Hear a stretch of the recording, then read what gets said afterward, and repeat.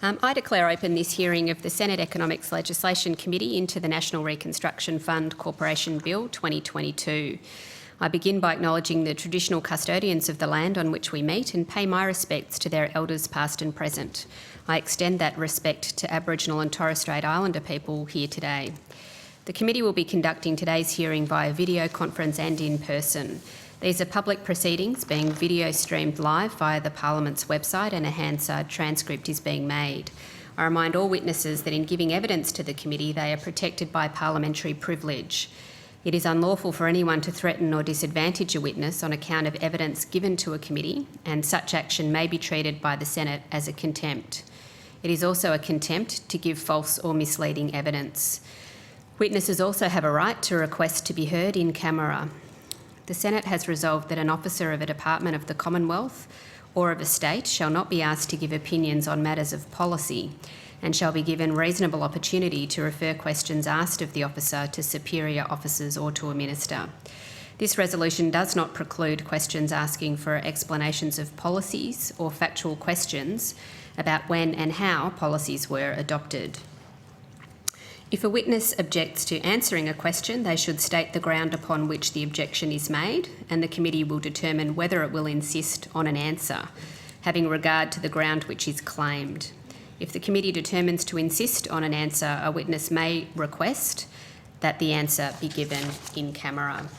Commonwealth officers appearing today are also reminded of the Senate order specifying the process by which a claim of public interest immunity should be raised, and a copy of the order is available from the Secretariat. I remind committee members and witnesses who are appearing via video conference and who are not speaking to please mute their microphones. I now welcome representatives from the Australian Chamber of Commerce and Industry and the Australian Industry Group. I understand that information on parliamentary privilege and the protection of witnesses giving evidence to Senate committees has been provided to you. For the Hansard record, would you please state your full names and the capacity in which you appear today? And we might start on the left with you, Mr Alexander. Thanks, Chair. David Alexander. I'm the Chief of Policy and Advocacy at the Australian Chamber of Commerce and Industry. And Peter Grist. I'm the Principal Economist at the Australian Chamber of Commerce and Industry. Louise McGrath, Head of Industry Development and Policy at the Australian Industry Group. Welcome all of you, and thank you for coming today. Do either or both of you have a short opening statement that you'd like to give? Okay, we might start with Aki. Thanks, Chair. We thank the Senate Standing Committee on Economics for the opportunity to contribute to this inquiry into the National Reconstruction Fund Corporation Bill 2022. Aki supports the objective of the $15 billion National Reconstruction Fund to diversify and grow Australian industry through strategic co-investment in areas which might generate broader benefits to the economy. We do, however, have significant concerns around the design of the policy, and it's critical that the robustness of the governing architecture is beyond doubt, and at present it is not. While we welcome the government's intent to establish the NRF as an independent corporation, we have some reservations as to how this will be achieved in practice. The independence of the NRF board, operating at arm's length from the government, is essential to safeguard the integrity of the fund. $15 billion is a very large sum of taxpayers' money to be directing to recipients, and it would be very damaging if ill-qualified or wrongly motivated people were put in charge of these allocations. It's noteworthy that even the ACTU, in their submission, acknowledges the risk of the Minister of the Day using their discretion, being able to treat the NRF as a slush fund. In seeking to ensure the integrity of the fund, there are some useful things that might be done. First, the Minister should not have the authority to directly appoint board members, only to approve board appointments that have gone through a formal recruitment process. A formal recruitment process would build confidence that the board is appropriately skilled. There is no reason why there needs to be a provision that allows for formal recruitment processes to be bypassed. The second point relates to ensuring that board members are motivated by ensuring investment success rather than pursuing other topics. We agree with the requirement in Clause 19 of the bill that board members have, quote, substantial experience or expertise and professional credibility and significant standing in areas relating to investment in major projects. At present, the legislation lists industrial relations as a relevant skill, but of course this raises the prospect of trade unionists with non-investment interests being appointed to the board. We note that the ACTU has recommended that the fund legislate a top priority that includes creating unionised jobs. We know that the ACTU wants to force businesses to meet a long list of conditions, such as union-approved work agreements, before they get access to the fund. In ACCI's view, it's critical that a fund charged with dispersing $15 billion be run by people focused on investment rather than other topics. The third suggestion relates to the assessment process for projects. It's critically important that the assessment process is free from interference, market-focused, evidence-based, and well targeted at projects that provide the greatest productivity and social benefits to Australia. The bill needs to set out an assessment process for the board that covers these criteria in detail. The assessment criteria should be upfront and transparent, with the documentation of this assessment publicly available on the NRF website. This would add an important level of accountability. And one last point. While Clause 69 sets a requirement for the NRF Corporation to invest in bodies that are solely or mainly Australian-based, it's not defined. ACCI recommends a threshold set at 75% of revenue derived from Australian-based production at the time of investment. Thank you, Senators. We're happy to take questions. Thank you, Mr Alexander. Ms McGrath. Thank you very much.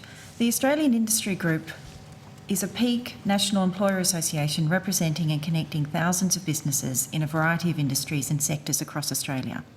Our membership and affiliates include private sector employers, large and small, from more than 60,000 businesses employing over 1 million staff.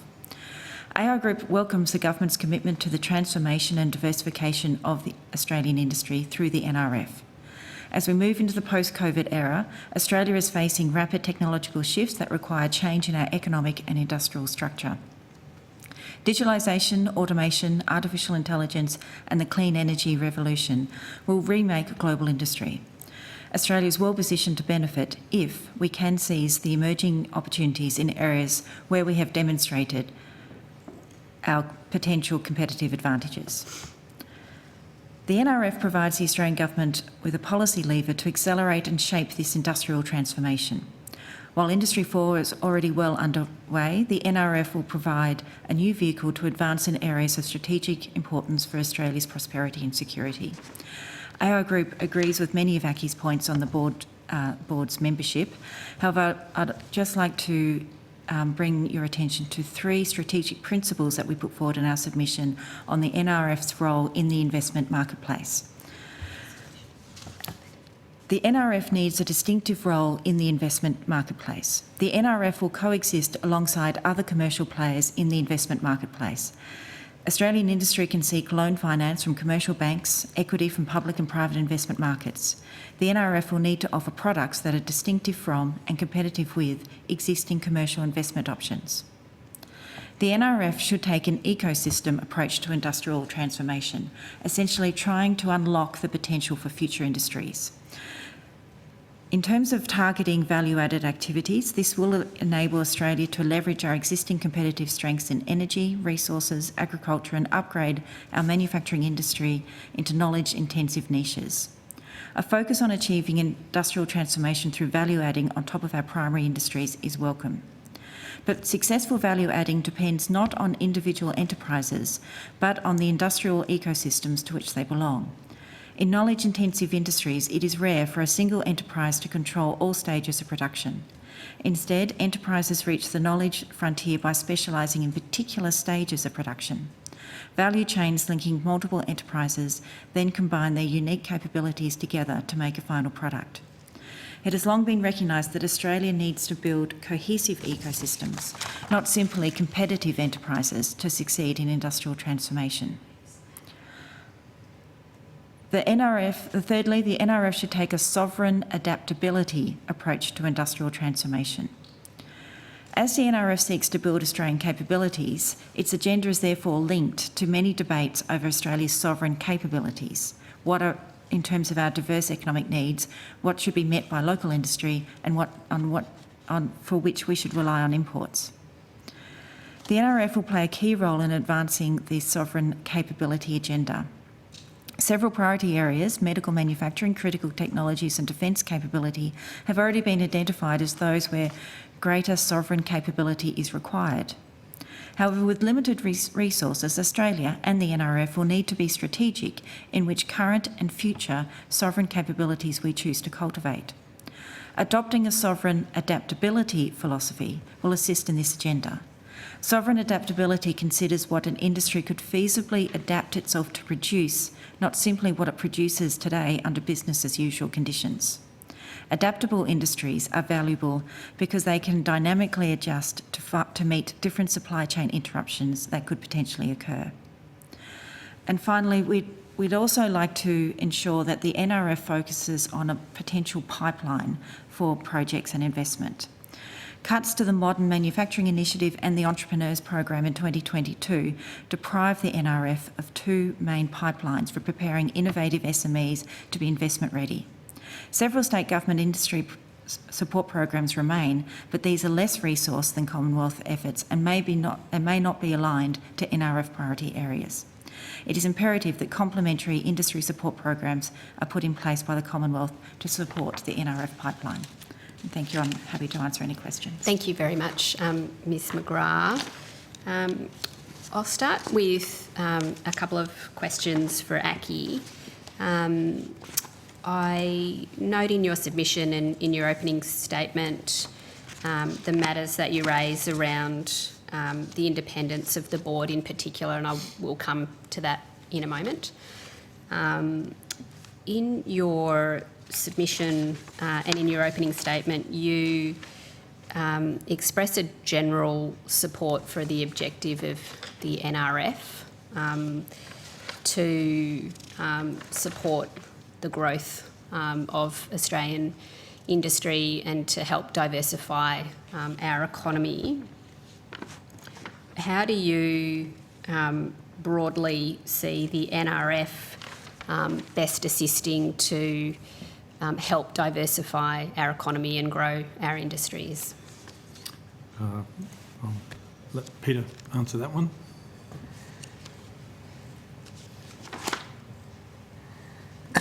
Sorry. Generally we see the NRF as an opportunity to provide funding to support businesses to develop in Australia. Currently, there's a lot of opportunities for businesses. Australia is very good at research and development and innovation, but we have we have a lot of difficulty in then moving that research and development and innovation into production here in Australia. So the opportunities the NRF provides through the loans and guarantees will give an opportunity for those ideas to be scaled up, commercialised, and then be able to be produced here in Australia, and that will potentially provide us with a lot of export opportunities as well. Okay, thank you. In your submission, you've recommended that a threshold to define solely or mainly Australian-based be adopted, and you've set a threshold of 75% of revenue to be derived from Australian production and or a 75% Australian equity ownership share.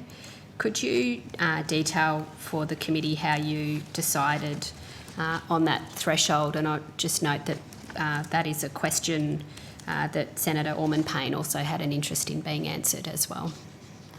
Well, we saw the NRF as an opportunity to grow Australian businesses, and we looked within the bill and saw that Australian-owned wasn't defined, and we thought that making a high threshold for Australian ownership would ensure that it's focused on growing and developing Australian businesses. We sort of see that businesses that have a connection with, international markets that are larger and diversified would already have access to capital in international markets, whereas we see the NRF as more an opportunity for smaller and medium businesses to develop and to scale, as I was saying before, scale up and create opportunities to produce in Australia and potentially develop into large export opportunities. Did the threshold of 75% of revenue derived from Australian production come from anywhere in particular? No, it was more that we wanted to set a relatively high bar. Yep, okay. I understand that the Clean Energy Finance Corporation have a definition that they use for solely or majority Australian-based. Is that a definition that's familiar to you and that you've referred to? No, we haven't referred to that, no. No. In relation to the independence of the NRF Corporation, which I think seems to be the most significant concern that you've put forward today and in your submissions. I guess just first of all, why do you think it's so important that this board is truly independent? Yeah, thanks. Well, we do think that it's a very, very large sum of money, and so it really does have to be beyond reproach. The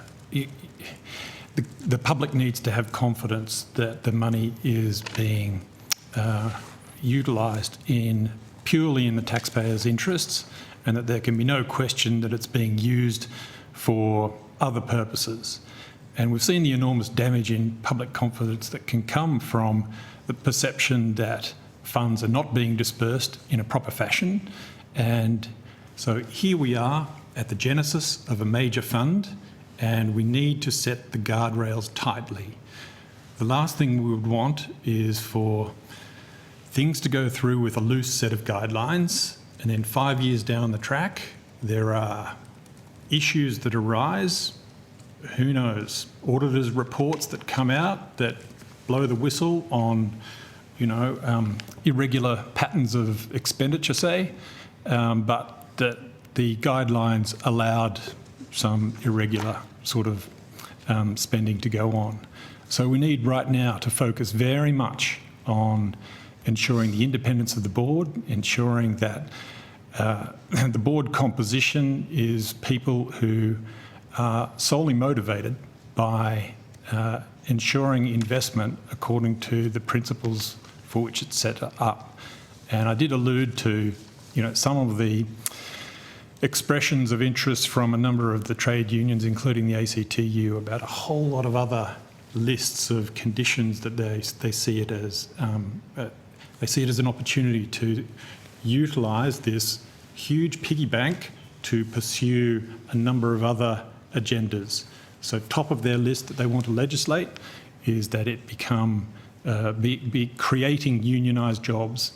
Now, our contention would be that we want people on the board that are focused on investment rather than pursuing other agendas on unionisation, on having workplace agreements, on a whole lot of extraneous matters. Those are significant matters that they can be debated and pursued in other forums. But you can see how if people are allowed on the board that are going to be pursuing other agendas, it can bring the whole show into disrepute. So here we are, right now, we have the opportunity to set up really robust guidelines, and that will, if we can do that, that will maximise the chances of success.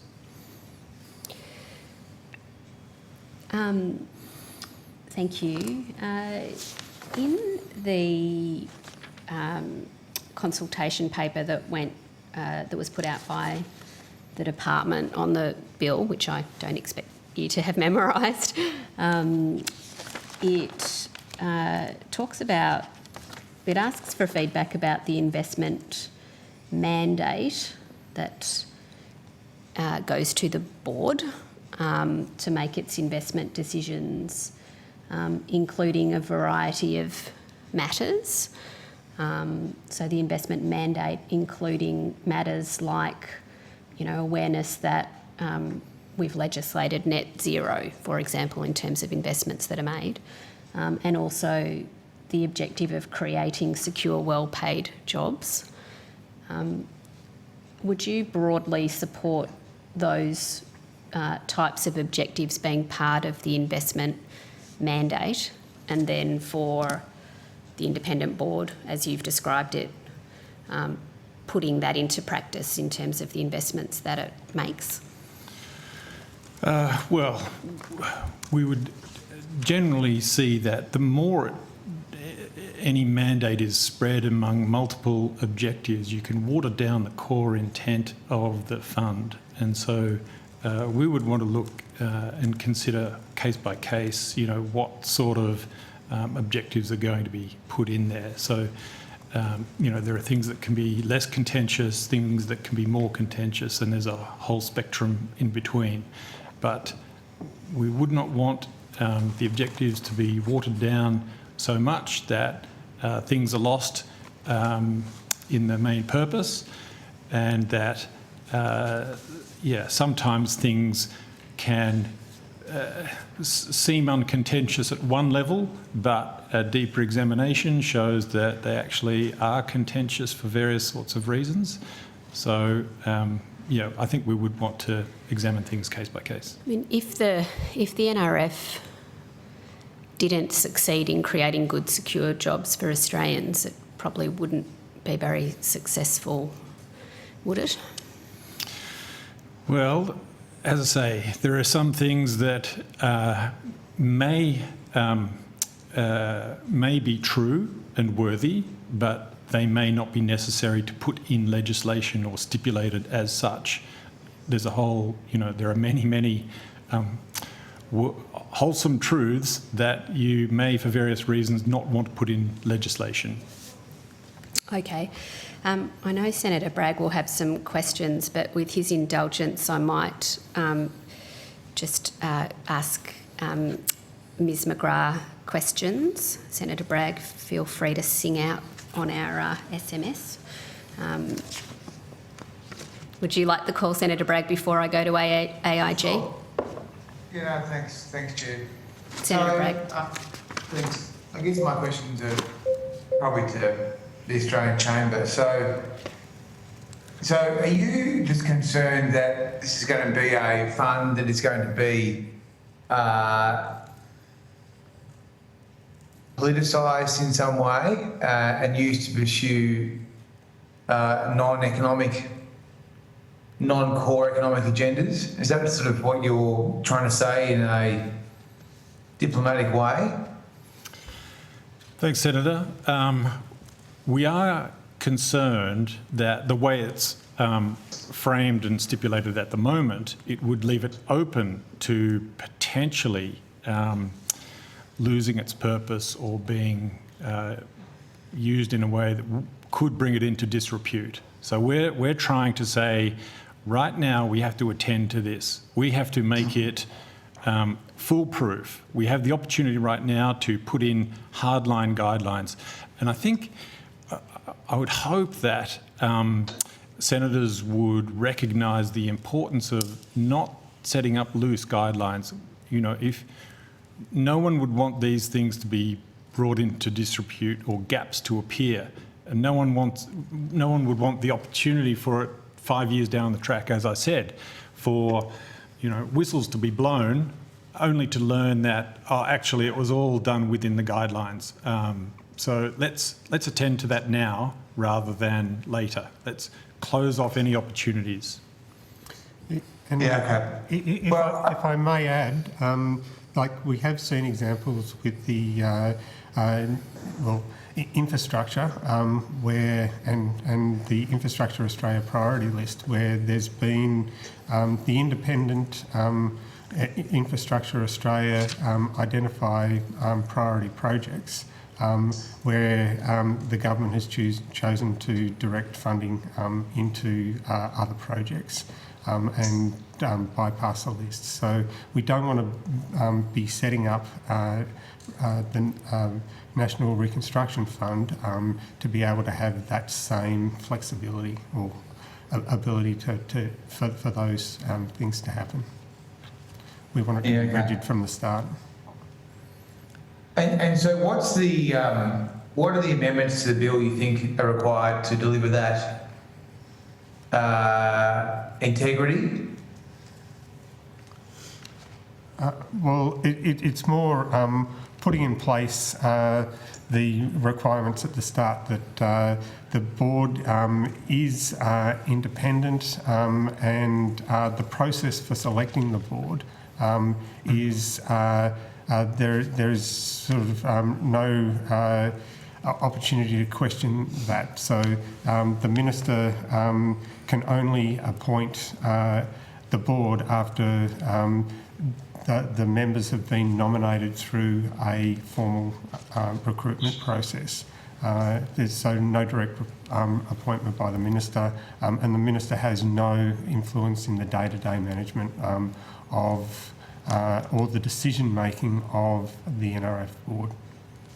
Yeah, so I understand that. So, okay, we discussed this at Senate estimates last week, but I mean, basically there was it's not clear to me what process was undertaken to determine what are the 7 priority areas, other than they appeared in the then opposition's manifesto, political manifesto. Do you know what the process was for choosing the 7 priority areas? Well, we were also concerned about that because within the legislation itself, it doesn't actually identify the 7 priority areas. So they appear to be selected by the minister himself. So there seems to be a bit of a circularity in the legislation where it identifies in the definitions that the priority areas of the Australian economy see Section 6, and then within Section 6 it just identifies the declaration of the priority areas of the Australian economy for this Act. So they're not actually listed in the legislation, and as within our submission, we don't necessarily believe that the 7 priority areas that have been identified in the consultation paper put out by the department are necessarily are necessarily sort of the most important priority areas. There are other areas that could also be included on that list. So which ones do you think should be the priorities? Well, there are other areas in such as space, which is an area that Australia has been investing a lot in recently. We've made significant progress in this area, but that seems to have been left off from the list. There are areas like transport where there's significant opportunities for investment. There's areas such as within recycling and waste management that could potentially be included on the list. Given that the focus on, given that we've now lost the opportunity to export a lot of our recycled materials. But let me ask you this, because just, I mean, it just seems a bit strange to me that, so if there was going to be an independent board that was going to operate this fund, then wouldn't the board be asked to consider this question? We agree that I suppose I was just identifying that there are a lot of other potential areas, and within our submission we identified that the opportunity should be there for all sectors that can prove to meet the objectives of the NRF. And is there a process for determining investments? Well, we think that should be included, and it's not currently detailed in the bill itself. Okay. All right. Well, look, it sounds like a pretty woolly concept. Thanks for that. Thank you. Thanks, Senator Bragg. I do have some questions for you, Ms McGrath.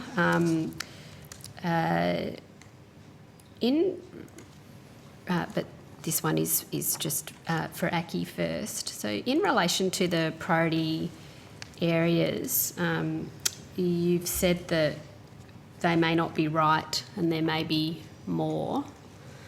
The priority areas go from renewable and low emission technologies through to enabling capabilities and with value add in agriculture, forestry, fisheries and so on. Which area should be removed from that list? Sorry, that was a question for Aki. So Sorry, you just if you said, could repeat the question. yeah, I can, yeah. You just said that the priority areas may not be correct and there may be other areas to add. There's the list of priority areas that you're familiar with. Do you think some should be removed from the list, and which industry area do you think should be removed from the list? We're not necessarily saying that those priority areas should be removed from the list, and we see value in the 7 priority areas that have been identified, but it's more that we believe that there is a lot of other areas where there are opportunities, and so the list could be broadened, and generally there may be an opportunity, well, there should be an opportunity for the independent board of the NRF to be determining those areas. Okay, so there should be some flexibility in the model for priority areas to sort of grow and change and emerge over time. Agreed, yeah. Okay.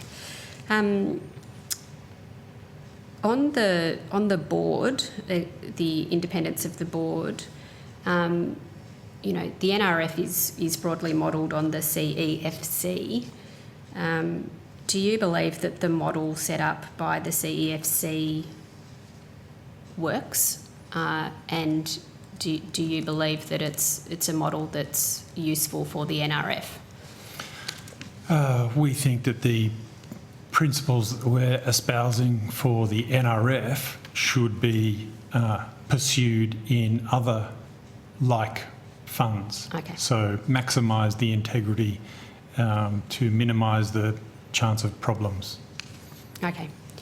And to Ms McGrath, you, in your opening statement, talked about a desire for the NRF to not just be conceived as supporting a particular industry or a particular sort of enterprise within an industry, but you spoke about an ecosystem framework, which of course is how industry really develops well today as part of an ecosystem, including links to research and development. How that's a interesting concept. How could you sort of elaborate on how the NRF could take that approach? So we see it, as you identified, it's the way industry works at the moment. It's not about one company owning all the IP and all the capability, but rather the ecosystem. So we did list a few examples, such as manufacturing of low-emission transport equipment, which unlocks further decarbonisation projects across the transport sector, minerals processing capabilities, which opens opportunities for new mining development in critical minerals, defence-related industries, which build capability and skills bases that are shared with the non-defence aerospace, resources and automation sectors, high-value agri-food sectors which support local tourism precincts, and product stewardship industries such as innovative packaging and recycling, which enable manufacturers to more easily meet environmental standards and consumer expectations. So you can see how, if we just think more broadly about where we want the Australian economy to move in response to global pressures and trends and our own desires, we can actually unlock further industry to support that. And in relation to AIG's members, have you had interest from members in the priority areas in, being able to be part of the NRF? We've had quite a bit of interest. There are some concerns, to be frank.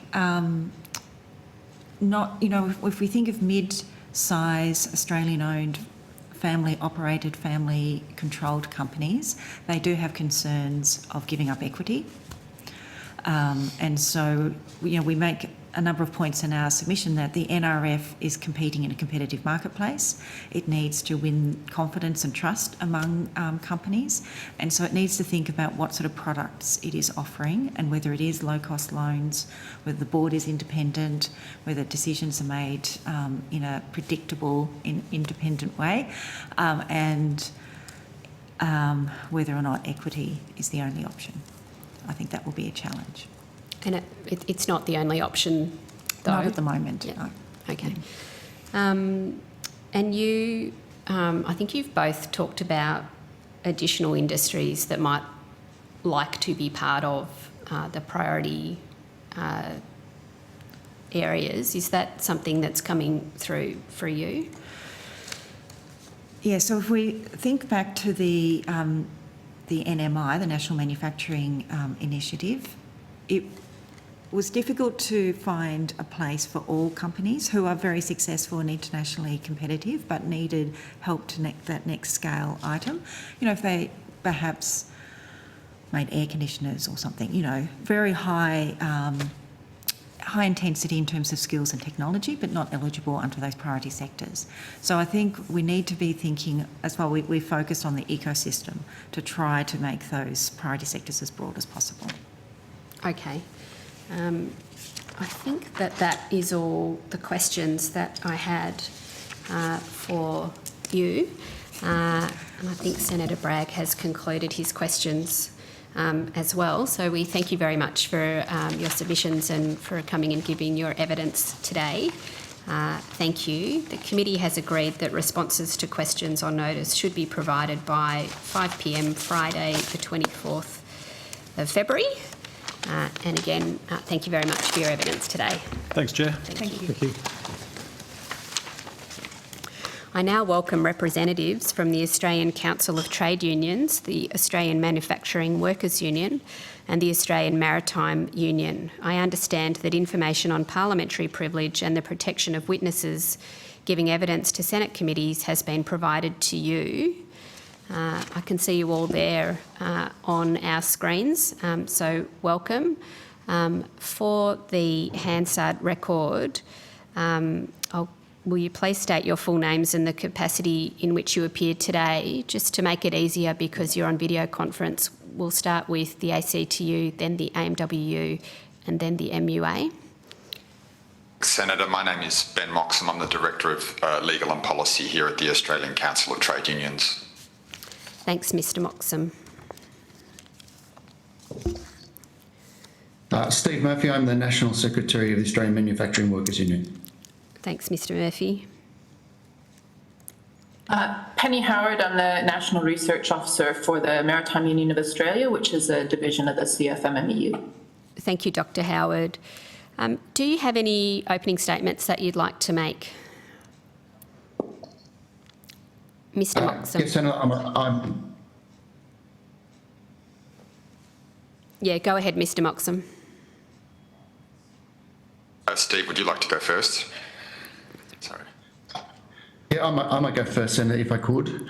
I'd like to kick off by acknowledging the traditional custodians of the land on which we all meet today and pay my respects to elders, leaders past and present. As I said, I'm Steve Murphy. I'm the National Secretary of the AMWU.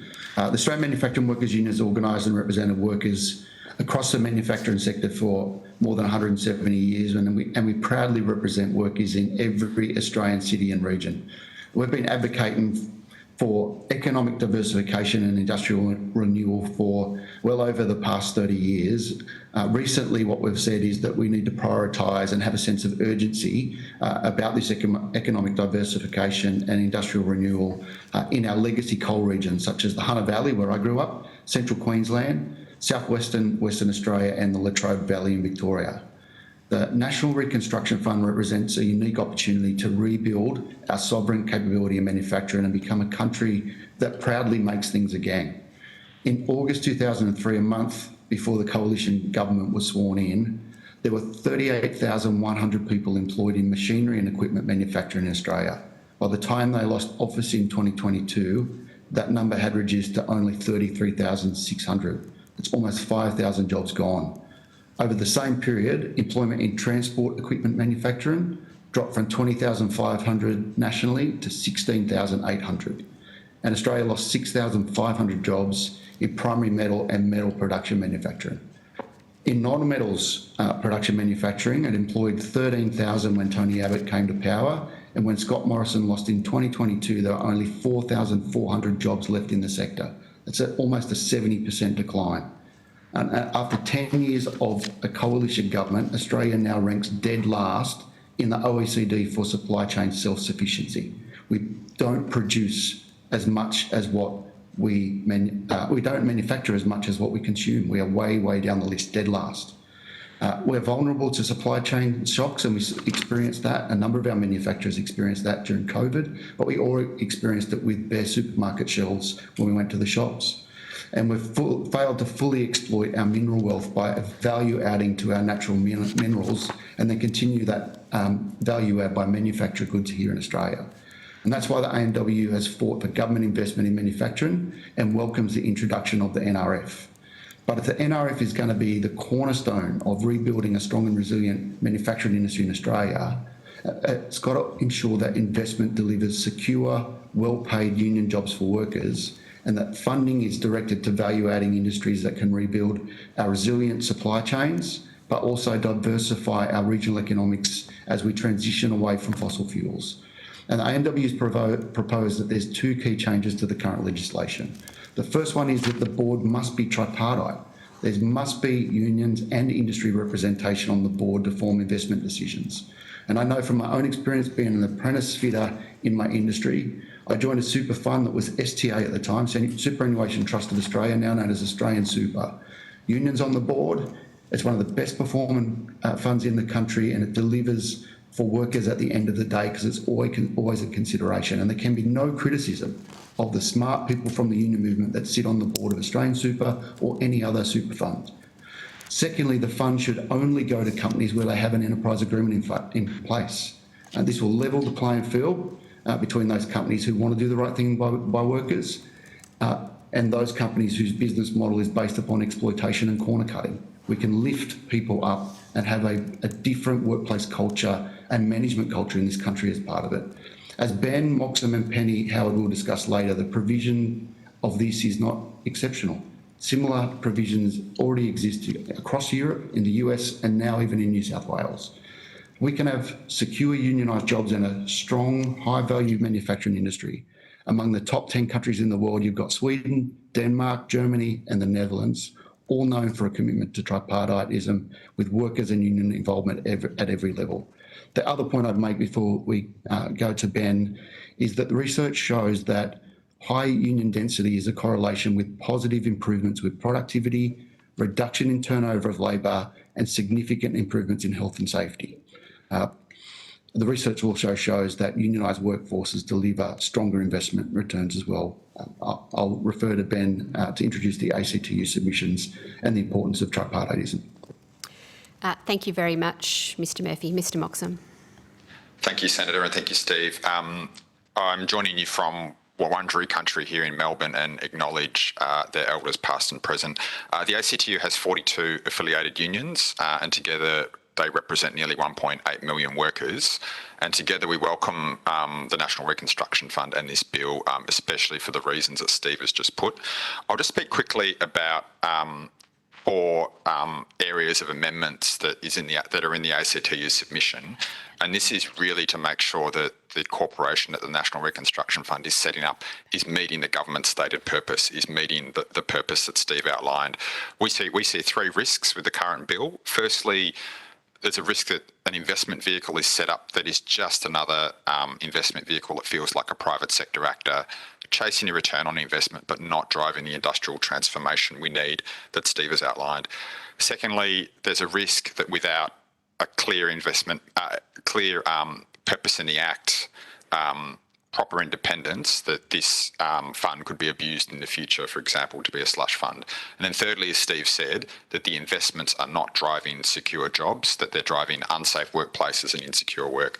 So the four kind of key changes we're calling for. Number one, the bill, we say, needs a clear purpose, the government's stated purpose in the objects of the Act. Otherwise, the direction of the corporation is effectively left in the hands of the Minister of the Day. We think if Parliament is passing this law, it should be up to Parliament to agree to change the direction of it. Secondly, we think, as Steve said, that there needs to be the right expertise and diversity of voices at the board level to make sure that the very best decisions are made. Just having the investment community on the board and no one else is not going to drive the industry transformation that we need. As Penny will touch on, and as Steve has touched on, there's tremendous expertise that the union movement can add to making sure that we're getting the right decisions. Thirdly, the corporation should have best practice when it comes to the promotion of labour and other ESG standards, clear commitments that companies receiving support from the NRF are going to adhere to and report upon, and a quick and easy complaints mechanism, so if an issue does arise, that it can quickly be nipped in the bud. Without this, we see other similar funds adopting really rudimentary token standards on labour rights and other ESG standards, and what they report on really just feels like a public relations exercise. And then finally, we think the NRF has a hugely important role to play to coordinate and support industry transformation, in particular the energy transition. There are workers and communities who have powered this country for so long that have ideas about how to diversify their regions, manage that transition, and they need support. So we're calling for an energy transition authority to amplify their voices, and we think the NRF should have a seat at the table to support that process, rather than cut across it or trip across it.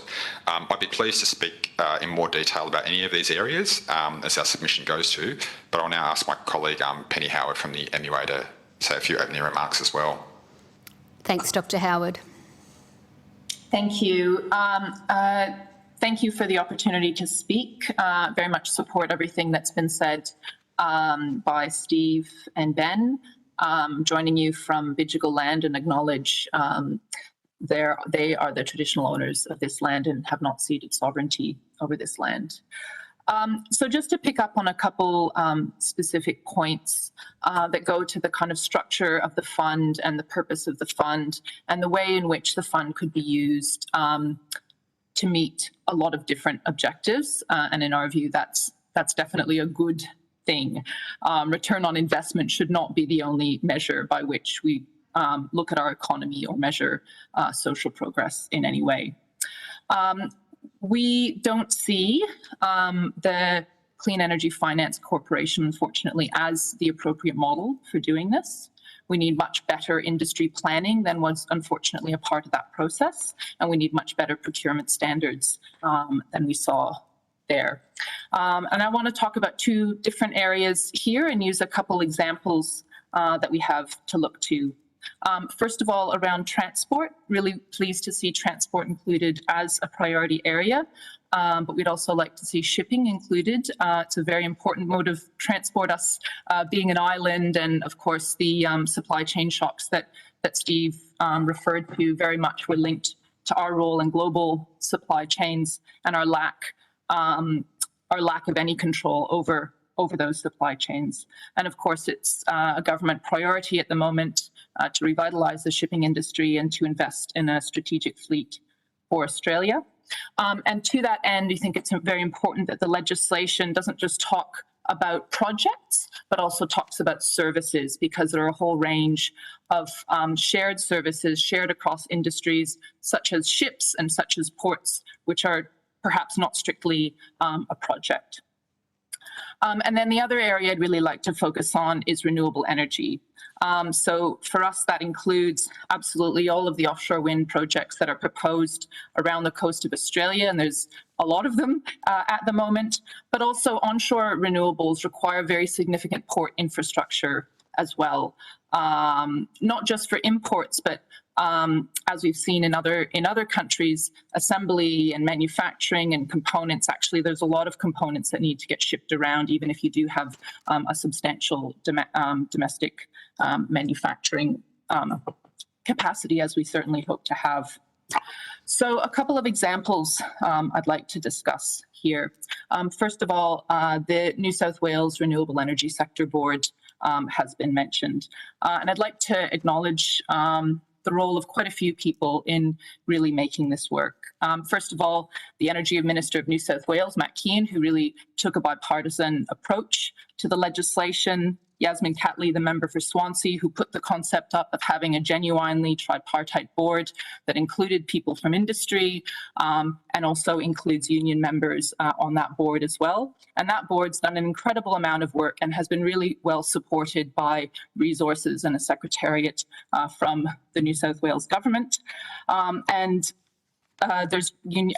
on a reference group for that board, but also there are members of that board from the AWU, the AMWU, the ETU, and the Mining and Energy Union as well, and they've all done a fantastic amount of work as well.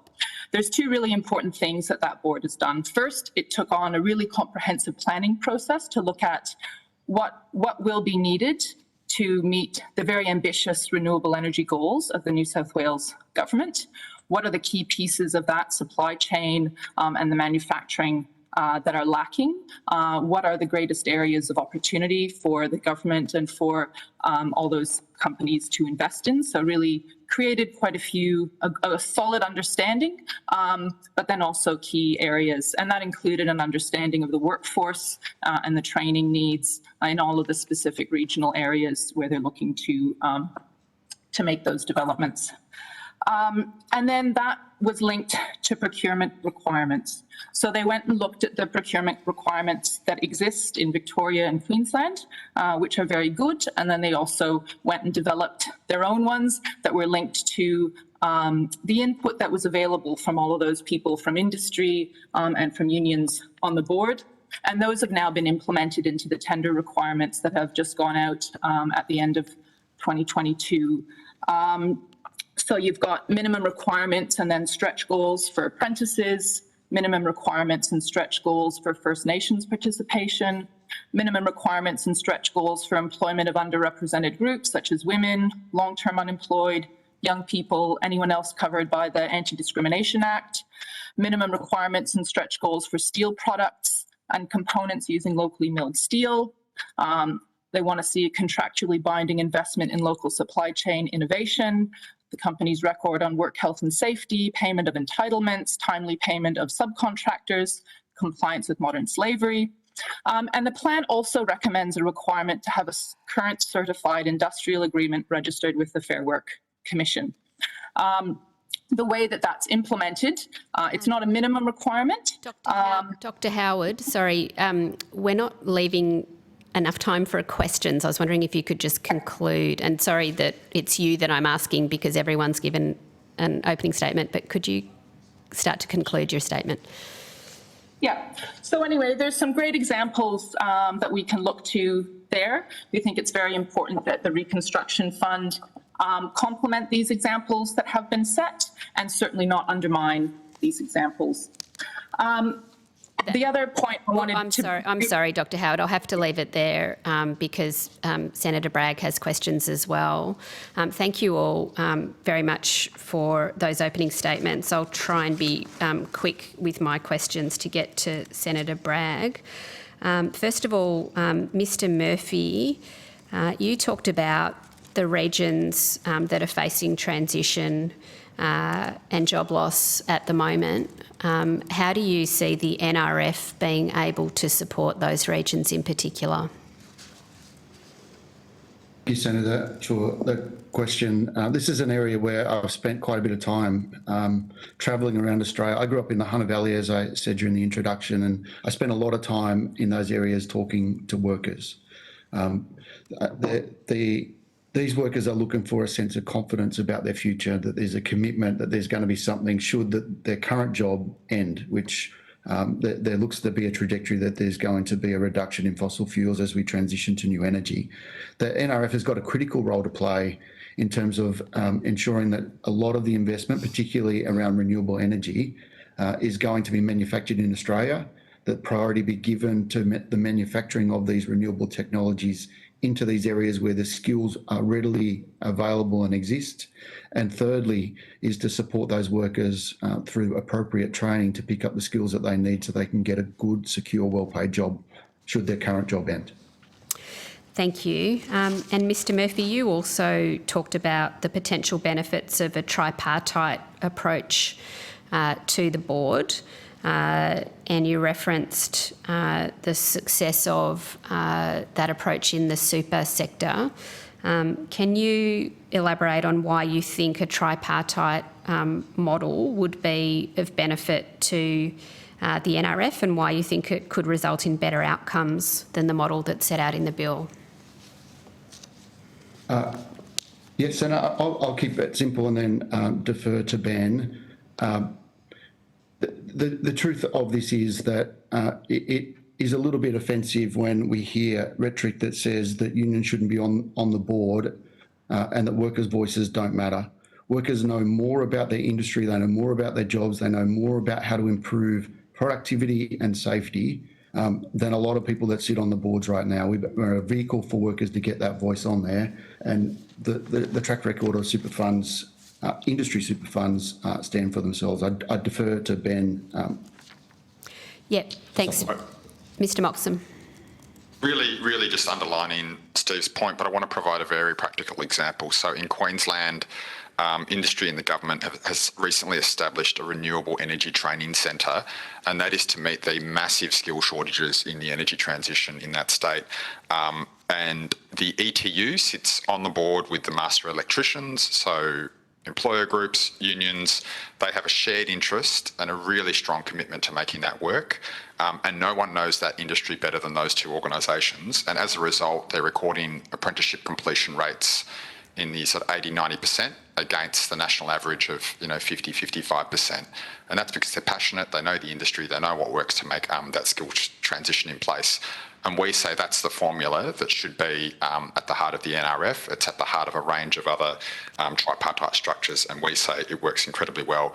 These are not politicised appointments. This is getting the best people around the table to make the best decisions necessary for industry transformation, which this country has not done successfully for the last decade. Thank you. Mr. Moxham, I won't go into all the reasons that you've said you're broadly supportive of diversifying the economy through the NRF and job creation in emerging and existing industry, because I think you've all canvassed that very well this morning.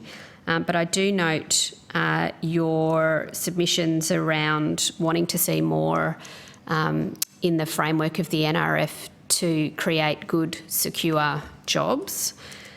Can you talk to us about how you think the NRF can complement the government's existing work in this space, notably the Secure Jobs Better Pay legislation, for example, to make sure that the NRF does create good, secure jobs? And that legislation you mentioned, Senator, has made a good start. We know there are further legislative commitments this year that will also make a good start. But we are coming from a situation where wages have stagnated and gone backwards in the last decade. More than 4 million Australian workers are in forms of insecure work. So we see the NRF should be a flagship for best practice. And we think that there's two issues here. One is you need a framework within the bill to make sure that those standards are set. So that is a clear commitment in the objects of the Act, a clear commitment that those receiving support from the fund will adhere to those standards, a clear commitment that they will report on them, and then a way to ensure compliance. So if there is an issue, the NRF's got an active role to quickly nip the issue in the bud rather than let it flare up. And we're providing an example of what not to do in the Clean Energy Finance Corporation with Snowy Hydro too. So we think that can be remedied. Secondly, what's in the substance of those standards? There's a lot of best practice out there. There's the UN Principles on Responsible Investment. There's the UN Guiding Principles on Business and Human Rights. There's a lot to draw from.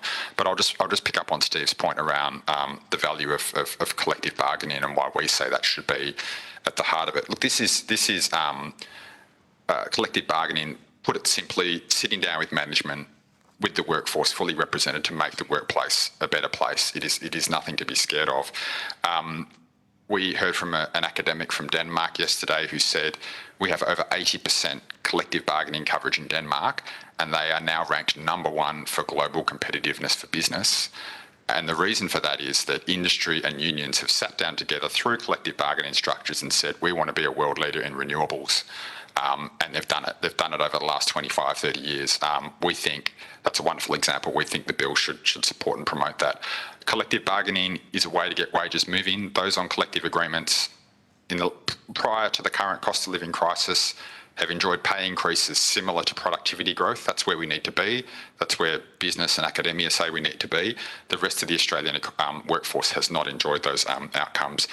Countries with higher levels of collective bargaining have much, much lower gender pay gaps. This is another vehicle to provide and promote gender equity in the workplace. And this is a reason why, for example, Europe has just passed a directive calling on all 27 member states to lift collective bargaining coverage to 80%. So Australia is currently at 14%. And so all those 27 member states are thinking, well, what are the ways we can promote and support? Procurement and investment is exactly the way to do that. And we say the NRF is a good example of that. The very final thing I'll say is that the Inflation Reduction Act is putting close to $400 billion into energy and the renewable energy transition in the United States. I think as Zali Steggall mentioned in Parliament the other day, it's causing investment and capital globally to flood into the United States. We need to respond to that. But the IRA, the Inflation Reduction Act, has incredibly strong labour standards in it. That is not stopping investment flooding in. That's a key part of the program going forward, and one which we think Australia should certainly emulate. Thanks, Mr Moxham. I'll go to you, Senator Bragg, and just noting that it's okay for us to go a little bit over time with this witness, so you have the call. Thanks very much, Chair. I might just ask some questions to the ACTU to start with. So what is the current percentage of union coverage in Australia? Union coverage in terms of collective agreements? What's the percentage of the workforce that's a member of a union? Various estimates between 13.5% to about 16%. Okay, and you think that the ACTU should be able to nominate 2 of these directors? That's our position. Okay, based on representing 13% of the workforce, is that how you've come to that calculation? Based on affiliate members of ours that are the absolute heart and soul of the industries that we need to revitalise and turn around that have been left to wither on the vine. People like Steve Murphy who have an intimate knowledge of manufacturing in this country and precisely the sort of bottlenecks the NRF can help resolve. Yeah, okay. So, but, I mean, the way that this bill was proposed to work so the minister chooses the board, right? That's how the bill is currently drafted. Yeah. Okay. So the priorities are set by the minister, by a politician. So the board's not actually choosing the priorities. So the board's appointed by the minister. So what does the board do? If you've read our submission, we think the bill needs to be strengthened to avoid the entirety of the fund lying in the hands of the minister of the day. Yeah, I've read it. I think it's good. I think it's So we think clearer objects in the bill to provide direction to the board, and the minister is making decisions within that framework. So, but I mean, I have got that piece of your sub. So, Which I noticed that I think ACCI have made exactly the same point. yeah, it's one of the most famous. It's one of the most famous submissions ever made to this inquiry. That was indeed. Yeah. So that wasn't the question. That's just a positive piece of feedback for you. So, okay. So, do you think that the priority areas should be legislated?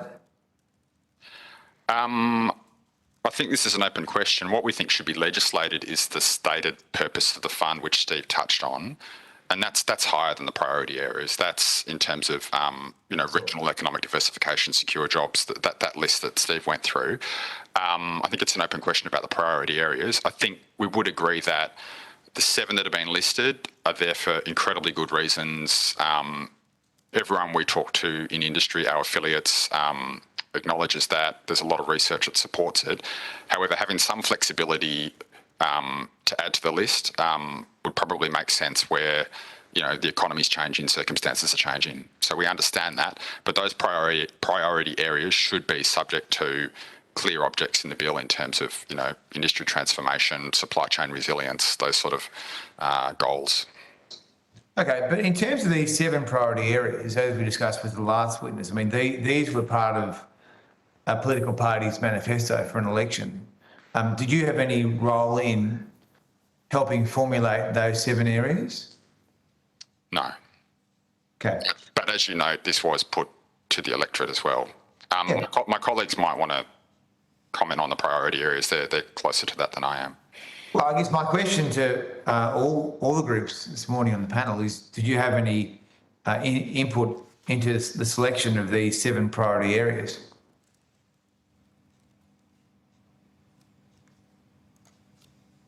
No, I think for the Hansard record, that's a no. Okay. I can respond to that, Senator, if I could. I remember asking a question myself where the 7 priority areas come from, and you might recall that the previous Morrison government had highlighted 6 areas of the economy that they wanted to focus on. They formed the bulk of it, and you'll see that renewable energy is on there as well, because the government or the current government have set a renewable energy target. Okay. And how many times have each of your organisations met with the minister in relation to this fund? Sorry, there's construction in my office. It might be a bit noisy. We've had 1 meeting with the minister. I can confirm I participated in the 1 meeting with the minister about the fund. We haven't been to any meetings with the minister. We've participated in the ACTU discussions and also a department consultation. Yeah, okay. Well, I have some other questions. Well, I mean, I don't want to take any more time. I have some other questions for your notes, but finally, just on the point that we discussed a few minutes ago with Mr. Moxham. So have you proposed collectively or individually as your organisations any amendments to the minister that would provide those governance changes that are in the ACTU submission? We've provided pretty much the ACTU submission to the minister and the minister's office. There's very little difference between the 2 documents. Yeah. And was your feedback given before the bill was introduced into Parliament? Like, I'm just trying to work out whether any of your feedback has been taken on board at all. We have put forward 4 or 5 areas of reform at that meeting with the Minister. We continue to put 4 or 5 areas of reform forward through this process. So it's fair to say it's an ongoing discussion with the Minister to seek those changes, but also call on all of the Senate and this committee to support those changes as well. Yeah, okay, thanks for that. Yeah, thank you very much, Senator Bragg. I just wanted to ask Dr. Howard a question. You talk in your submission about the importance of common user infrastructure, like ports, particularly with respect to renewables and offshore wind, which are part of the priority areas that are outlined in the bill. Can you elaborate on what the NRF would need to do to support investment in common user infrastructure as part of supporting the development of those industries? Yes, I'd be happy to. Thank you. We were very lucky to recently participate in a delegation organised by the International Transport Workers Federation to Denmark, where we were able to meet with some of those massive renewable energy developers who are investing in multi-billion-dollar projects in Australia, as well as visit the Port of Esbjerg, which is the largest renewable energy port in the world. It's on the North Sea there. It's publicly owned, and it has a huge amount of land area and a huge amount of manufacturing facilities in the hinterland all around it, wharf space, constant vessels coming and going, bringing in components which are then taken to assembly factories. Those are then exported all over the world. And it's also used as a construction base for offshore renewable energy, and it's participated in the construction in about 80% of the offshore renewable energy projects in Europe. Now, the importance of a facility like that was also brought home to us in the discussion we had with Copenhagen Infrastructure Partners, who are building the Star of the South project in Victoria. They said their number one concern right now for their ability to deliver the project is the existence of a port like that in some kind of proximity to where they want to build that port, because you can't build the project without having that kind of facility to be able to use as a base. And the speed of being able to deliver the project and meet our emissions reduction objectives and deal with the closures, the imminent closures of coal-fired power stations is really going to be dependent on how quickly we can build common user infrastructure like that. All the renewable energy developers are going to need it. Each renewable energy company doesn't want to own it. They want the facility there. And they want to be able to have a space in that facility that they can use. They want to have access to a skilled workforce who can operate the cranes, secure the vessels, and all of those things. But they just need a piece of that for a piece of time, and then a smaller facility for the ongoing operations and maintenance. And that's, I think, kind of goes to the heart of some of the issues with the CEFC model, where in many cases you might not have a company who's sitting there wanting to build a giant port. You might need to actually create a government-owned corporation, invest in a government-owned corporation, develop that port to help support the construction of those projects, as well as the development of onshore renewable energy, because it's all the same big cranes and wharf space that you need to be able to handle that.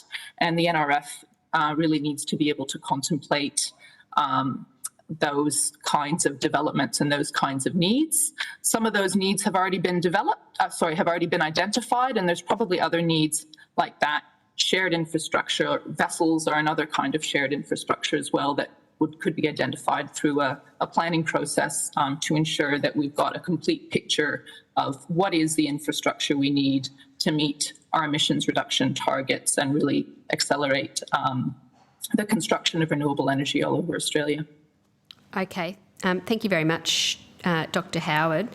I'll just, Mr. Moxham, just clarify the ACTU's views on a couple of things in the few minutes that we have left with you. In relation to the priority areas, I think it's your view that you're supportive of the particular priority areas that have been identified.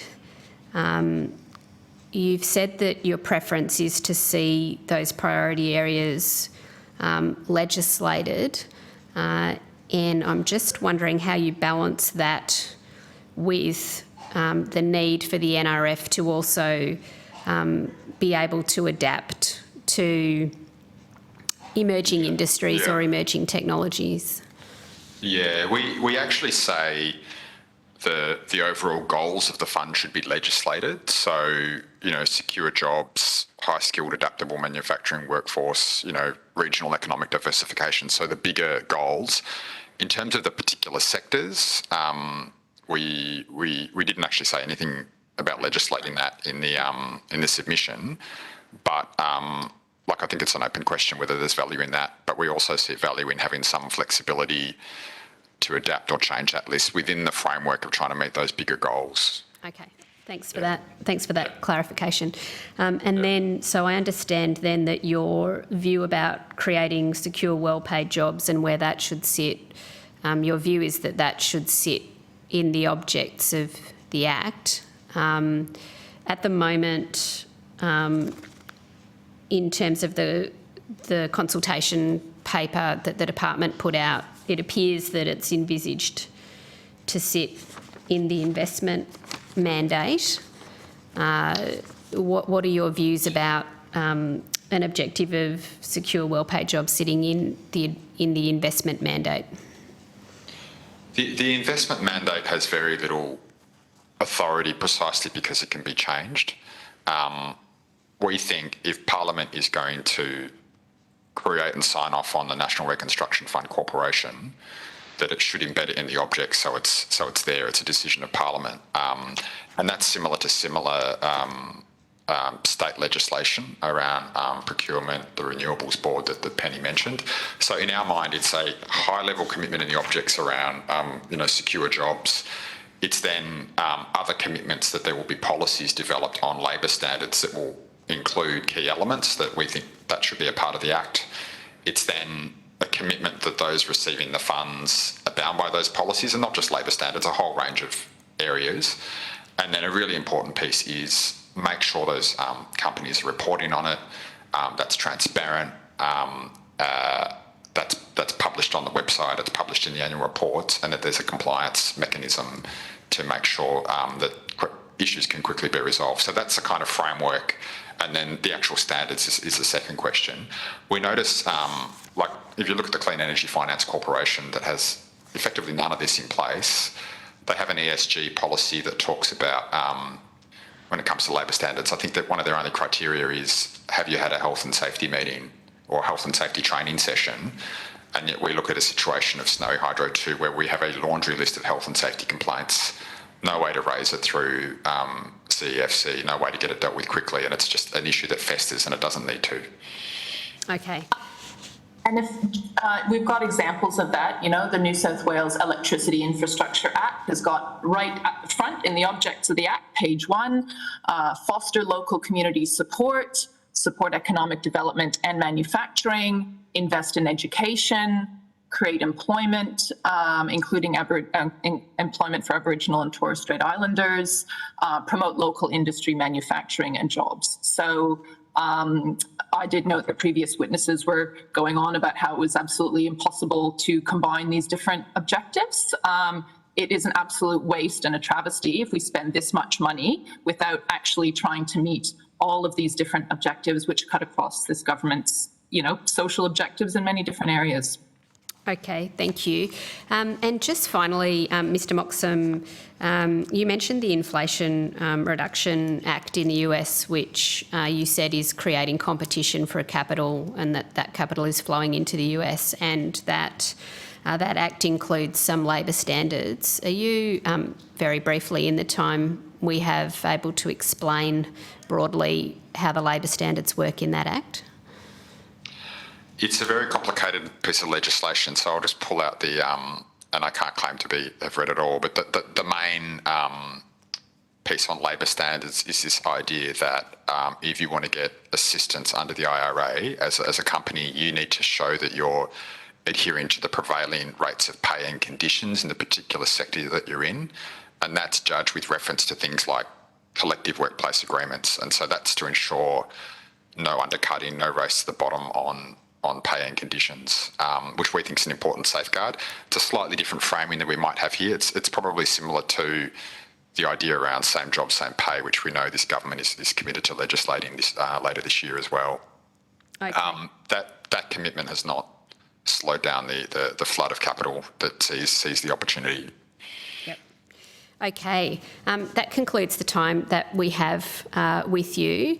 So thank you very much, Mr Moxham, Mr Murphy and Dr Howard for appearing as witnesses today and for all your evidence. We very much appreciate it.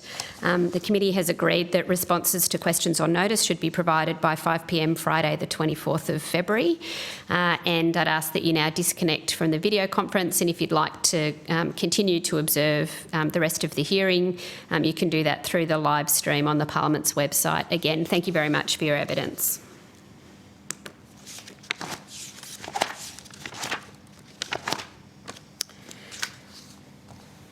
I now welcome representatives from the Australian Banking Association. I understand that information on parliamentary privilege and the protection of witnesses giving evidence to Senate committees has been provided to you. For the Hansard, would you please state your full name and the capacity in which you appear today? Good morning, Senator. Christopher Taylor. I appear on behalf of the Australian Banking Association, and I am Chief of Policy at the ABA. Good morning, Mr Taylor. I now invite you to make a short opening statement, if you would like to do so, and then we'll ask you some questions. Excellent. Well, thank you very much for the invitation to contribute to today's inquiry. The Australian Banking Association welcomes and supports the intention of the National Reconstruction Fund Corporation Bill.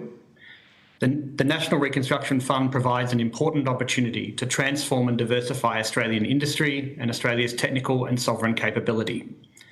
The fund builds on the successful model utilised by the Clean Energy Finance Corporation, which has helped to increase investment into Australia's clean energy sector. We raise today for the committee's consideration some points that may help target the design and mandate of the fund towards sectors and projects that can most benefit from government investment and generate the greatest impact for the country. In the consultation paper released last year, the government identified several priority sectors for investment by the fund, including in renewables, in transport, and in agriculture, forestry and fishery. Australian lenders currently support businesses in these industries by providing access to credit which allows them to invest and to expand. For example, as of December 31, 2022, lending to agriculture, forestry and fisheries businesses in Australia exceeded $100 billion. Appropriate care should be taken in the design of the investment mandate for the fund to ensure it does not crowd out this existing private finance or place the government into competition with private finance for projects. To do so would risk substituting existing sources of finance rather than supplementing them. The Australian Banking Association sees that the fund could be a mechanism by which government could invest in emerging industries, projects or technologies. This approach would provide funding for promising emerging industries and support the build-out of proofs of concept to spur growth and innovation in our market. We encourage the government to consider investments in earlier stages of a project's life cycle, such as during the phase of research and development or commercialisation, to generate the greatest impact. Used in this way, the National Reconstruction Fund could be a national asset that supports the diversification and growth of Australia's economy. This targeted approach would also help government fill a potential funding gap in private finance, where risk factors associated with these infant or nascent technologies may be too large or not measurable, placing projects outside of the risk appetite of lenders and investors. The Australian Banking Association also encourages further consultation with industry as key principles of the fund's investment mandate are finalised and on an ongoing basis to ensure the fund is able to successfully crowd in investment from the private sector.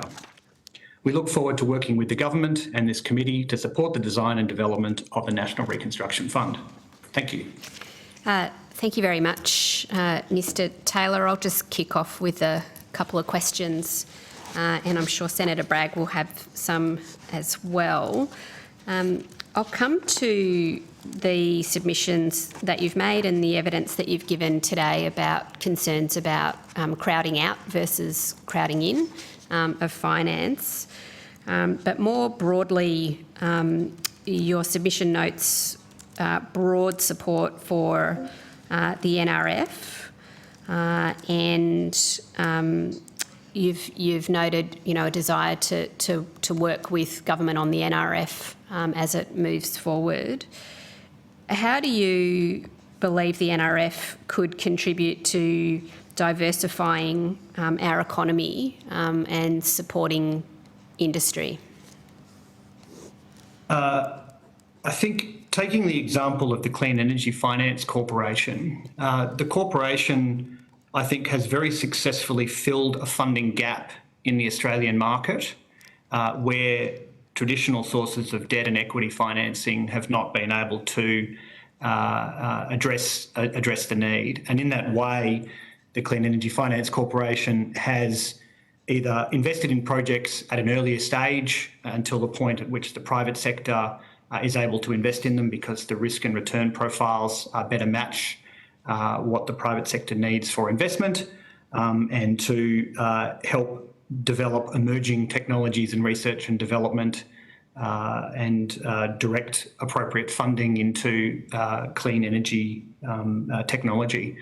We see a very similar possibility for the National Reconstruction Fund in, again, filling that gap in identifying key areas of technology and value add, I think as the government describes it, in these key priority areas. And to avoid crowding out, it is important, I believe, to have appropriate consultation with industry. This is something the CEFC does very well, to understand the risk appetite for the private sector so that the fund is actually complementing and bringing additional investment in, or helping to develop projects and technologies through to the point at which broader investment is able to be achieved and greater commercialisation can be executed. Okay. You've gone some ways there to answer my next question, which is that you say that the NRFC should consult with traditional private sector participants around investments and prior to making investments. I was going to ask you how the NRFC should do that and how that would, function as part of the model of the NRF. And you've just said that it works reasonably well. That model works reasonably well with the Clean Energy Finance Corporation. So can you expand on how that model works and how you would see consultation with private capital working in the NRFC? Certainly. As we noted in our submission, we see this best being achieved by establishing effectively a panel of financiers with whom the NRF board and executives would consult, meeting periodically to consider the broader investment landscape, potential opportunities, and to gauge the risk appetite for the appropriateness of a project based on those priority areas and return profiles of both the fund and the private sector. We believe a collaborative approach is the best way to do this. There may be times when a project would otherwise be funded on reasonable commercial terms by the private sector, in which case a fund investment may crowd out sources of finance that would otherwise have invested.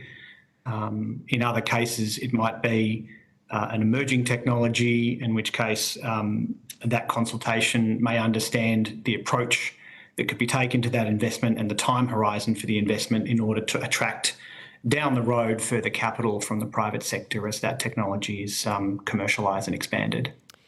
Okay, and the specific panel that you talked about of financiers, that is your preferred model, is that part of the CEFC model, or is it a more sort of informal liaison? I can't answer that question off the top of my head. My understanding is that the board has established that panel. I don't believe it's contained in the establishing bill, but it may be in the investment mandate for the CEFC. In any event, the CEFC does do this quite successfully. They clearly understand what financiers, and this is not just credit providers, it's also venture capital and equity providers as well as credit providers. So understanding what the private sector needs, how projects can best be prepared for that additional private investment, and really to get the most bang for the buck from the fund, how it can magnify its investment in a way that attracts greater private capital into priority areas for investment. Okay. And just finally from me, you've talked about the CEFC as being a successful model, and you've talked about concerns about the potential for crowding out instead of crowding in. I think it's generally understood that the CEFC investment creates further private investment. Why? And there are studies around that. That every dollar invested by the CEFC, helps generate extra private capital and so on.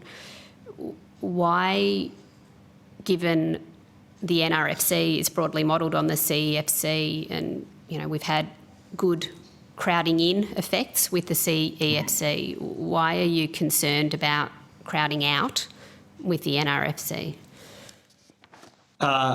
Your point about the success of the CEFC is a good one. I believe in 2018, a statutory review of the CEFC found that for every dollar invested by the fund, $2.70 was invested by the private sector.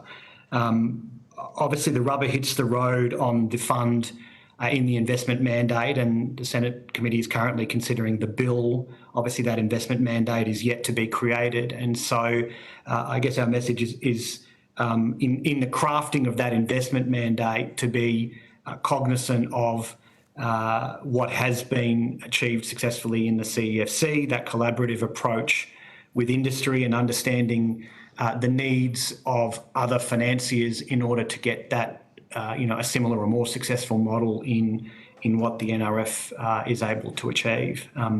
The fund, the CEFC, I believe, has a mandate of 10 billion. This fund has a mandate of 15 billion, but unlike the CEFC, which is really focused on one particular sector and focus being clean energy, this is focused across a number of priority areas, and so making the right investments in the right way will be really critical, and one of the reasons we felt the need to stress these points in the crafting of the investment mandate and that collaborative approach to help the fund achieve its stated objectives.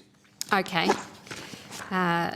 Great. Thank you very much for those answers. Senator Bragg. Yeah, thanks very much.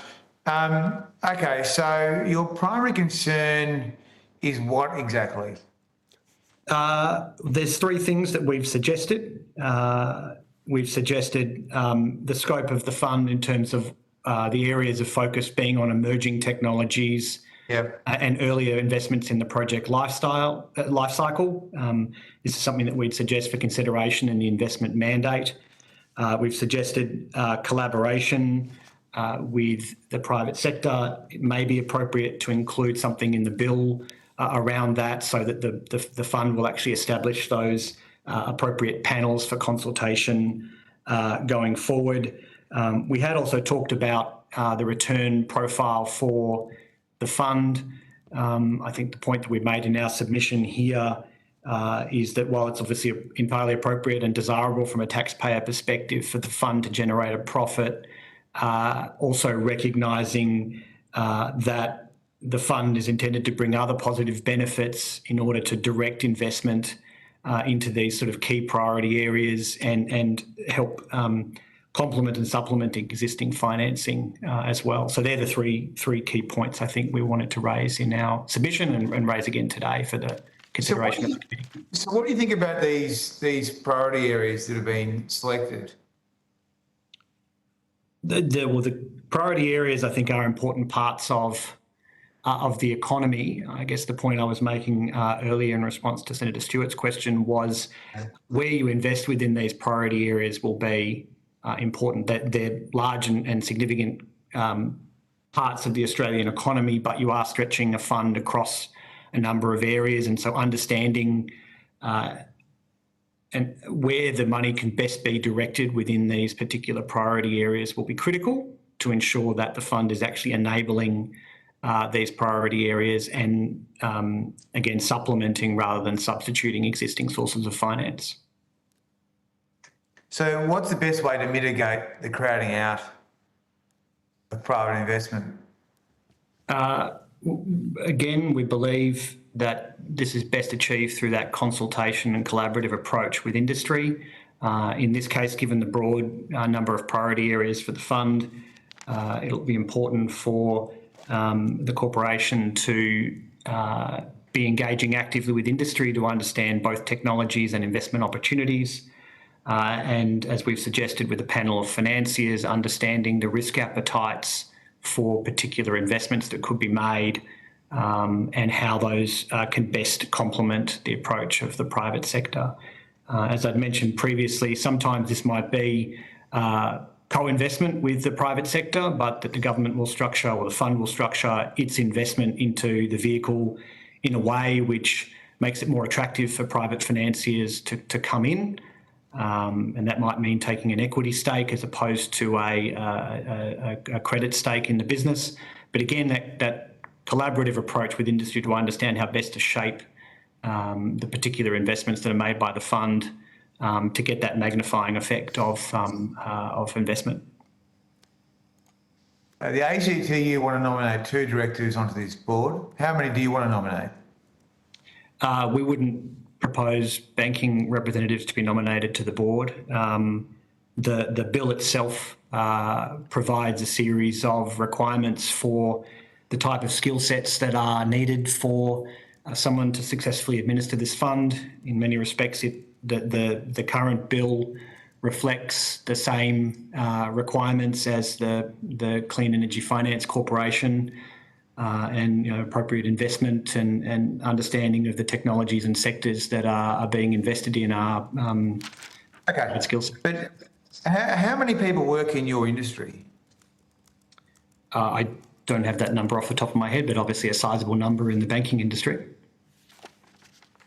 Well, how many people work in financial services, do you think? I don't have that data in front of me, Senator, I'm sorry. Okay, well, can you supply that? Certainly happy to take that on notice. Because I imagine it would be probably somewhat comparable to the 13% position of the ACTU across the workforce. They want 2 board seats. You don't want any. It's interesting. Because, of course, this board isn't going to be setting in the priority areas. I mean, that's going to be set by the minister. So, would you imagine that a board like this would usually do some of those core jobs? Isn't that what boards usually do? Well, it's going to be important, obviously, for this board to have a strong understanding of finance and investment, strong understanding of technology, and where there are specific issues that relate to a particular priority area or the structure of an investment, that the board can obviously consult either through formal panels, as we've suggested with financiers, or direct with industry on the appropriate way to structure investments and particular considerations in these priority areas. It may not be necessary to have that skill set on the board, but appropriate engagement of consultants and consultation with industry may achieve that objective. I mean, I understand what you're saying, but in the normal course of events, wouldn't a board usually set the strategic priorities for the organisation? In the corporate sector, yes, they would. Okay, but not here. But this is a fund established by the government with $15 billion of taxpayer money. So a slightly different scenario than a standard commercial arrangement. Thank you very much. Excellent. Thank you very much, Senator Bragg, and thank you very much, Mr Taylor, for your evidence to us today and for the submissions of the ABA as well. That concludes our questions for you. The committee has agreed that responses to questions or notice should be provided by 5 p.m. Friday the 24th of February 2023. I'd ask that you now disconnect from the video conference and you can continue to observe the hearings if you wish to through the live stream on the Parliament's website. Again, thank you very much, Mr Taylor. Thank you, Senator. The committee will now suspend until 11:10. The committee will now resume, and I welcome representatives from Universities Australia and Australian Technology Network of Universities. I understand that information on parliamentary privilege and the protection of witnesses giving evidence to the Senate committees has been provided to you. For the Hansard record, will you please state your full names and the capacity in which you appear today? Perhaps for convenience, starting with Mr Sheehy, who's here with us in the room. Thank you, Chair. My name is Luke Sheehy and I'm the Executive Director of the Australian Technology Network of Universities. Thank you. And Mr Chesworth. You're on mute at the moment. That old 2020 problem. Excellent start, Chair. You're not Peter the first. Chesworth. No, Peter Chesworth, Deputy Chief Executive of Universities Australia, and I hope the Hansard people clean that up. Welcome, both of you. Do either of you have a brief opening statement to give? We'll start with you, Mr Sheehy. Thank you, Chair. The Australian Technology Networks of University, ATN, is pleased to appear before this inquiry. ATN member universities are Australia's 6 most innovative and enterprising universities: Curtin University, Deakin University, RMIT University, the University of Newcastle, University of South Australia and the University of Technology in Sydney. ATN strongly believes in investing in our own ideas, innovation and capabilities. Universities are at the centre of research, innovation, translation and commercialisation, and the contributions they make to securing Australia's future prosperity. The Minister for Industry and Science, the Honourable Ed Husic, said the National Reconstruction Fund will be the connective tissue between human capital and Australia's technological potential. Universities form a crucial part of this connective tissue. Universities will be key to enabling the National Reconstruction Fund to succeed in its aims of supporting, diversifying and transforming Australia's industry and economy, helping to create secure, well-paid jobs, securing future prosperity and driving sustainable economic growth. As such, ATN's principal recommendation is that the bill be passed to establish the NRF to further the economic and social progress of Australia by developing our research, industrial and skills base in partnership with universities. The focus of the NRF should be on supporting projects which will need and create industries with a highly skilled workforce and opportunities for progression, reskilling and upskilling. The NRF can form a vital part of the research ecosystem and stimulate investment in all stages of research and development by providing tangible and achievable pathways for research, the relevant workforce, startups and scale-ups. To achieve this ecosystem, the NRF must link with other government programs and sources of capital to ensure there is continuity and sustainability investment across every stage of research development and commercialisation pathway.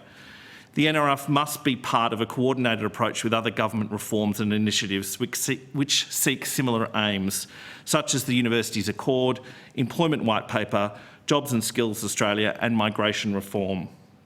The NRF can play a valuable role in supporting successful research initiatives by providing the investment pathway we need to build on that success here in Australia.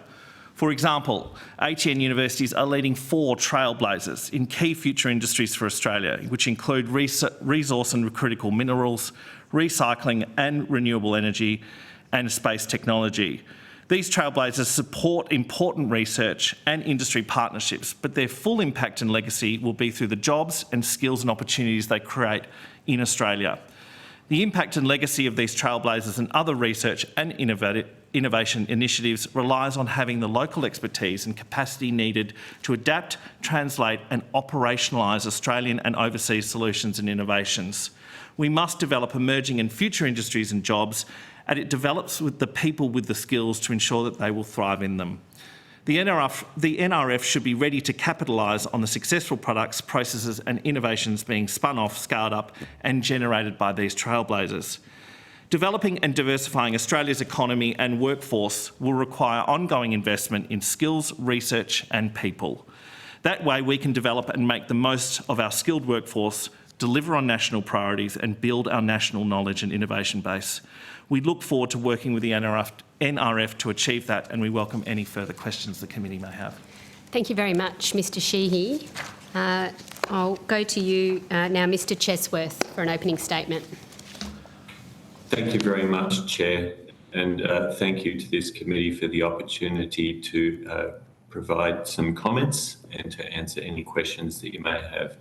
Firstly, apologies for not being able to be there in person.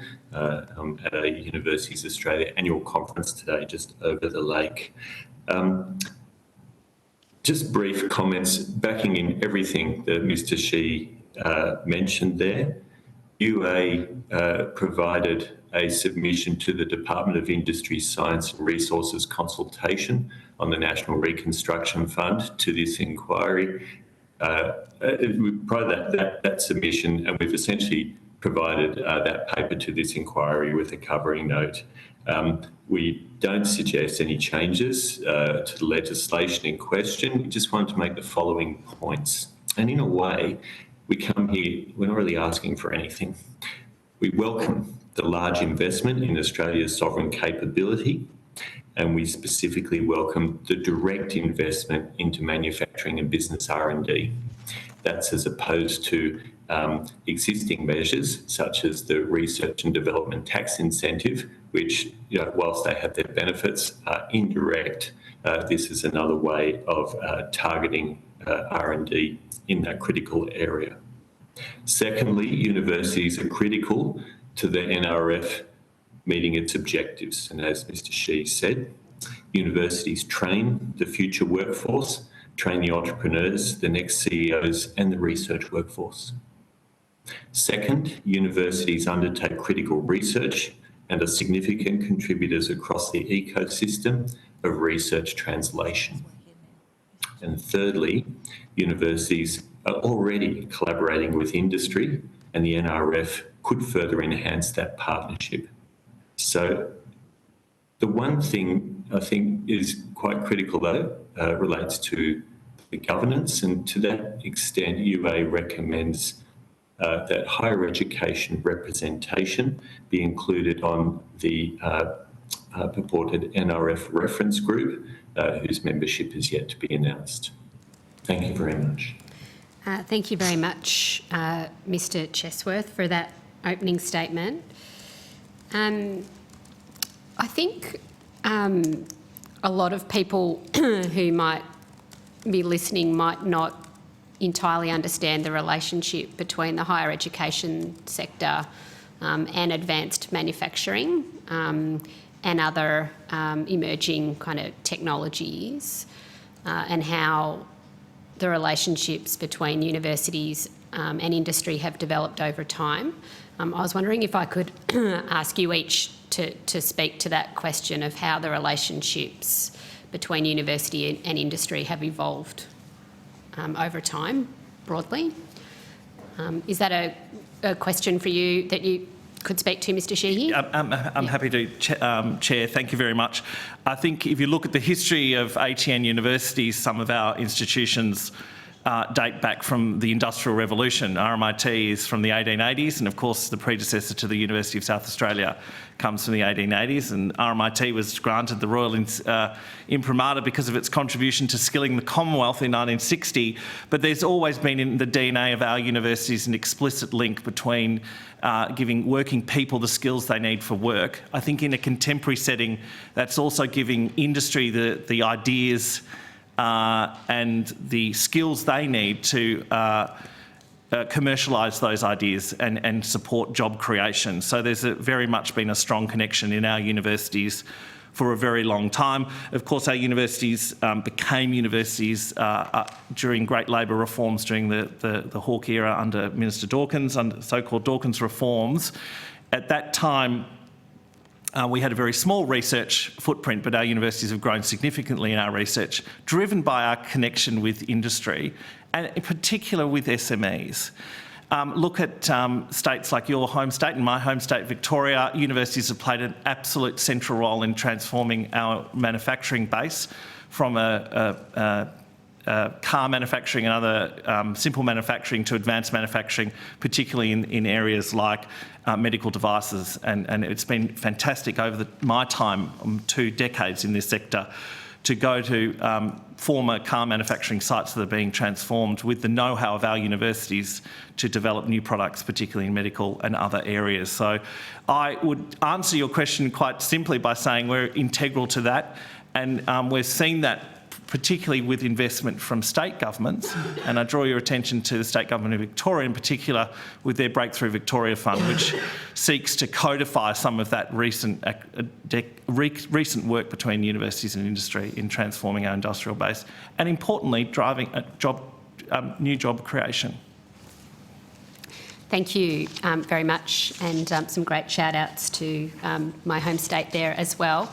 Mr Chesworth. Chair, the question being, how has the relationship between universities and industries evolved over time? The relationship goes back a long way. It's something that always has to be worked on. There are public perceptions out there that the level of collaboration between universities and industry is not what it should be, and there's always room for improvement. But there are some fantastic stories out there about how basic research in Australian universities has moved along that path towards an industry collaboration. And from that path, sort of like really the point where universities say bye-bye and it moves to translation into something, a product really into market. I'll leave issues such as the value of the intellectual property and other things to one side at the moment. But so universities do the research, but or just as importantly, universities do the teaching as well. Other committees, perhaps today and tomorrow, so often it comes back to skills shortages and workforce. So the government's establishment of Jobs and Skills Australia is warmly applauded because what we're finding, and I'm sure what industry is finding, is we don't have enough people, and it's just not good enough to up salaries to rob Peter to pay Paul. An example of this, which I probably am more familiar with than others, is defence industries. Really important for the state, really important for every state. Those industries are receiving very large contracts from government. But the question is, where do they find their workforce? Well, they might find it from the ADF. They might find it from Department of Defence. They might find it from other defence industries, or they might find it from infrastructure providers, things like everything from project managers to psychologists. So it's STEM and PASS. So the relationship is that research one, doing the basic research, working in collaboration with the industry so that they can provide the great products and services for the 21st century. And it's the teaching one, where we provide the workforce that the industry needs into the future. And I would just finally stress, yes, the STEM workforce is very important, but so is the humanities and social sciences as well. Thank you. And Mr Chesworth, you, in your submission and in your opening statement, talked about the need for universities to have some sort of advisory or consultation role in relation to the corporation when it's established. Could you expand on how you might view that as looking, and is there any similar other model, like for example with the CEFC, that you could draw on? Yes, Chair. We come to this not wishing to be prescriptive to government about what the model should be. Customarily, the Minister, under our system of government, makes decisions, and that's the way things go, and carries executive responsibility for programs. But with measures such as the Clean Energy Finance Corporation and the Australian Renewable Energy Agency as well, there will be a strong advisory function where good advice can be brought in from a broad range of stakeholders so that the government can make the best decisions. And that's simply what we seek. There is a tendency for, not all governments, but there's been a tendency in the past to have advisory boards, particularly focusing on the business sector. We welcome that, but we do believe that given that universities are one of Australia's top exporters in relation to international education, that we are absolutely critical to driving research and development in this country, that university representation in whatever shape and form would be a necessary addition to any governance structure which provides advice to the Minister on the direction of this expected program. Thank you. And a question for Mr. Sheehy. Both of you in your evidence have made reference to university collaborations in some of the areas that have been prioritised for the NRF, and you've mentioned medical science and defence in both of your evidence. And of course, there are a number of other priority areas like renewables and low emission technology as well. How do you see the 7 priority areas as sitting with the priorities that your member universities have in terms of industry collaboration and participation in research and development? Well, if I can start on that one, Chair. ATN universities have always responded very quickly to signals from the Commonwealth around research priority areas and previous government's alignment of manufacturing priorities to some of its investment in university research commercialisation, which I note was passed by the Parliament recently, and my reference to Trailblazers. We always recalibrate where we can because the signals are important from government. We've always called for a better alignment between government policies and industry policy, for that matter, where our universities then can play an essential role in R&D, but also our investment in pure and discovery research, because until we know the things we don't know, then we can't commercialise it. So it's important for the kind of life cycle of the R&D that there is strong signalling from government. So we welcome what's in the NRF, and of course we welcome what was in the Australia's Economic Accelerator, and particularly what I said in my opening statement around the Trailblazer universities. I note that there are major ambitions now with the Albanese government in particular around transformation of our energy system in Australia, and of course those important signals from government and policies is what we're calling on, with a collaboration across multiple fronts where universities are involved.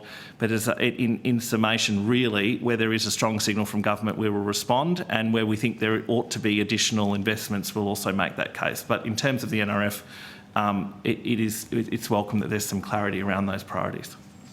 Thank you. Mr. Chesworth, how do those priorities align with sort of industry collaboration in the universities that you represent? Chair, they align very, very well. Often, because priorities, by their very nature, are high level and conceptual, And so much of the research work that universities do can be expected to fit within, I guess, the broad umbrella of those 7 priorities. But just to think of a few case studies, and given that we have 39 members, I'm always a little bit reticent to do this because people get left out. But, University of Canberra and Cisco partnering on cyber skill shortages.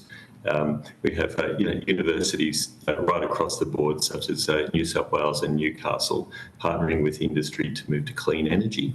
And Monash University, trialling electric buses to reduce emissions.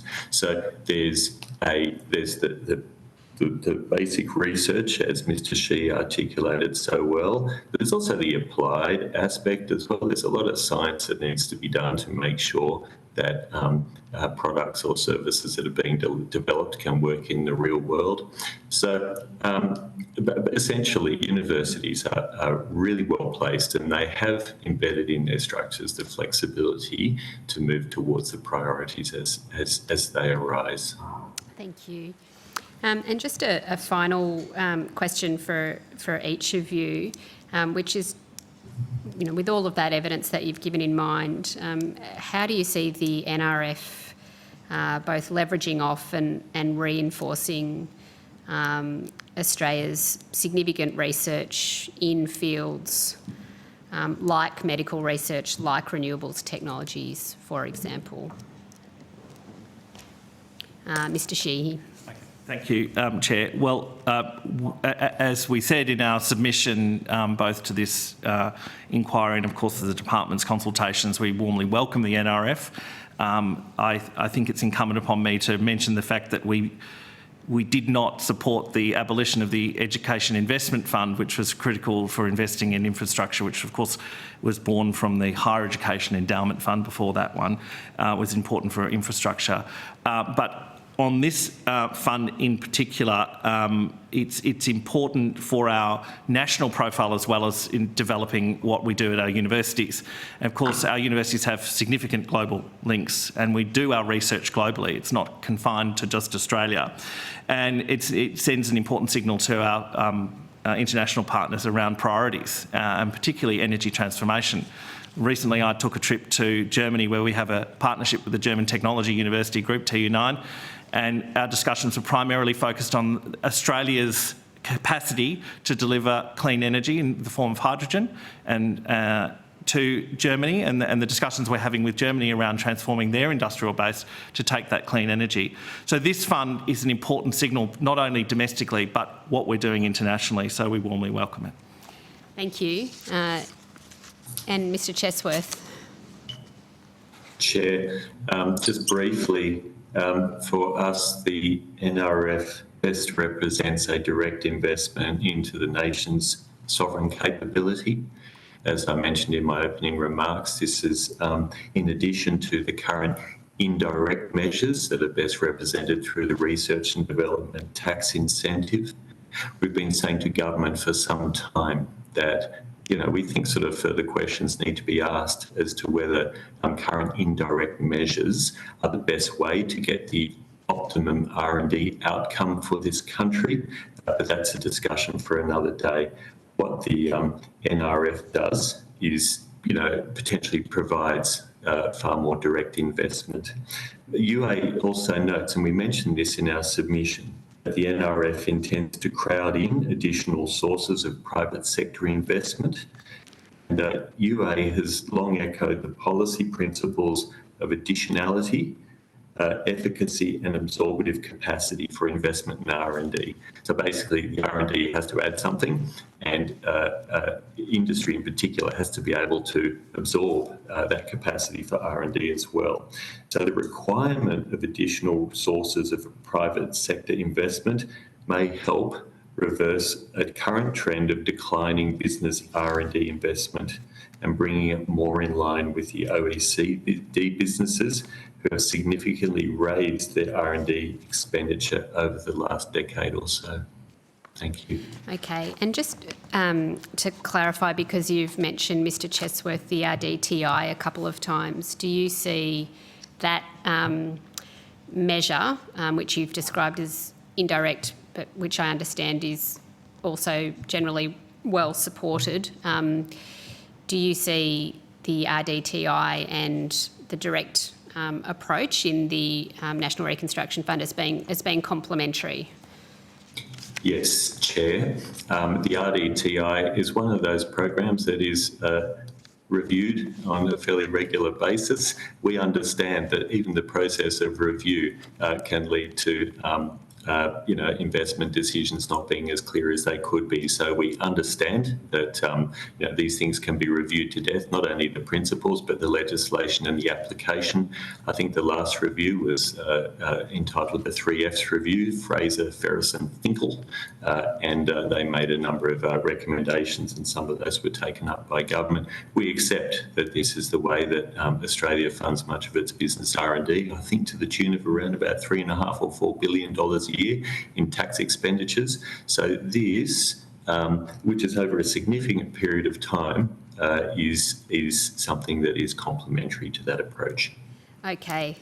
Thank you very much, Mr Sheehy and Mr Chesworth. We very much appreciate the evidence that you've given to the committee today.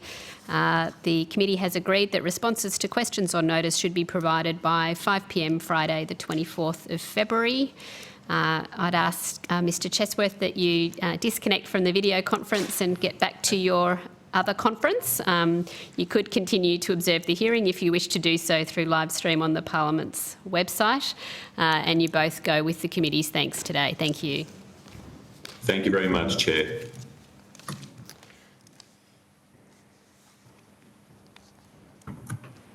I now welcome to the table representatives from the Tech Council of Australia.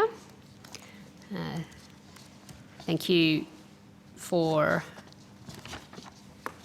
being back with us 2 days in a row.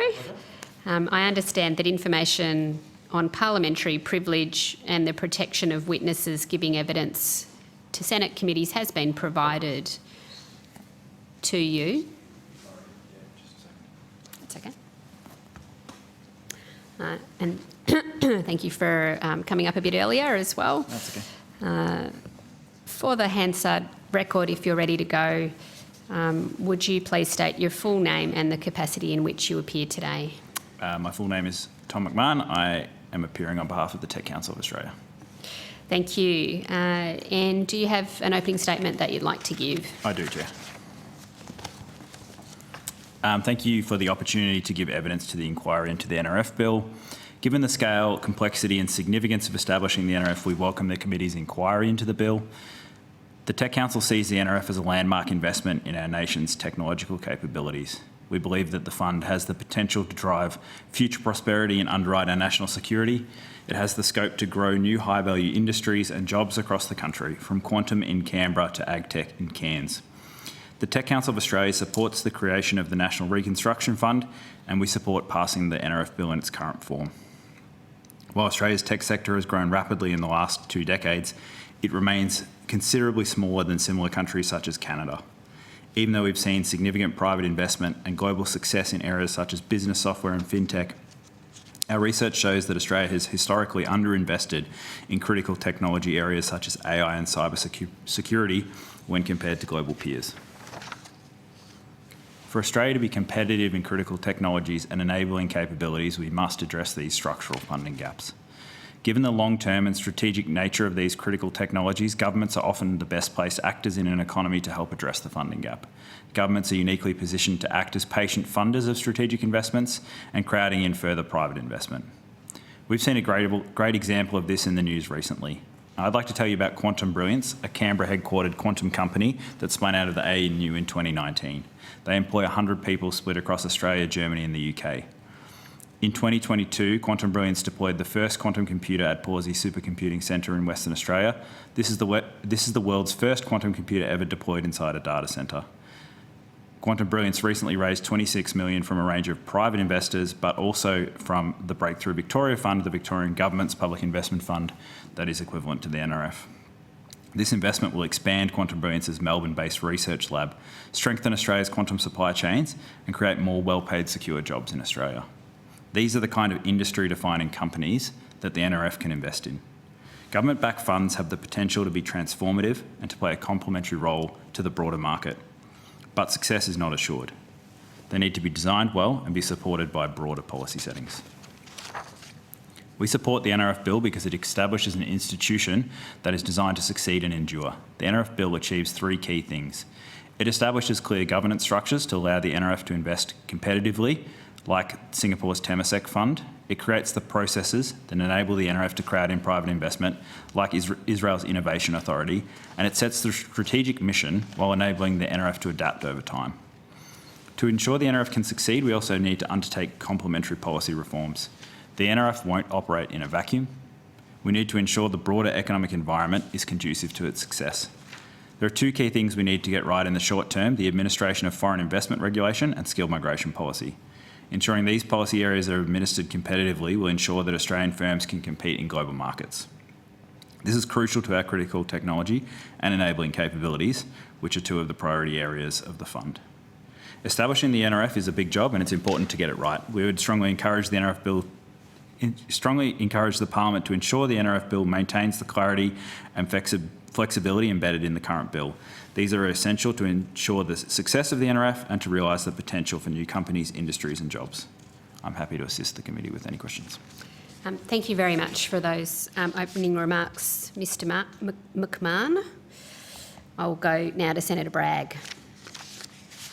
Thanks very much. Are you aware that the ACTU has suggested a raft of measures for the NRF in their submission, including a secure jobs provision? Yes, I have reviewed the ACTU submission. Would you support that?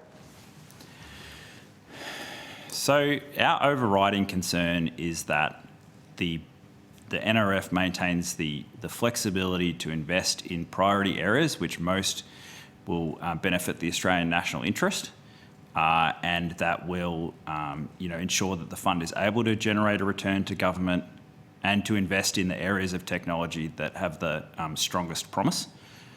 Yeah. We believe as the ACTU is currently proposed, that would restrict the ability of the fund to do so, and so we don't think it's a good idea.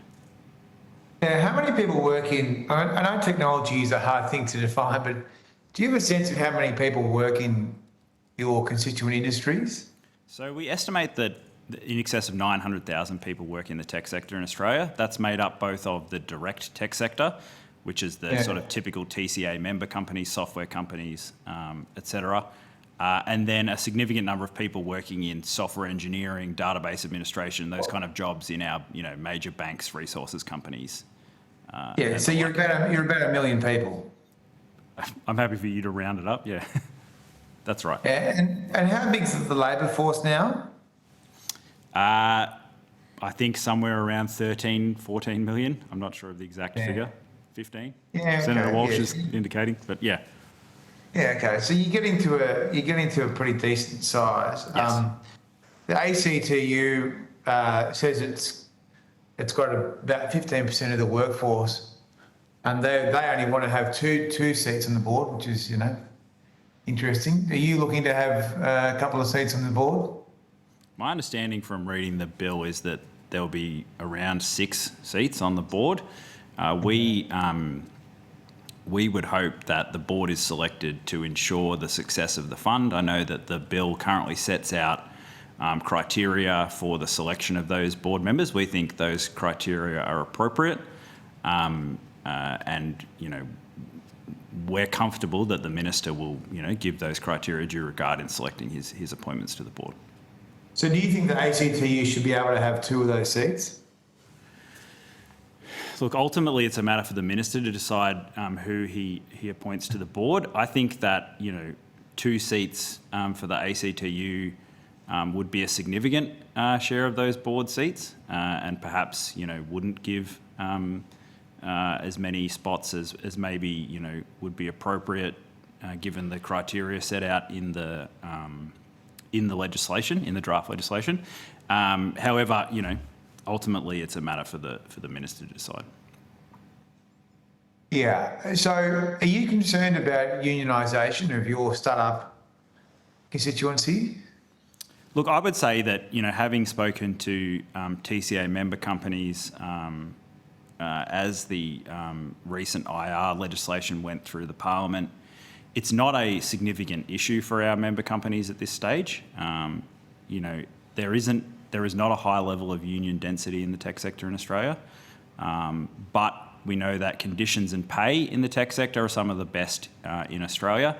And so... Wow, and that's all been achieved without unionisation, has it? The skills that are in demand in the tech sector are some of the most highly in-demand skills in the country, and they're very productive. Labour productivity in the tech sector is very high. The tech sector also has high amounts of employee ownership of shares in companies, so in many respects the employee interests are aligned with those of the company. So, what I would say is that we share, I think, the aspiration of everyone who's contributing to this bill that Australians are employed in high-paid, secure jobs, and we think that if the NRF is implemented and we'll be able to invest in really promising areas of technology, that we will see people in very high-paid, secure, flexible jobs. Finally, what about? I just want to ask you about Kylie Fraser, early stage startup investor at Flying Fox, who said that any blanket push of unionised startups could have the unintended consequence of robbing startups of their top secret weapons, the ability to move fast and the ability to attract the best talent. What do you think about that statement?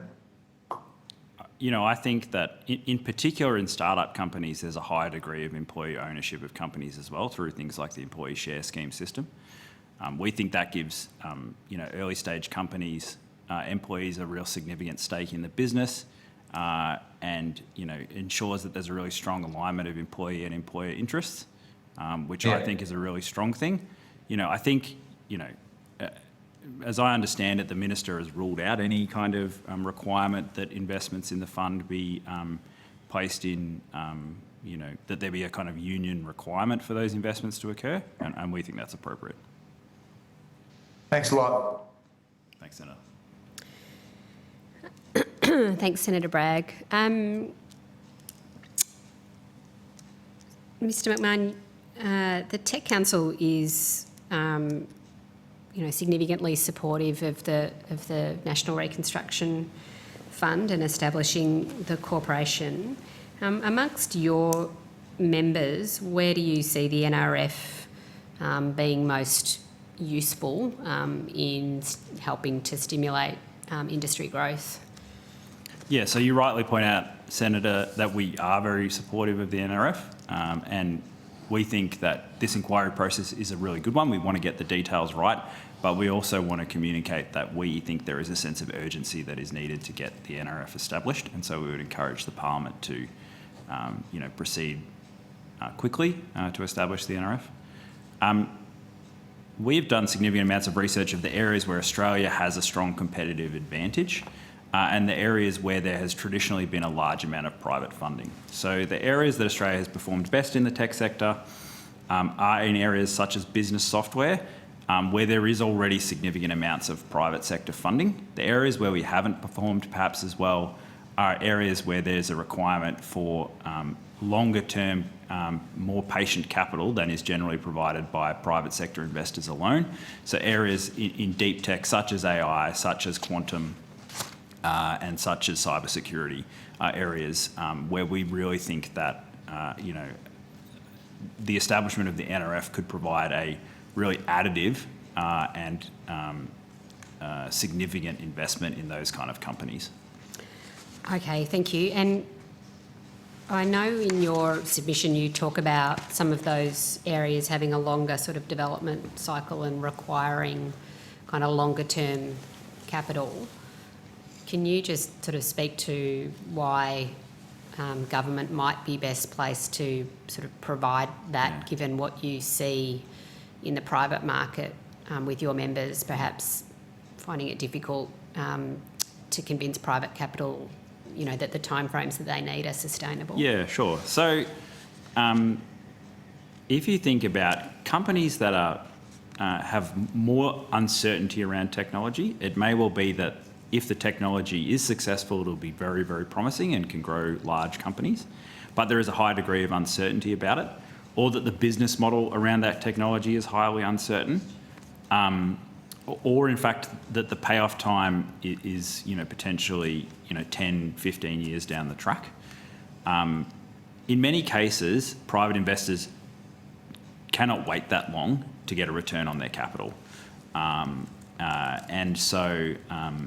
it's also the case that Australia has a strong venture capital market, but when compared, for example, to the US, it's nowhere near the size and scale, which can often mean that there is not the same degree of specialisation in venture capital funds, whereas in the US there may be funds which are dedicated specifically to deep tech bets on things like quantum. Often in Australia they would make up a small share of a broader portfolio, and you can't have too much of your portfolio in one sort of technology area because it creates too much risk. We see the NRF, as having a lower return threshold and also a longer time over which it's able to invest that capital, it can de-risk those investments for the private sector. So by knowing that there are partners to invest with who can help to increase the leverage of any private sector investments by ensuring that those companies have enough capital to continue to research and grow, we think that the NRF can provide that complementarity that can get those deals across the line that otherwise may have not quite made it. Okay, thank you. In your submission, you support the Clean Energy Finance Corporation model of board independence. Do you believe that that would work well for the NRFC in assuring a sort of, an independent and measured approach? Yeah, absolutely. We think that it's very important that the board has a strong commercial operating model, and we think that that will require, board members who have the expertise and experience in making these investments to oversee it, but also that the employees of the fund itself have that commercial expertise and experience. We also think it's important that, the involvement of the government is in setting the overall strategy, but that the oversight and implementation of that strategy is up to the fund. And we also think that having a degree of flexibility in how that is implemented, I think will be important, because we know that technology changes quickly. And if we're overly prescriptive in setting what the fund will invest in, we're going to need to bring it back to the Parliament frequently to ensure that it's up to date with those technological changes. You talked a bit earlier in some of your answers about the tech sector often providing, fairly well-paid jobs with skills being in demand, and you talked about supporting the aspiration of the NRFC and the government to develop, well-paid, secure jobs. In the consultation paper that the department put out, they were seeking feedback about the investment mandate and how it could be structured. And sort of one of many parts of a potential investment mandate included creating secure, well-paid jobs, as well as, an awareness of legislated emission reduction targets, sustainability and circularity principles, regional development, gender equity, and so on. Are you supportive, just given the previous discussion, I just wanted to clarify whether you're supportive of secure, well-paid jobs, being part of the mandate? Yeah, if I can sort of first make a comment on the objective and then on how to achieve that objective. The Tech Council supports, secure, well-paid jobs for Australians. That's one of the motivating reasons why we're here. And we're very proud of the track record that our industry has of providing those jobs for Australians. We know from SEEK data that advertised salaries in the tech sector are some of the highest in Australia. We know that there's been jobs growth that's almost twice the economy-wide jobs growth over the last decade. We know from Hilda research that these jobs are some of the most flexible jobs even before the pandemic in terms of providing things like remote work. We know that gender pay gaps are lower than other high-paid industries.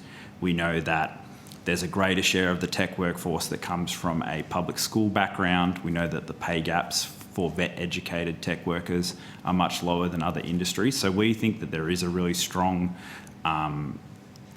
impact that our industry has had in terms of providing those jobs for Australians. You know, we share the ambition of others to ensure that the NRF is able to create those secure, well-paid jobs. In terms of what's in the investment mandate, you know, our overriding objective is that that investment mandate maintains the flexibility so that the board and the employees of the fund can find the best opportunities to invest in. We think that that will be coincidental with there being secure and high-paid jobs. So I don't see why that in your sector, at least. That's correct. You know, I can't comment on the other priority areas, but certainly, you know, I can't imagine an investment in critical technologies and enabling capabilities that wouldn't also meet that goal, and therefore, you know, from our perspective, you know, I can't foresee a circumstance where that would create a barrier for investments that might otherwise occur for our industry. Okay. Thank you. You note that co-investment is important for the NRF. Why is that? So it's very common practice in investment in technology companies that there are multiple parties investing in companies in a given round. And, you know, what that does is it allows there to be scrutiny from multiple investors around the prospects of a company, but it also allows risk to be spread. We think that by taking advantage of that practice that already exists in the market, the NRF will not have to go out and find every deal that exists potentially, but can work with other players who are doing due diligence, who have a commercial focus, and to provide the leverage to those rounds. We think that by having a strong focus on co-investment will give the fund the greatest chance of being successful in terms of generating a return that meets the threshold required by the fund, while also achieving its ancillary, you know, social and economic objectives that the government is setting. Okay. I think that concludes the questions that the committee has for you. I think just in general, in your opening statement, you said your submission is that you'd like the Parliament to pass it urgently. What's the urgency from your perspective? Yeah, I mean, you know, talking to TCA member companies, talking to our venture capital members and their portfolio companies, the establishment of the NRF is coinciding with broader pressure on investment in the tech sector. The increase of interest rates that's occurred due to the increase in inflation following the coronavirus pandemic has increased hurdle rates for investment. It's placed downward pressure on growth companies. And that means that the funding environment for the tech sector is perhaps more challenging now than it was a year or 2 years ago. In particular for those companies that are perhaps earlier on their technology journey, it's going to be a really challenging environment to attract private funding. There is significant dry powder is the term in Australia's venture capital fund. So I don't want to suggest that we think there is a crisis in funding for technology companies in Australia, because that's not the case. But, you know, we've seen following previous cycles that, you know, following the dot-com bust in the US, there was a significant reduction in the amount of venture capital that was allocated. Australia's VC system is in its infancy compared to the US, and we just think it would be timely for that more patient capital to be available to hopefully get those deals across the line to ensure that, you know, companies that have great ideas, great technology can succeed. Fantastic. Thank you very much for your evidence, Mr. McMahon. I don't think you took any questions on notice. I don't believe so. I think I'm required to say that they should be provided by 5 o'clock Friday, the 24th of February. and we very much thank you for appearing as a witness today. Thank you. The committee will now break for lunch and resume at 1 p.m. Resume. Committee will now resume. I now welcome representatives from Beyond Zero Emissions and the Energy Users Association of Australia. I understand that information on parliamentary privilege and the protection of witnesses giving evidence to Senate committees has been provided to you. For the Hansard record, will you please state your full names and the capacity in which you appear today? Perhaps we'll start with you, Ms. Lee. I'm Heidi Lee. I'm the Chief Executive Officer of Beyond Zero Emissions. Thank you. And Mr. Richards. Yes, Andrew Richards. I'm the CEO of the Energy Users Association of Australia. Thanks for having me. Thank you both very much for being here. Do either or both of you have a brief opening statement for the committee? Ms. Lee, would you like to kick off? Thank you very much. I'm delighted to be here. I'd like to acknowledge first that I'm joining from the traditional lands of the Wurundjeri people of the Kulin Nation here in Melbourne, pay respects to elders past and present, and acknowledge that when we're talking about important issues like national reconstruction, we have a lot to learn from our First Nations people, and we can follow the work of the First Nations Clean Energy Network in this space. Beyond Zero Emissions, we're welcoming the government's commitment to diversifying and transforming Australia's economy. And I want to talk today about the opportunities to use this fund to advance Australia's economic interests through repowering manufacturing with renewable energy. So decarbonising manufacturing is the key to unlocking opportunities for Australia as the world moves to a zero emissions economy. Our research is focusing on manufacturing because the equipment and technology and infrastructure needed for the transition will all be imported from overseas unless we onshore manufacturing here. And our fossil fuel powered manufacturers are going to be shut out of global markets unless their products are made soon in factories powered by 100% renewable energy. Our research in this space has shown that an efficient and fair way to decarbonise manufacturing is through a place-based approach and establishing renewable energy industrial precincts across Australia in existing industrial heartlands, using existing brownfield sites, leveraging existing logistics and supply chains, existing workforces and existing community support. With all these things together, we can move to 100% renewable powered manufacturing within 10 years. And if we do this right, we will not only halt the decline of this sector, but set it up to grow. And this is an important focus area for the National Reconstruction Fund. Thank you. Thank you very much. Mr. Richards. Yes, thank you. And I'd also like to start by acknowledging the traditional custodians of the land on which I stand, which is also the Kulin Nation, and pay my respects to their elders past, present and emerging. So we're the peak body representing large commercial and industrial energy users, so manufacturers as well. We are an independent, non-government, member-funded organisation. Our membership covers a broad cross-section of the Australian economy, including significant retail, manufacturing, building materials, minerals and metals extraction and processing, and food production industries.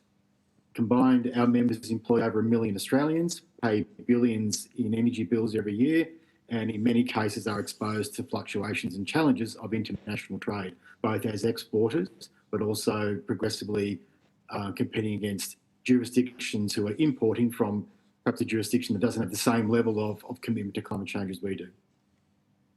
We support the net zero targets by 2050, with many member companies putting in place their own net zero or ESG targets.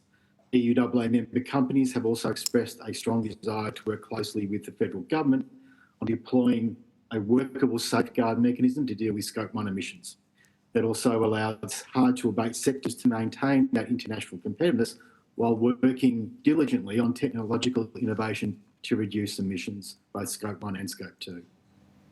This is a multi-decade task where significant breakthroughs in technology and capital deployment are required to bring about a step change in emissions. Also, like many business, our member companies are also dealing with multiple challenges, including supply chain and labour constraints, significant increases in material costs, rising interest rates, and broader impacts of inflation on overall cost and consumer demand. And we're seeing that these issues are and will continue to be amplified by the staggering levels of government support we're seeing in the USA through the Inflation Reduction Act and in the EU as they respond to the Russian-Ukraine war.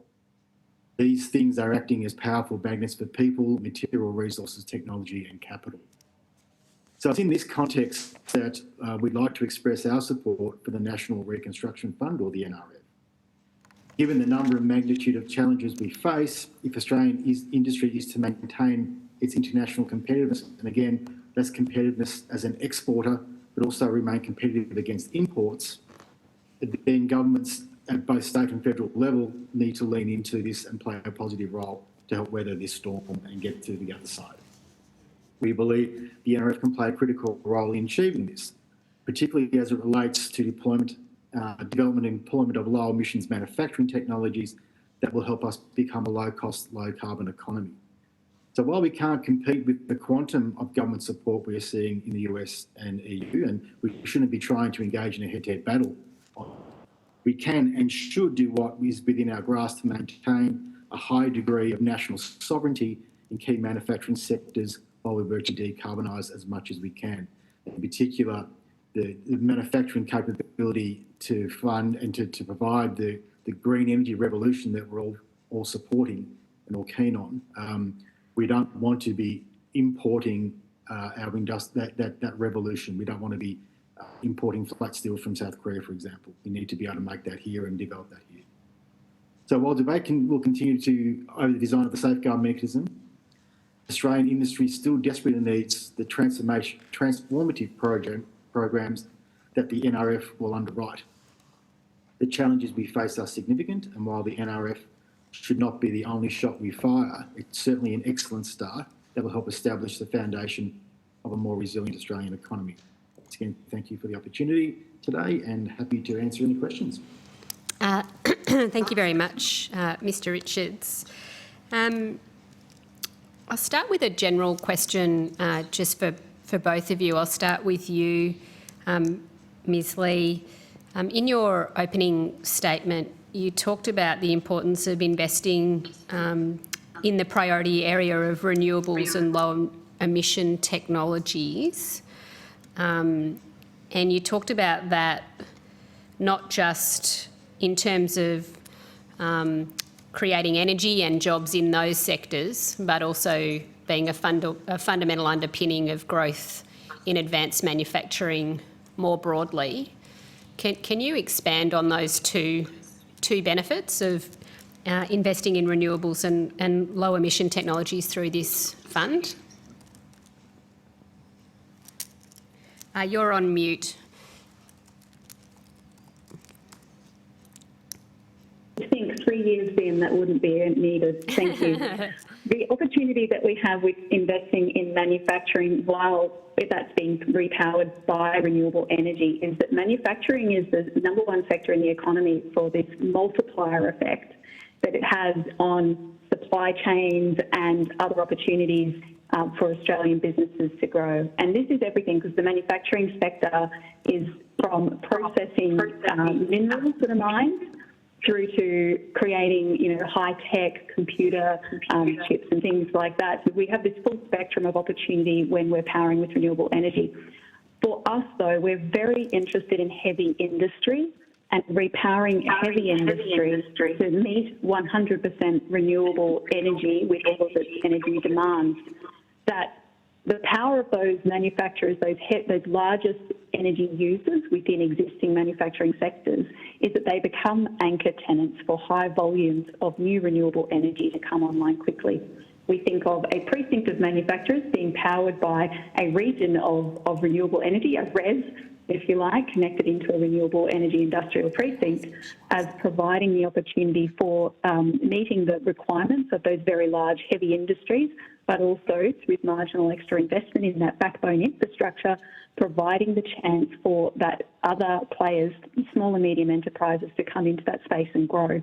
It's how you create an ecosystem of manufacturing. And this is not happening in isolation in Australia. This is something that we are very much connected to the global markets in this space.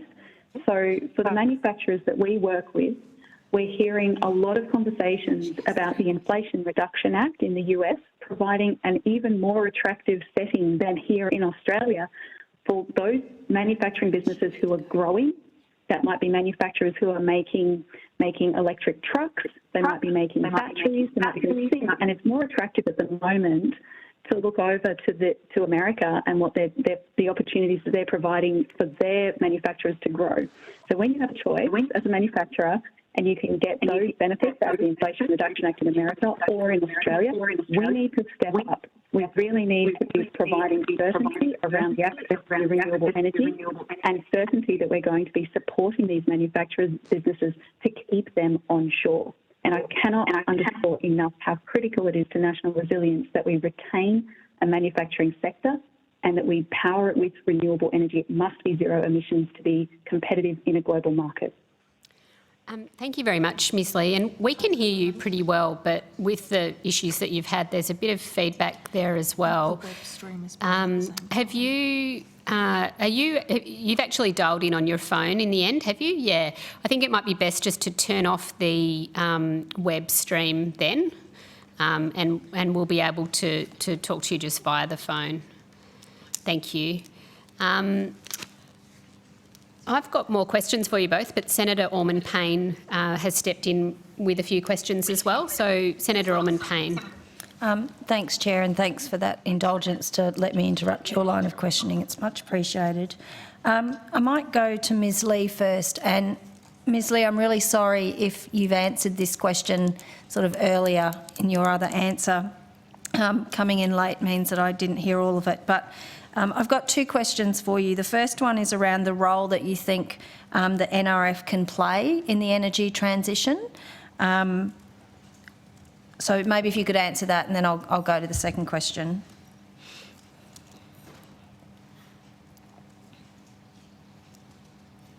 You're on mute on your phone, I think, Ms Lee.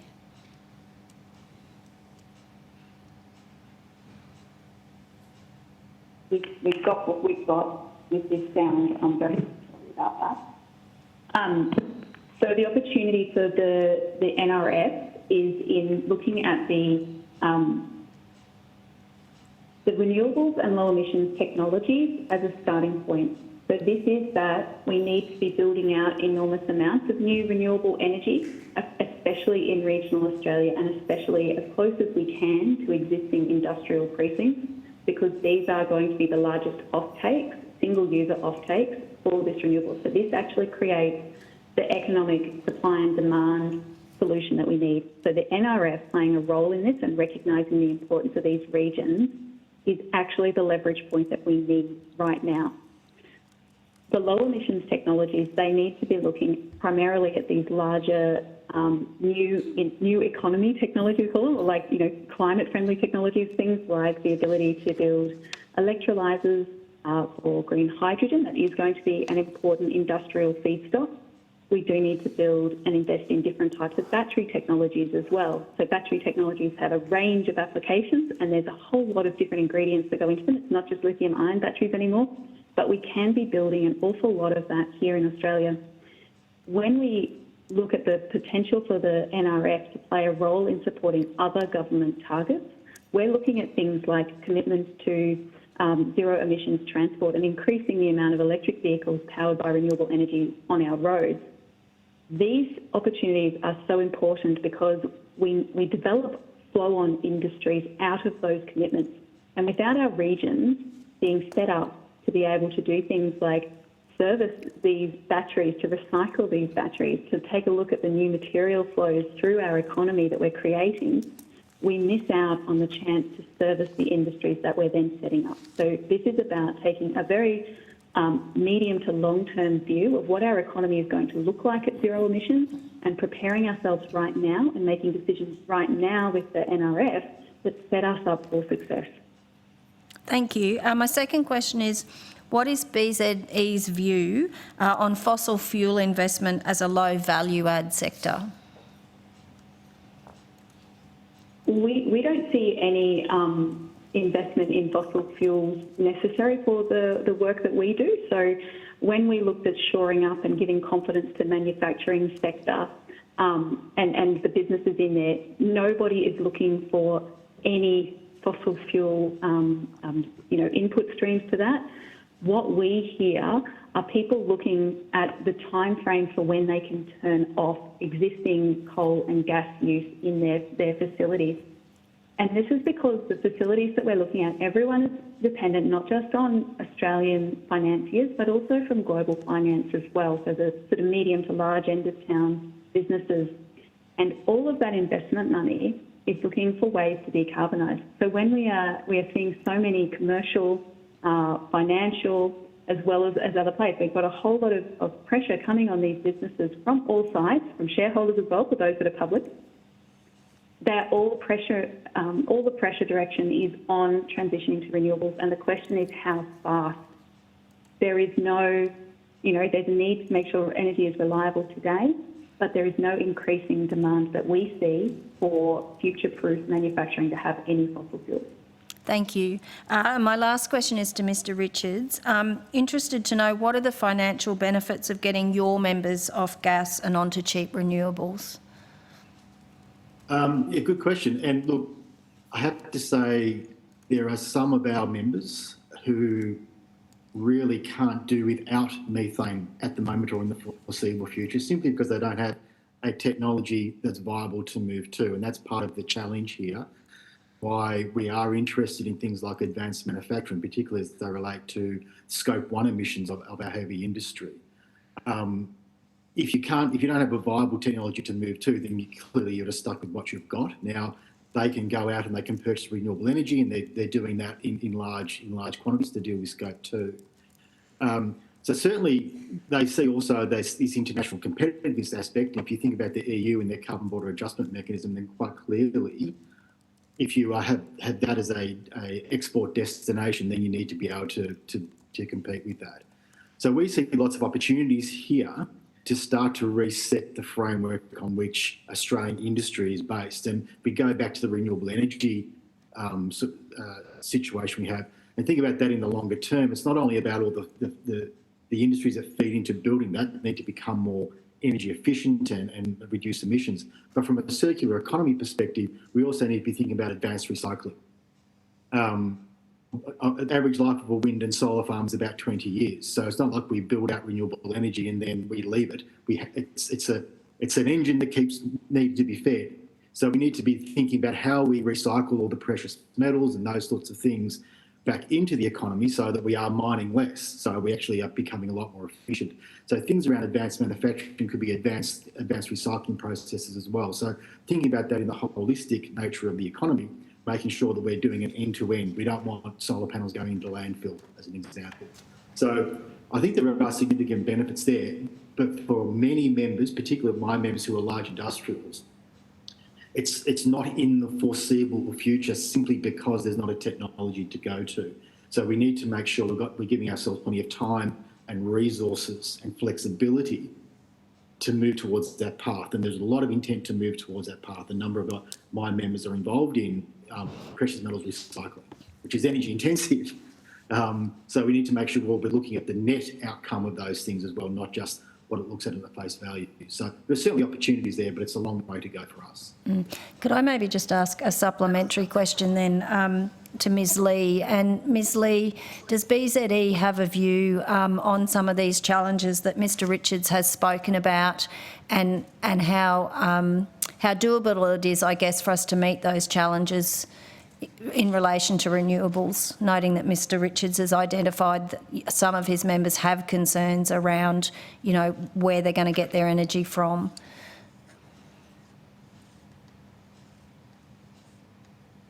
This is one of the reasons why the work that we've done on renewable powered manufacturing happening in precincts is so important.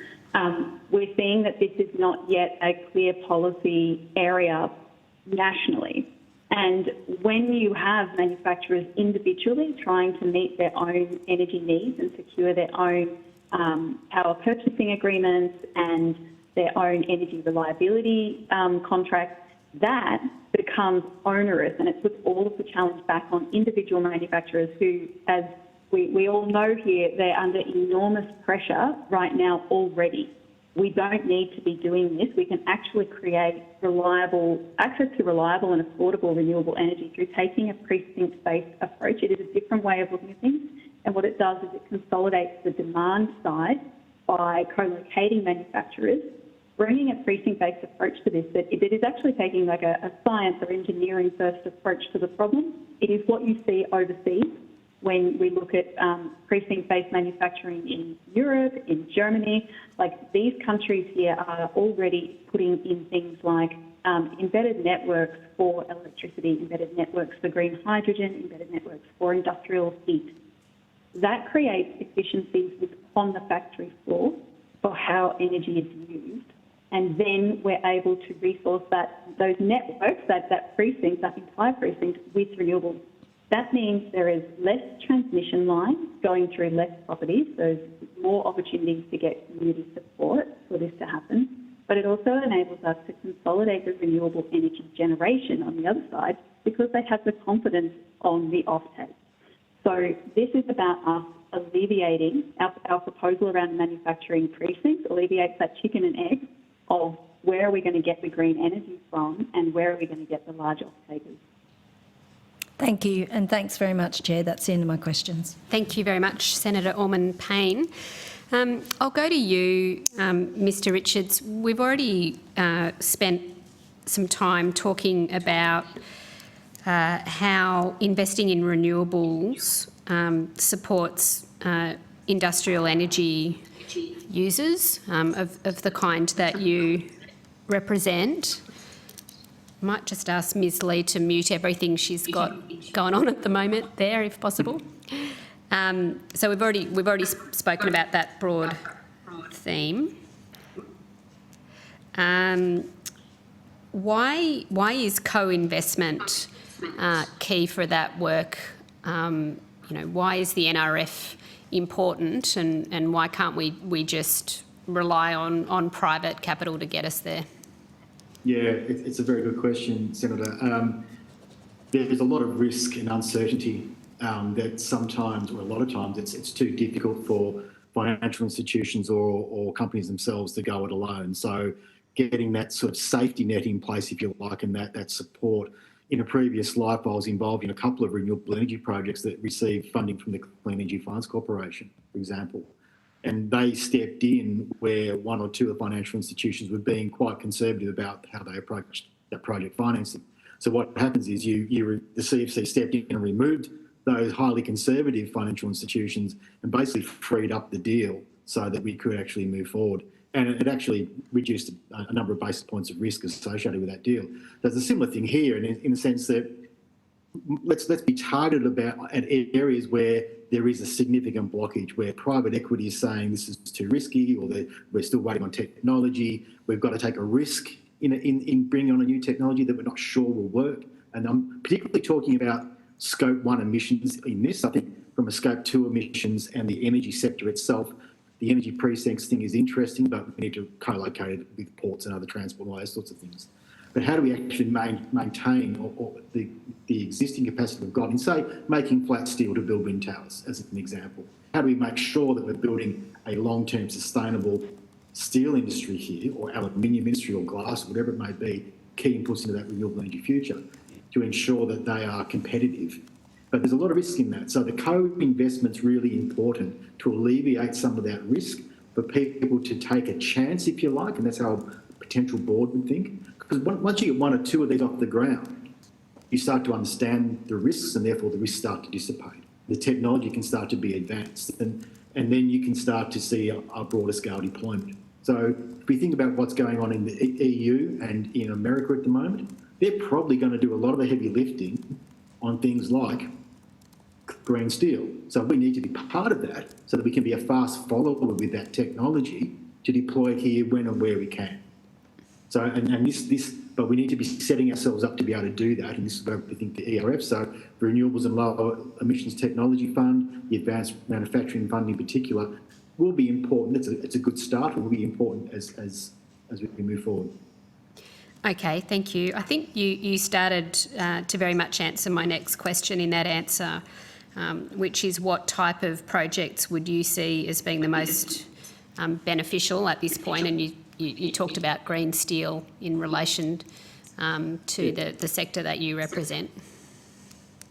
Well, that's right. I mean, the government have a clear decision, some clear decisions to make here is to how much of the renewable energy revolution do you want to be homegrown?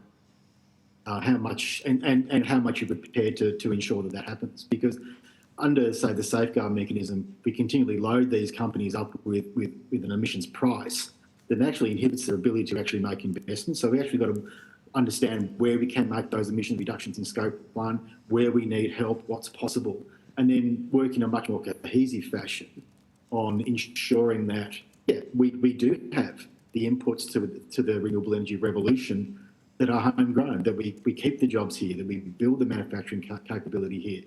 We'd love to see Australian-made wind turbines. We'd love to see Australian-made solar panels here. And given the continuous nature of investment required in renewable energy, there's every reason why we should be doing that rather than having it imported. If COVID showed us anything, showed us a lot of things, if it showed us one thing, it's like you need to build a level of sovereign capability in certain strategic areas. And I think from an energy perspective, this is very much a strategic area of investment that we need to focus more and more on. Yep. And just finally for both of you, and starting with you, Mr. Richards, how urgent is it that we get this National Reconstruction Fund Corporation stood up? I just referenced some of the things that you've already spoken about, like, for example, the Inflation Reduction Act in the US, which is drawing capital there for similar industries, which we want to grow here. You know, we've got some uncertainty in the energy market. We've got, you know, the cost of borrowing going up at the moment. So how urgent is it that we get the National Reconstruction Fund stood up? I think it's of critical importance because things are moving very quickly overseas. State and federal governments quite clearly have some very bold ambitions around decarbonisation of the electricity sector. We're seeing numbers that will require a quadrupling or tripling of the size of the national electricity market in the next 20 years. That's $200 to $300 billion worth of investment that we need to put in energy alone. And on top of that, consumers themselves will need to invest a similar amount in low emissions technology on their side of the fence. So it's not just building out the energy system, it's actually building out customer system as well. So it's crucial. I would say to get it in place now, and I'd say two other things. We need to ensure from an investment perspective that there's some longevity to these things, that people can see that I can invest now, but I know that I've got longevity in that investment, so that in 15 years' time, I'm still able to justify this investment. So that's going to be very important, as will the quantum as the quantum of the task grows. We need to increase the level of support going through it. I'd reference back to the renewable energy industry as an industry that we've provided an enormous amount of support to over a very long period of time to get to the point where it is now. And that's when they had a deployable technology. A lot of my members don't have a deployable technology. They're desperately trying to find it, but they need that longevity and the size of the fund, if you like, to grow in accordance with the size of the challenge. Thank So you. let's start now by getting this in place. Yep, thank you. And Ms. Lee, how urgent is it for us to get this going?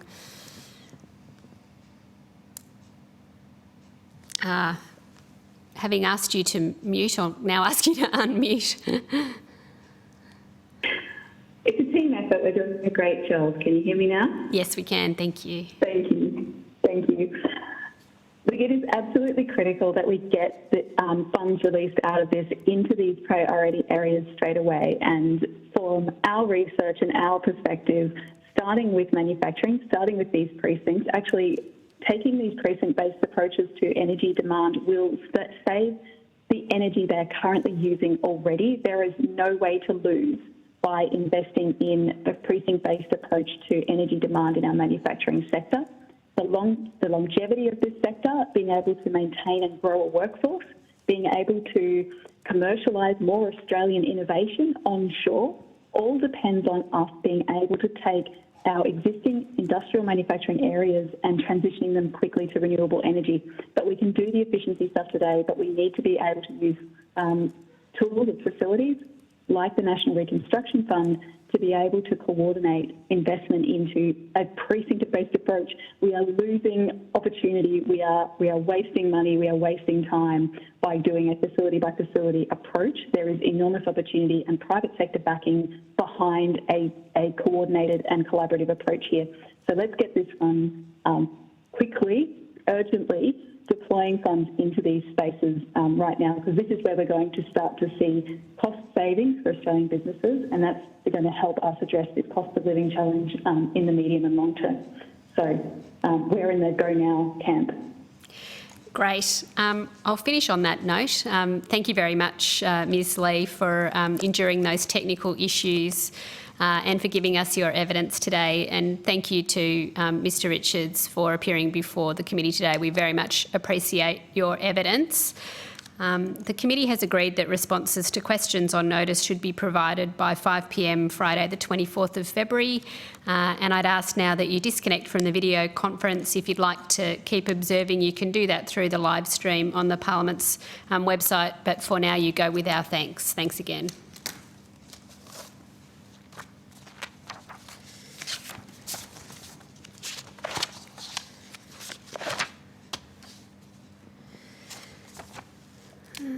Do we have our next witnesses? We do, yes, they're both in the room. Yep. Oh, well, one's in the room, the other's online.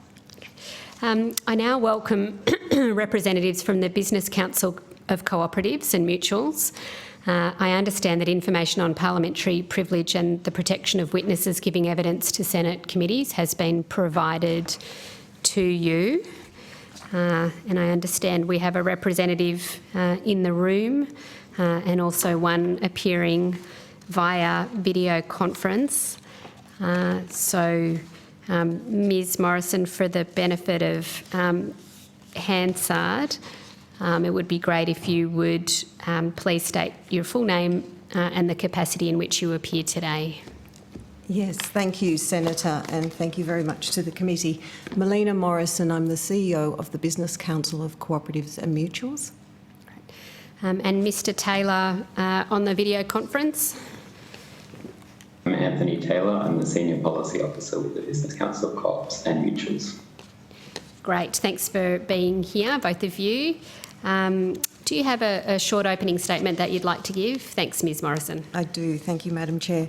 The Business Council of Cooperatives and Mutuals thanks the Senate Standing Committee on Economics for the opportunity to comment on the National Reconstruction Fund Corporation Bill 2022. The BCCM is the national peak body representing cooperative and mutual enterprises in Australia. Our 100 members represent 11 million members in all areas of the economy. The members of the BCCM are active across many of the proposed priority areas for the National Reconstruction Fund, including agriculture and fisheries, advanced manufacturing and the circular economy, renewable energy, transport and mobility, and defence and critical minerals, as well as medical science. The NRF represents an important opportunity to boost Australian manufacturing and local supply chain resilience across these sectors and to move to a serious partnership model between purpose-led businesses, government and Australian workers. The overarching purpose of co-ops and mutuals is to generate economic and social value for the 8 in 10 Australians and more than 160,000 businesses that are their members and the communities where those members live.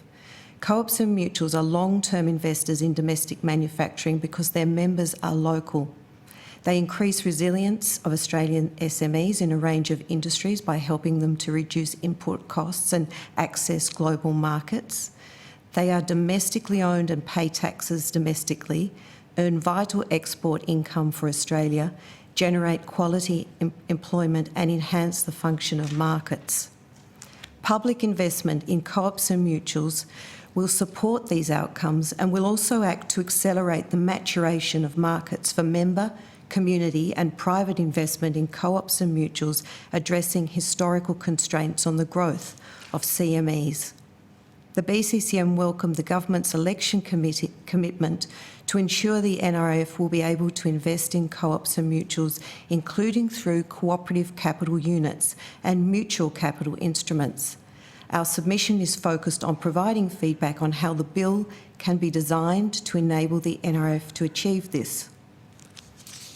There's one recommendation from our submission that I'd like to highlight, which is that equity interest definition in the bill should be amended to expressly allow for investment in cooperative capital units. We think this amendment would ensure cooperatives will be on an equal footing in relation to the National Reconstruction Fund to other companies. And we welcome questions from the committee. Thank you very much, Ms Morrison. I'll kick off with a couple of questions for you.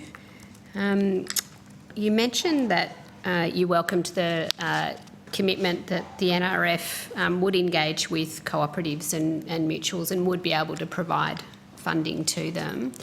Can you describe what the challenge is in Australia with co-ops receiving private capital in terms of the structure that you have, the unique structure that you have, and you know, if there are challenges there, how the NRF could help kind of bridge that gap?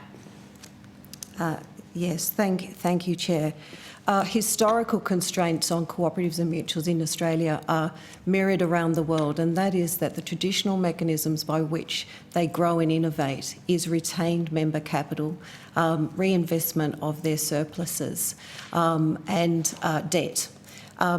Accessing equity instruments which allow them to access external investment whilst not demutualising or in other ways diluting their member ownership principle, which is the whole idea that the cooperative wants to remain member-owned, not shareholder-owned, is known as the capital conundrum in the global and national cooperative movement.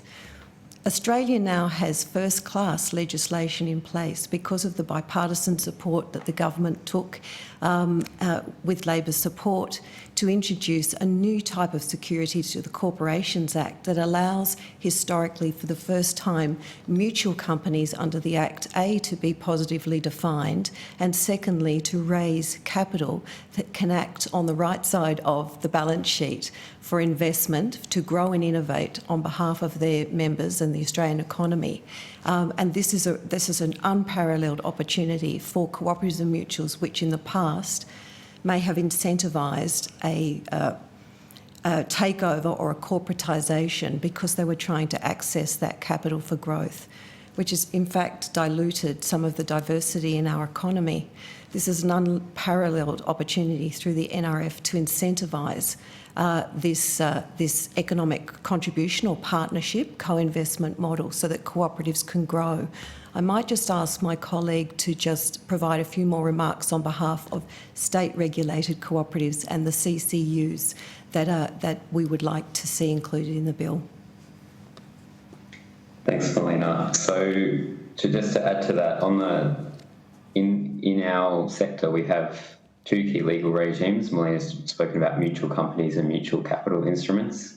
A large part of our sector is under state legislation, cooperatives national law. And under that framework, there's a similar instrument that is now available with the harmonisation of cooperatives national law across all the cooperatives registered under that legislation called cooperative capital units. So I guess we looked at the bill, and on most fronts, the bill has a strong potential to be enabling for co-ops. Co-ops are on an equal footing on most fronts, but there is one potential issue with the bill, which is that in the definition of an equity interest, there isn't an express mention of cooperative capital units as a type of investment, whereas a mutual capital instrument on our reading would fall under the definition of a share already in the bill. A cooperative capital unit isn't necessarily under that definition. So this could also be achieved, I guess, inclusion of these instruments could be achieved through the rules, but there would be no guarantee for the cooperative movement that would happen later, and we wouldn't be on the equal footing in the primary legislation if that was the case. Okay. So to make sure I understand that evidence, the challenge that you've faced is that if a cooperative wishes to access capital to grow and expand, that when you go to the private market for that, you lose ownership, or you have the potential to lose the cooperative or mutual structure. And so the bill does specify that the NRF could invest in a way that sort of respects the maintenance of that structure. But there's a technical issue there around if the NRF did invest on an equity basis, is it that you're unclear about how the cooperative capital unit approach that you have would be retained? And so you're seeking clarification around that. That's correct. So just to take a step back, a cooperative capital unit, what it allows a cooperative under that legal structure to do is to offer, it has shares as well, but they're only available to members. So a cooperative capital unit is a way that the cooperative can offer capital potentially to members, but also to non-member investors, so potentially a private market. Those instruments don't give a vote in the cooperative, but they can be structured fairly flexibly to be equity-like. So yes, what we're looking for is clarification. Preferably, our preference would be through the legislation, but otherwise later through the rules of the fund, that type of investment will be possible. Okay, great. Chair, if I could give one salient example. Ms Lee, in the previous hearing testimony, spoke about the need to incentivise locally owned renewable energy infrastructure. Around the world, communities invest in cooperatively owned energy infrastructure through their ability to stack capital in an agile way, like other types of company structures.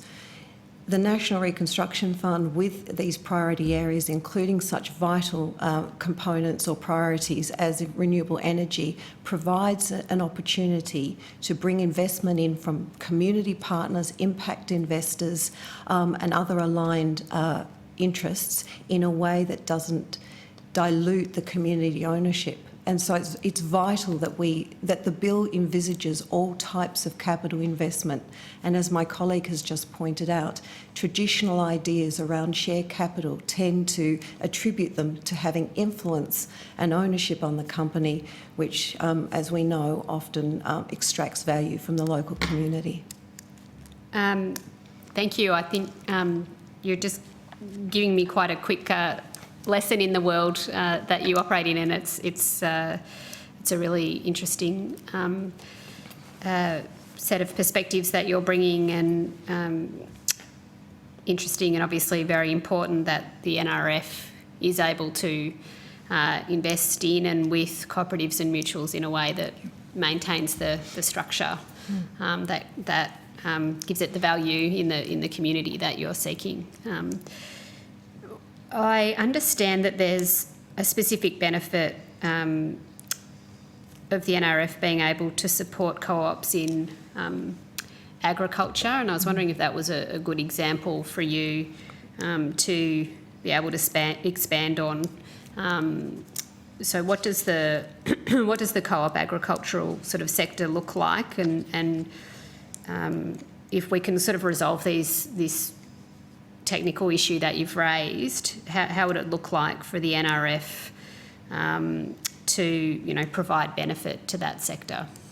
So as my colleague has explained, cooperatives are the only corporate company structure that is still really under this dual state and Commonwealth regulatory regime, because they can exist under both of those types of legislation, cooperative national law or as a cooperative company under the Corporations Act. In Australia, 24,000 farmers, small family businesses often, cooperate through producer cooperatives to add value adding, both to retain the Australian domestic ownership of that farming infrastructure, but to value add and to make their farm incomes more sustainable.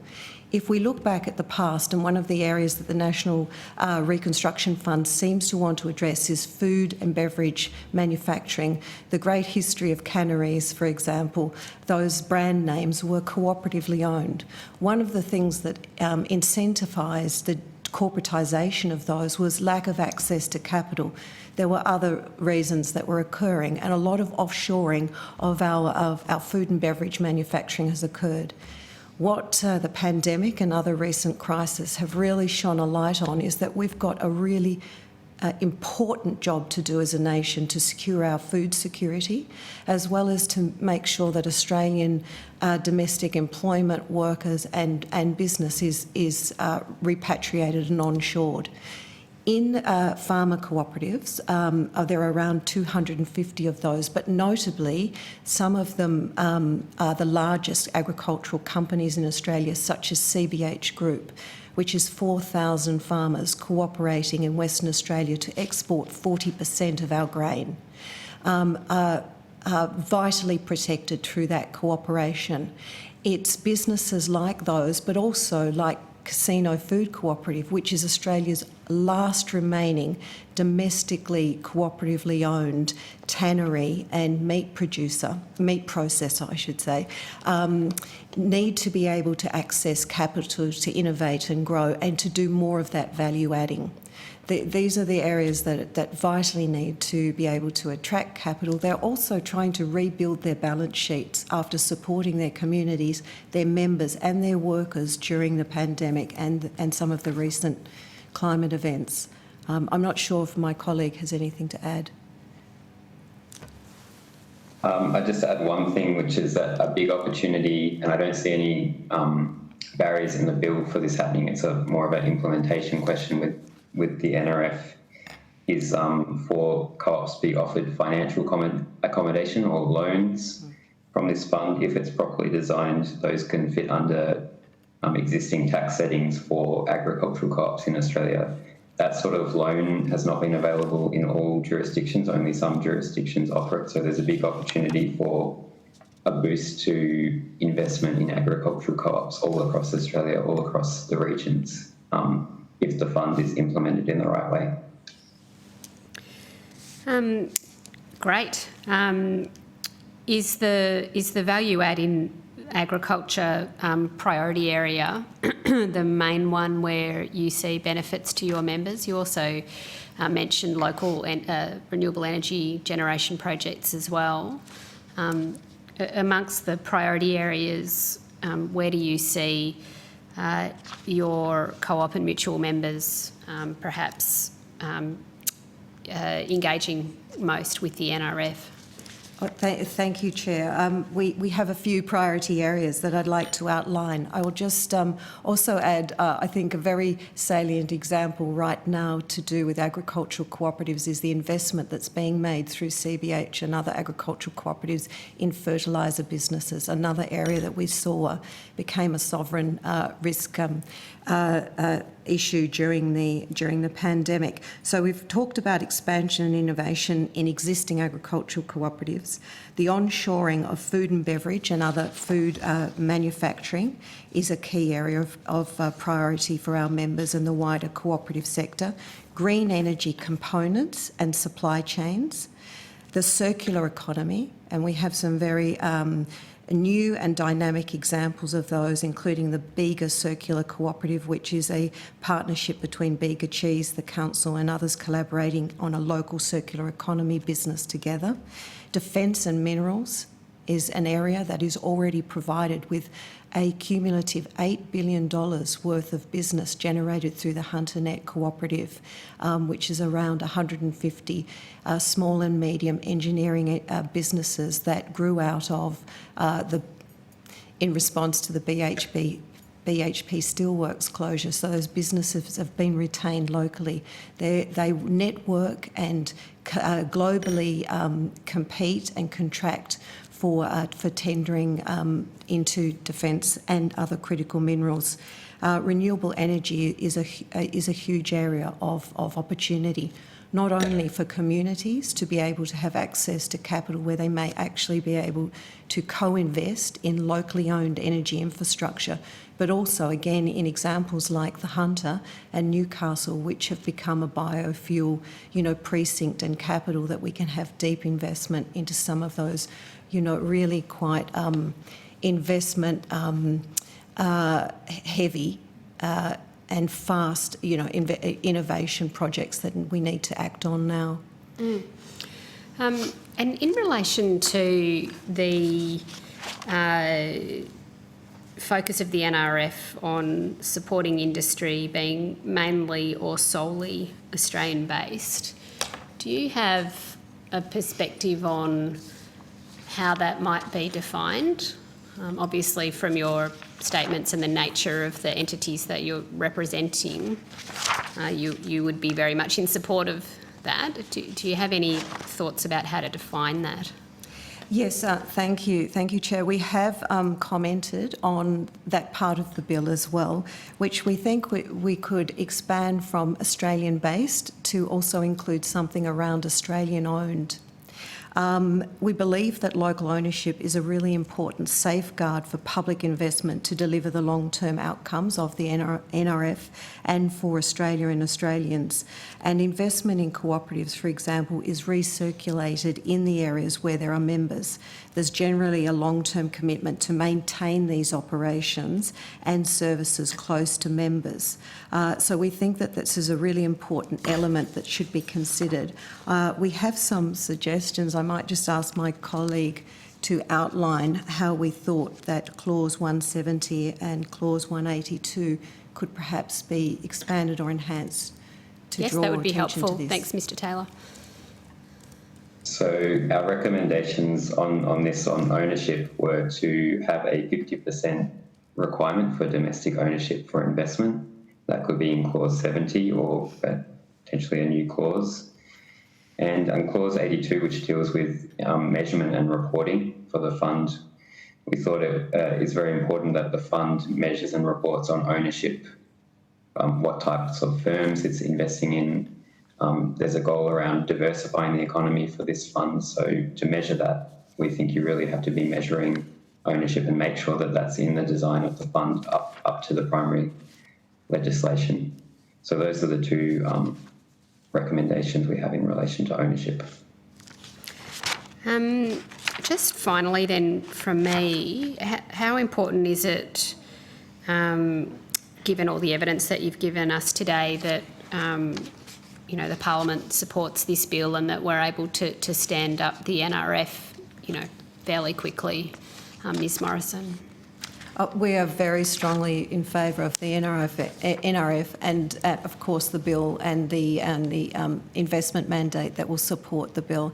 It's absolutely critical now that we address the lessons that we learned out of the pandemic, our current and ongoing challenges around climate events and the other issues, particularly in regional communities, remote areas.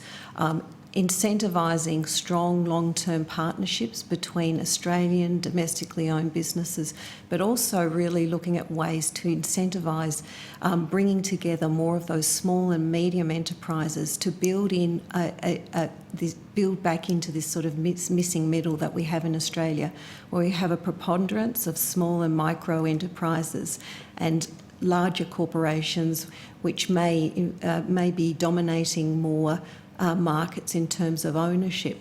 The missing middle is the bit that we see in other jurisdictions and regions around the world that is responded to by corporate diversity.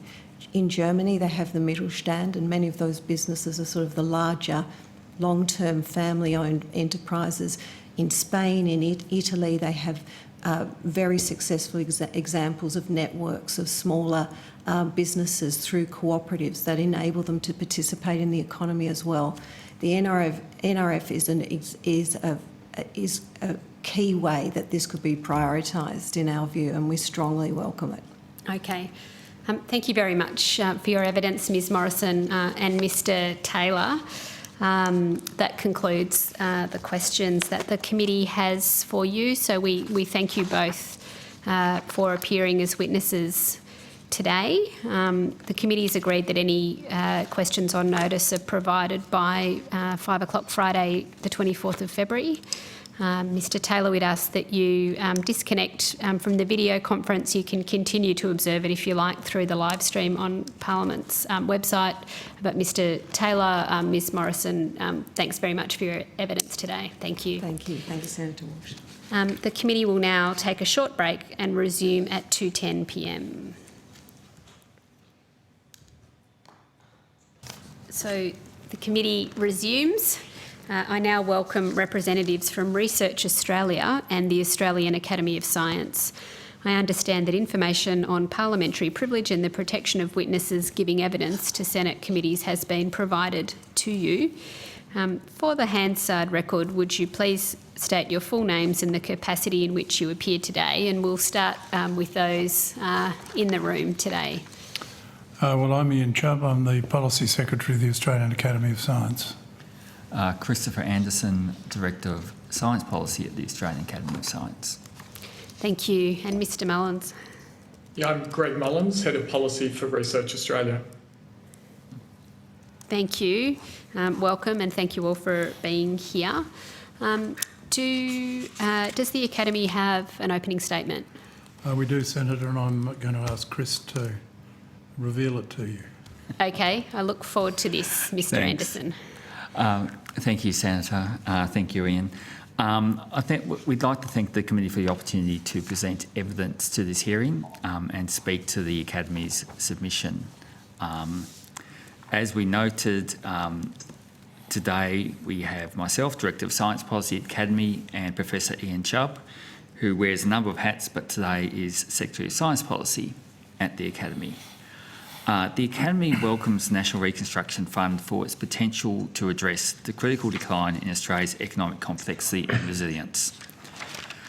Science affects every domain of society, government, national identity and security.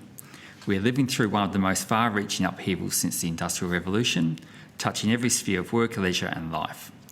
The question is, how will we embrace the possibilities of science and secure the benefits of this transformation for all Australians? As Australia looks to future sources of growth to decarbonise our economy and transform traditional industries, science will play a critical role in developing the ideas, technologies, systems and processes needed.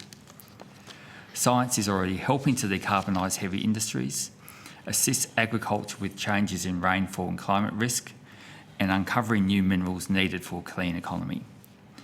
And we can look to science to deal with future risks like national security threats, health challenges such as antimicrobial resistance, climate adaptation, advanced digital technologies like AI and quantum computing, and indeed future pandemics.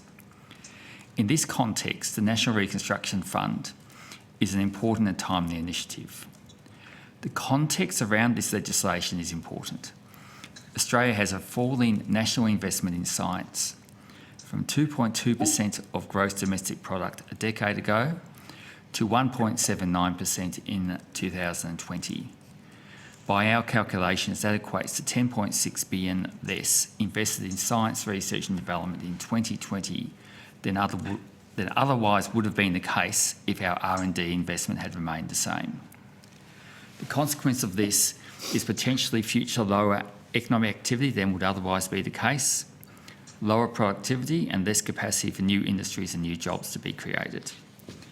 If the NRF is to be successful, it will require the government to make investments in areas at the boundaries of technological possibility.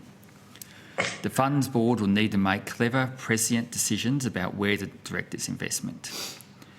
There are, however, cautionary tales of investment in technology that seem superficially plausible but weren't.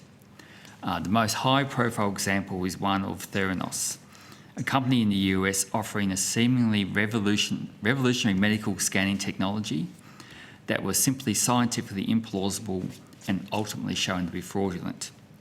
The company collapsed in 2018, but not before raising $1.4 billion US from investors. The NRF board will need to be equipped to distinguish between future technology that is ambitious yet plausible and that which is oversold and impossible. It will need high-quality, independent, reliable scientific advice from people with the expertise to provide it. The Academy suggests that Section 48 of the bill be amended to allow for a scientific advisory committee enshrined in legislation.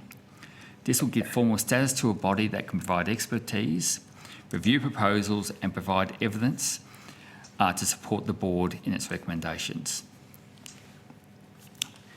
In addition to progressing this bill and the NRF, the Academy will be pleased to talk to you and other senators about the need for an independent review of the science and research system and robust independent mechanisms for science advice to government and the Parliament.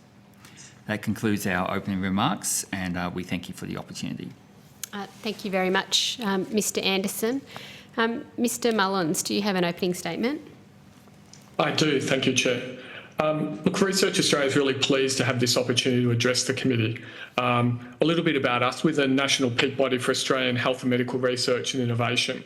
And our membership includes all stages of health and medical research and innovation and organisations from universities to medical research institutes, charities, healthcare providers and companies large and small. So companies like CSL, one of Australia's largest, and companies like Vaxxus, which is a new company developing and manufacturing a revolutionary vaccine delivery technology. So covering that whole pipeline.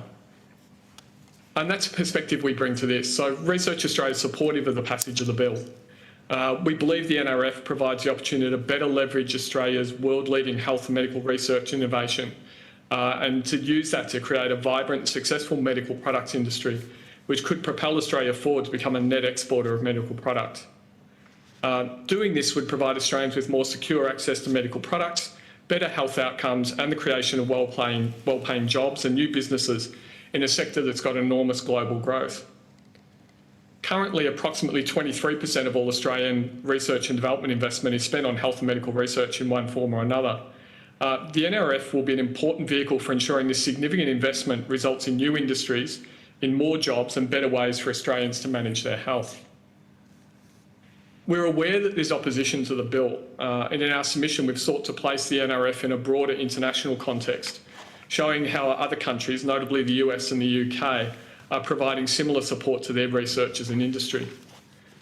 We've also sought to place the NRF in the broader national context of government support for research, innovation and industry. And to continue with that pipeline analogy we've outlined in our submission, many of the upstream programs that exist. And we believe the challenge for the government and the NRF is to identify how the NRF can draw on these to provide a more streamlined and coherent approach to supporting research, innovation and manufacturing in Australia. Achieving this will lead to greater efficiency and improve the capacity of our research to progress beyond discoveries to new products and therapies and better utilise the resources of the NRF.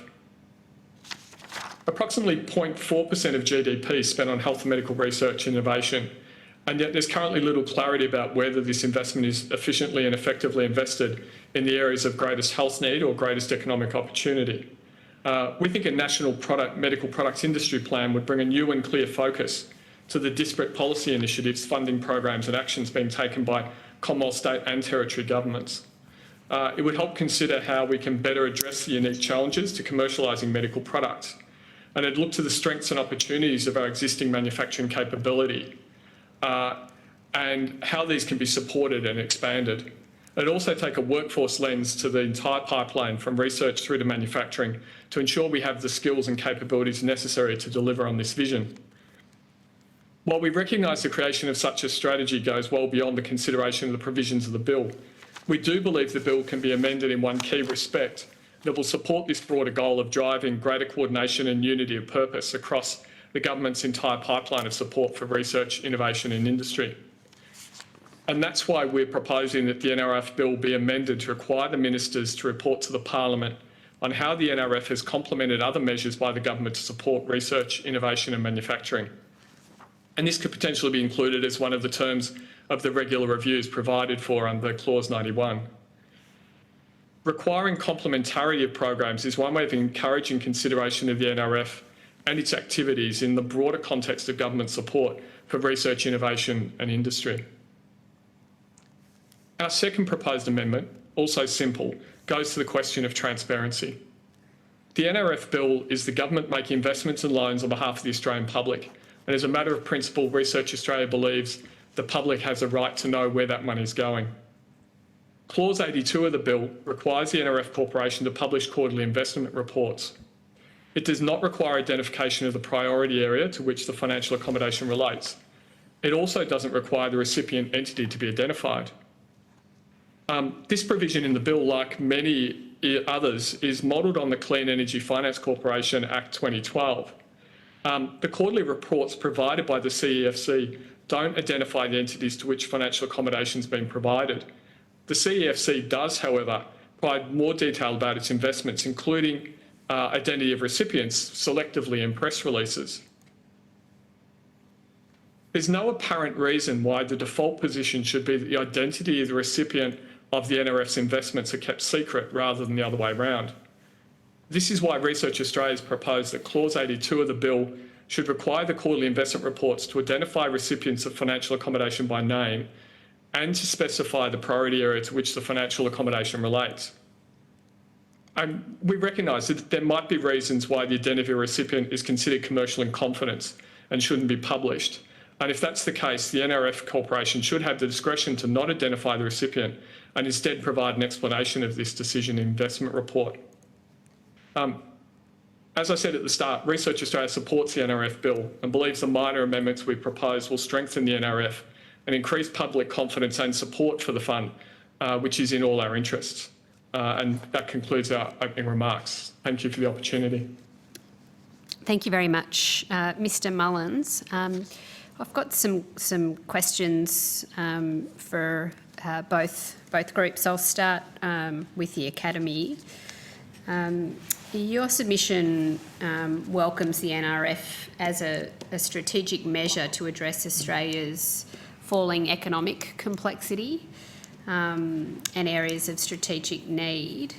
Can you please sort of elaborate on what's led you to say Australia's sort of in the situation of having falling economic complexity and how you see the NRF as assisting in, rebuilding and diversifying our economy? So I think the comment is basically founded on a study that was conducted by Harvard in probably 2015-16, thereabouts, where they placed Australia as the 91st country with regard to economic complexity. So roughly halfway down the list with neighbouring countries that we would not consider ourselves to be like. And so I think that was a pretty robust study. I think, and that to us leads to the conclusion that that's not a place where Australia should want to be. This particular fund gives us the opportunity to identify ways in which we should take advantage of Australia's comparative advantage. We spend too much of our time talking about competitive advantage, which means that somebody with money can come along and buy it anyway, and we've seen examples of that. We buy in all our solar panels, basically through research and largely invented here, shipped off, bought back as a value-add product. We can't continue like that. We've got to actually get our act together. And I could say as a former chief scientist how frustratingly hard it is to persuade Australia to get its act together. So this is an area I think we have an opportunity now with this fund to be quite strategic in how we use it and develop it. I agree with the sentiments that Mr. Mullins expressed with respect to information and data, and our default position is that the data should be public. There might be reasons why some of us get back, but that's a decision rather than keep it secret and then let it leak out. So that sort of substantial shift in our behaviour. I would also add one other thing, and that is that, and it also relates to what Mr. Mullins said, but we've published papers that say Australia has something like 202 federally funded research programs, over 200 anyway. Some of them are small, admittedly, and some of them would continue because they're little bits and pieces from departments, but across 13 portfolios. And so it's why the Academy has been arguing now since at least 2019 that we should have a serious review of how we actually fund research in this country, that we are putting it where we have comparative advantage, which goes down also to expertise, where we have bodies of experts and we should make sure that we get the best value from them. But we really do need to begin to think through how we position the country in a fiercely competitive, pretty hostile world, where we've got to look after ourselves, we've got to take advantage of what we can offer, we've got to look for new markets, we've got to build new industries, and we've got to think about what sort of future we're going to bequeath to the grandkids. Thank you. Moving to the role of science in all of that agenda and the role of the NRF, you, in your submission, you call for the NRF to be supported by independent scientific advice. How would you see that advice complementing the work of the NRF Corporation?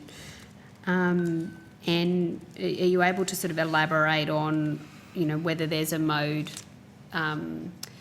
that you're sort of looking at by which the NRF Corporation could engage with science? Yes, Senator. We have taken the view that the board will need clear, reliable scientific advice on a range of topics. This would be for anything from its role in advising government on priorities,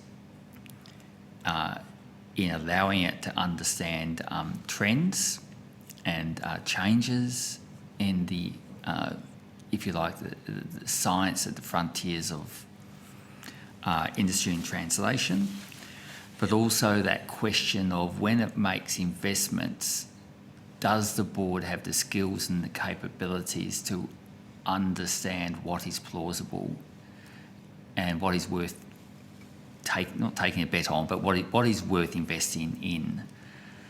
There are a range of potential mechanisms that the committee could consider. It's anything from utilising the chief scientist or the National Science Technology Council.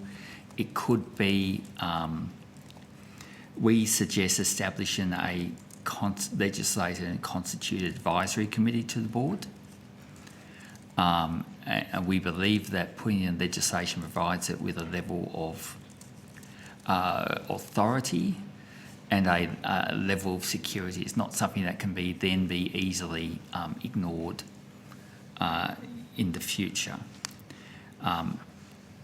So a specialist committee would be able to give advice with depth, breadth and capacity, but it would also be able to provide an assessment of the evidence base for the board to better inform its decision making.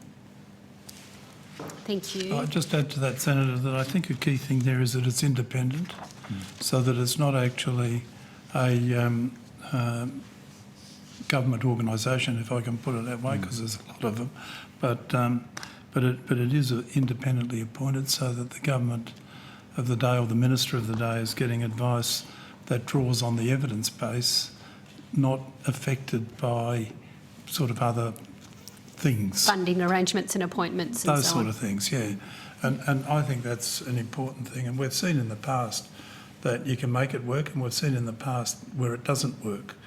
And I think it's better to set up a new thing like this, which is so strategically significant and so substantial, with an ambitious agenda, that it gets that overtly independent advice.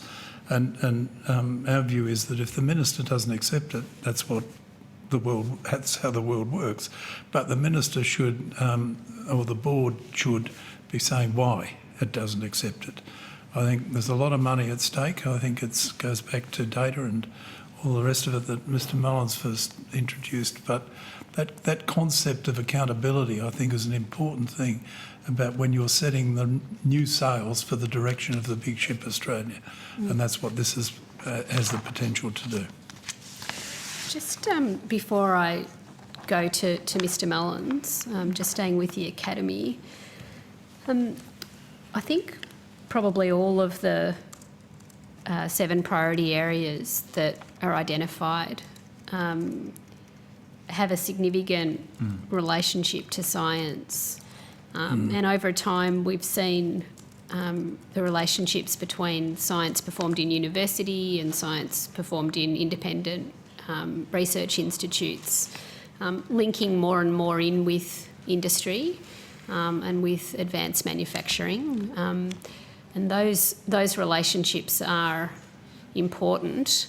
Of course, I make the caveat that pure scientific research is also important. But how do you see the NRF best continuing to foster the relationships in those priority areas between scientific research and the value add, Professor, that you talked about, and more broadly advanced manufacturing? How can the NRF boost those relationships? So Chris will add to this, I'm sure, but primarily by making it clear, what it wants and what it wants to achieve and how it wants to achieve it. So I'm a admirer of how the American system has worked in this area since Ronald Reagan, indeed, and how they've tried to solve problems but recruited the research sector to solve the problem too. And they've done it very effectively. They will tell you how good it is if you ask them, and it is. I mean, the reviews, constant reviews and so on of how they go about it, certainly up until recent times anyway. I don't know. I haven't talked to them for 3 or 4 years, but up until that time, and I think you can establish a system where the objectives are clear, the problems are clear. It's all very well to set a priority, but under that priority there are projects. So what do you actually want to do with some of those priority areas and so on? And you can work the two together by identifying them and then recruiting to solve the problem, rather than, in my era of academics saying, I've got a lot of knowledge about something and I expect you to be interested in it. It's how you use that knowledge to make sure that you can solve some of the problems. And with a fund like this, you're able to set objectives, you're able to set priorities, you're able to say we want problems solved, and we recruit the talents of the Australian scientific and technical community to solve the problem. And I think that's a good way to go. As you said, Senator, the basic research is critically important. We've tended to neglect it in Australia by thinking that everything should be applied if it's worth anything. It's not true. The new technological developments don't come out of the oven fully baked. They come out of the oven using knowledge that's been created over sometimes 40 years. mRNA vaccine, to take an example. 40 years ago they started thinking about and working on how you might be able to do that and use that, and eventually it comes to pass. So you need the basic knowledge, but you need the potential users or adapters of that knowledge to be able to identify what they want, and don't assume that it's somebody else's fault because the translation is occurring in the way you would like it. And we've tended to say it's the university's fault. I utterly reject that. I don't think that's true. I think I gave a speech once and it was called It Takes Three to Tango. So apart from the fact that everybody thought I was stupid and didn't know how to tango, which is true, I don't, but the reality is it takes business, government and the research sector to work together to make it work, and we can do that with this policy. Great, thank you. Yeah, I think you would have to, building on those remarks, I think you have to see the role of a mechanism like the NRF, like the Clean Energy Finance Corporation, in the renewable energy space as some of that glue that helps connect. We've identified for a long period of time that there is, valley of death is probably not the right phrase, but we identified for a long period of time that there is a gap in Australia between getting an idea to early stage commercialisation and then getting it ready for business and industry to pick it up. And hopefully the NRF can fill that gap, but it can only fill that gap if there's also a corresponding commitment from government to coordinate what the NRF needs in terms of the whole sector. So you would think logically there would be connections between the priorities that are expressed by the government for the NRF with the science and research priorities, with the policies and practices that the Department of Education is telling universities that the government needs, And you also need to build that base capacity as well. You can't ignore the fundamental basic science and building up the skills and capacities as well. So it is all about coordination. And I suspect that's probably something that Research Australia will also talk about. Yes, that's a good segue to you, Mr Mullins. You talked about the reporting requiring a focus on complementarity. I think from my understanding of the evidence I'm receiving here, you were referring to that complementarity between industry and science. Is that right? And is that one of the ways that we can ensure that these links are fostered through the NRF? That's correct. It's also about complementarity of the government's own programs. So Professor Chubb was giving the example before of the 200-odd research programs across all those different portfolios. And even within the narrower area of health and medical research, we see the same thing, where there's something like 9 portfolios funding different programs. Those programs have different objectives. They're created for different reasons. And they will often fund a piece of research to a certain point. And then the researcher needs to find that funding somewhere else. In an ideal world, you would have a system where if your research was progressing well, you were meeting the milestones, you would know at the point before your funding ran out that you would have funding for the next part of that. You would know what program would fund you, how that would follow through. That's not the way the system works at the moment. We've got a lot of duplication, a lot of streamlining. If the NRF needs to look backwards and talk about how it complements what else has happened, then there's the opportunity, I think, to try and even out some of those gaps, deal with some of that duplication and streamline that process. Okay, thank you. So I'll go to the health and medical research sector and see medical science and the medical devices and related sectors are a priority area in the National Reconstruction Fund. Is there a global race for capital going on in this sector? And how will the NRF help position Australia in that race? Thank you. Look, there is a global race for capital, and there are countries that have much better established venture capital markets for this. The USA is a good example. Israel is another example. What we've found in Australia is that ideas progress to a certain point, to that very early stage point, and either can't achieve funding to go further, or the funding comes from overseas and the work then moves overseas and the jobs go with it. So a piece of early stage research, it might be developing a new drug, for example. It will get to the point where someone's interested in running a stage 1 clinical trial. That's very expensive to do. Rather than keep that here, try and do the work here, get the capital here, it's actually more often the case that that will lead to that IP being licensed to an overseas company. And then we get the licensing fees back, but we don't get the further development from that.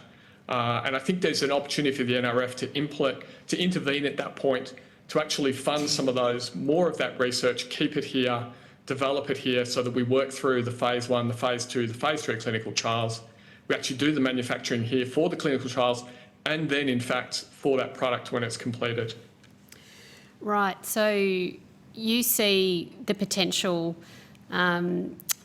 not just for the manufacturing of the prototypes that are being used in the clinical trials to be performed in Australia, but you see the potential for the actual mass production for market of any resulting approved device being done in Australia with the support of the NRF.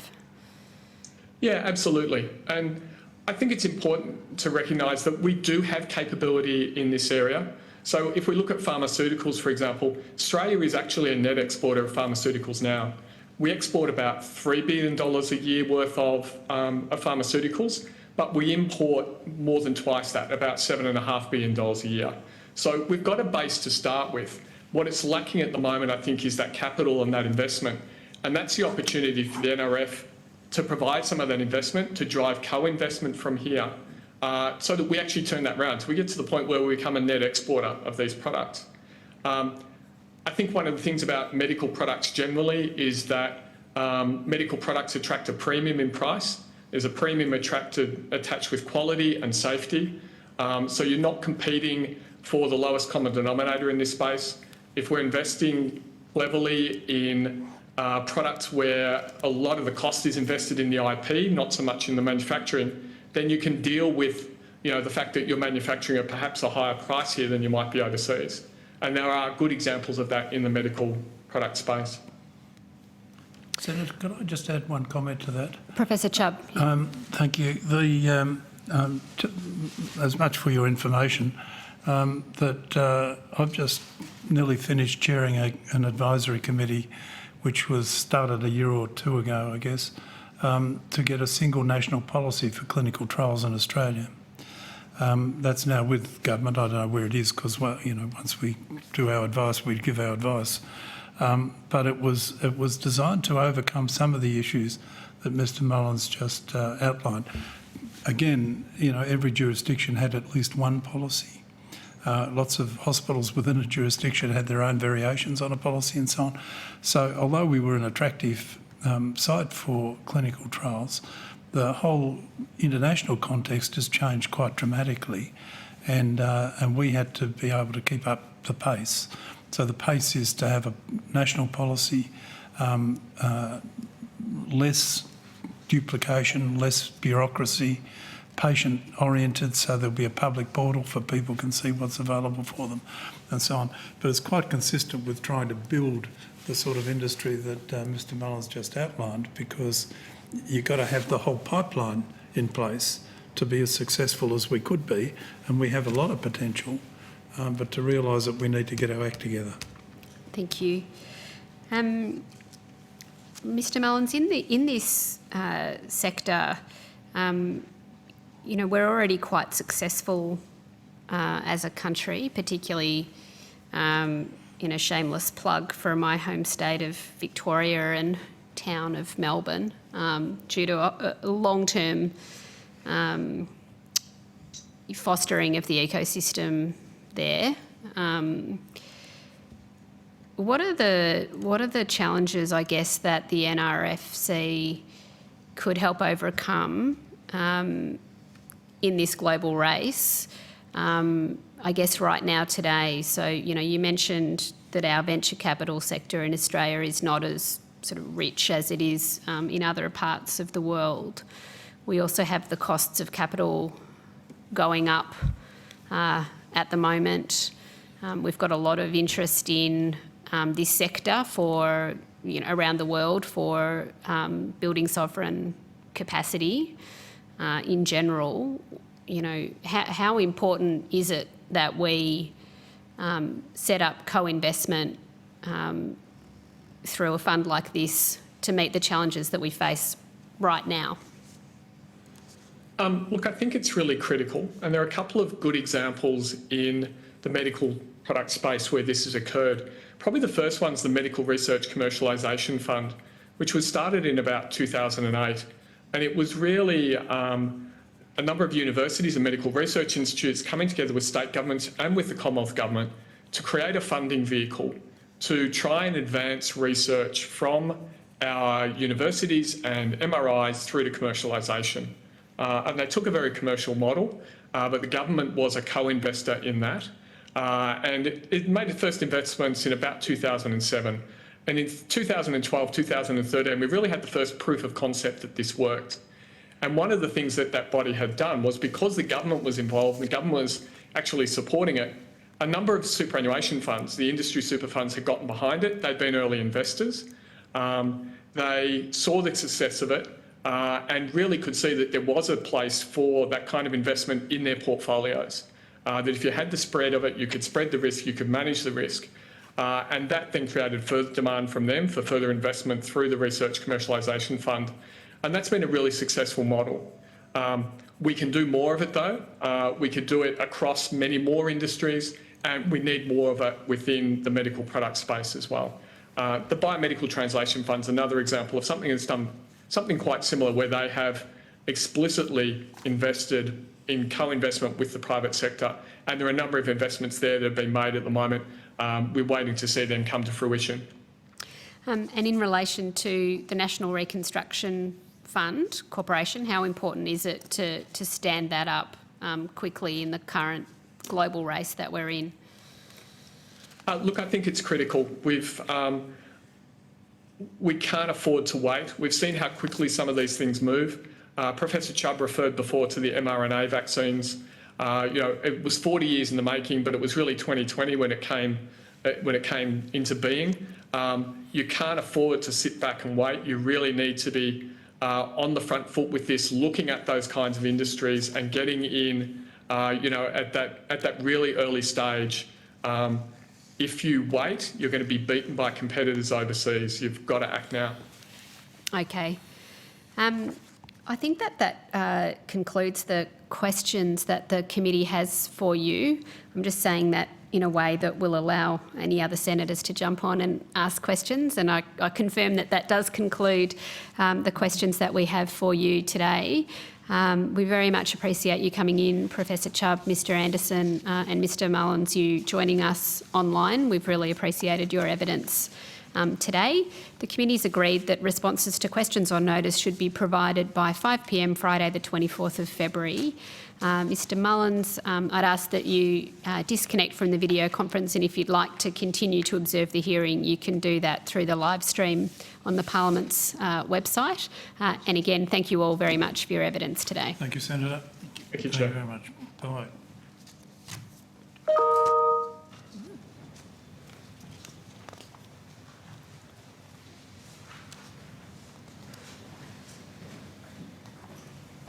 Committee will take a very brief suspension while our next witnesses come to the table and online. Welcome representatives from the Australian Aluminium Council, the Australian Food and Grocery Council and the Space Industry Association of Australia. I understand that information on parliamentary privilege and the protection of witnesses giving evidence to Senate committees has been provided to you. For the Hansard record, I'll ask you to each state your full names and the capacity in which you appear today. And we might start with those in the room today. Ms Barden. Tanya Barden, CEO of the Australian Food and Grocery Council. Thank you. Scott McGrath, Director of Government Media Relations at the Australian Food and Grocery Council. Great. Thank you. And then Ms Johnson. Yep, Margarita Johnson, CEO of the Australian Aluminium Council. Thank you. And Mr Brown.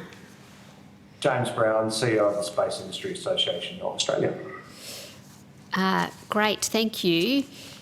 Now, do each of you have a short opening statement that you'd like to make? And if so, I might need to ask that it's quite brief, given that we've got three of you on the panel. But we'll start with you, Ms Barden, with your opening statement. Okay, thank you. Thank you very much, Senator. Good afternoon to the Chair and also the committee members, and thank you for inviting the Australian Food and Grocery Council to provide a submission to the inquiry.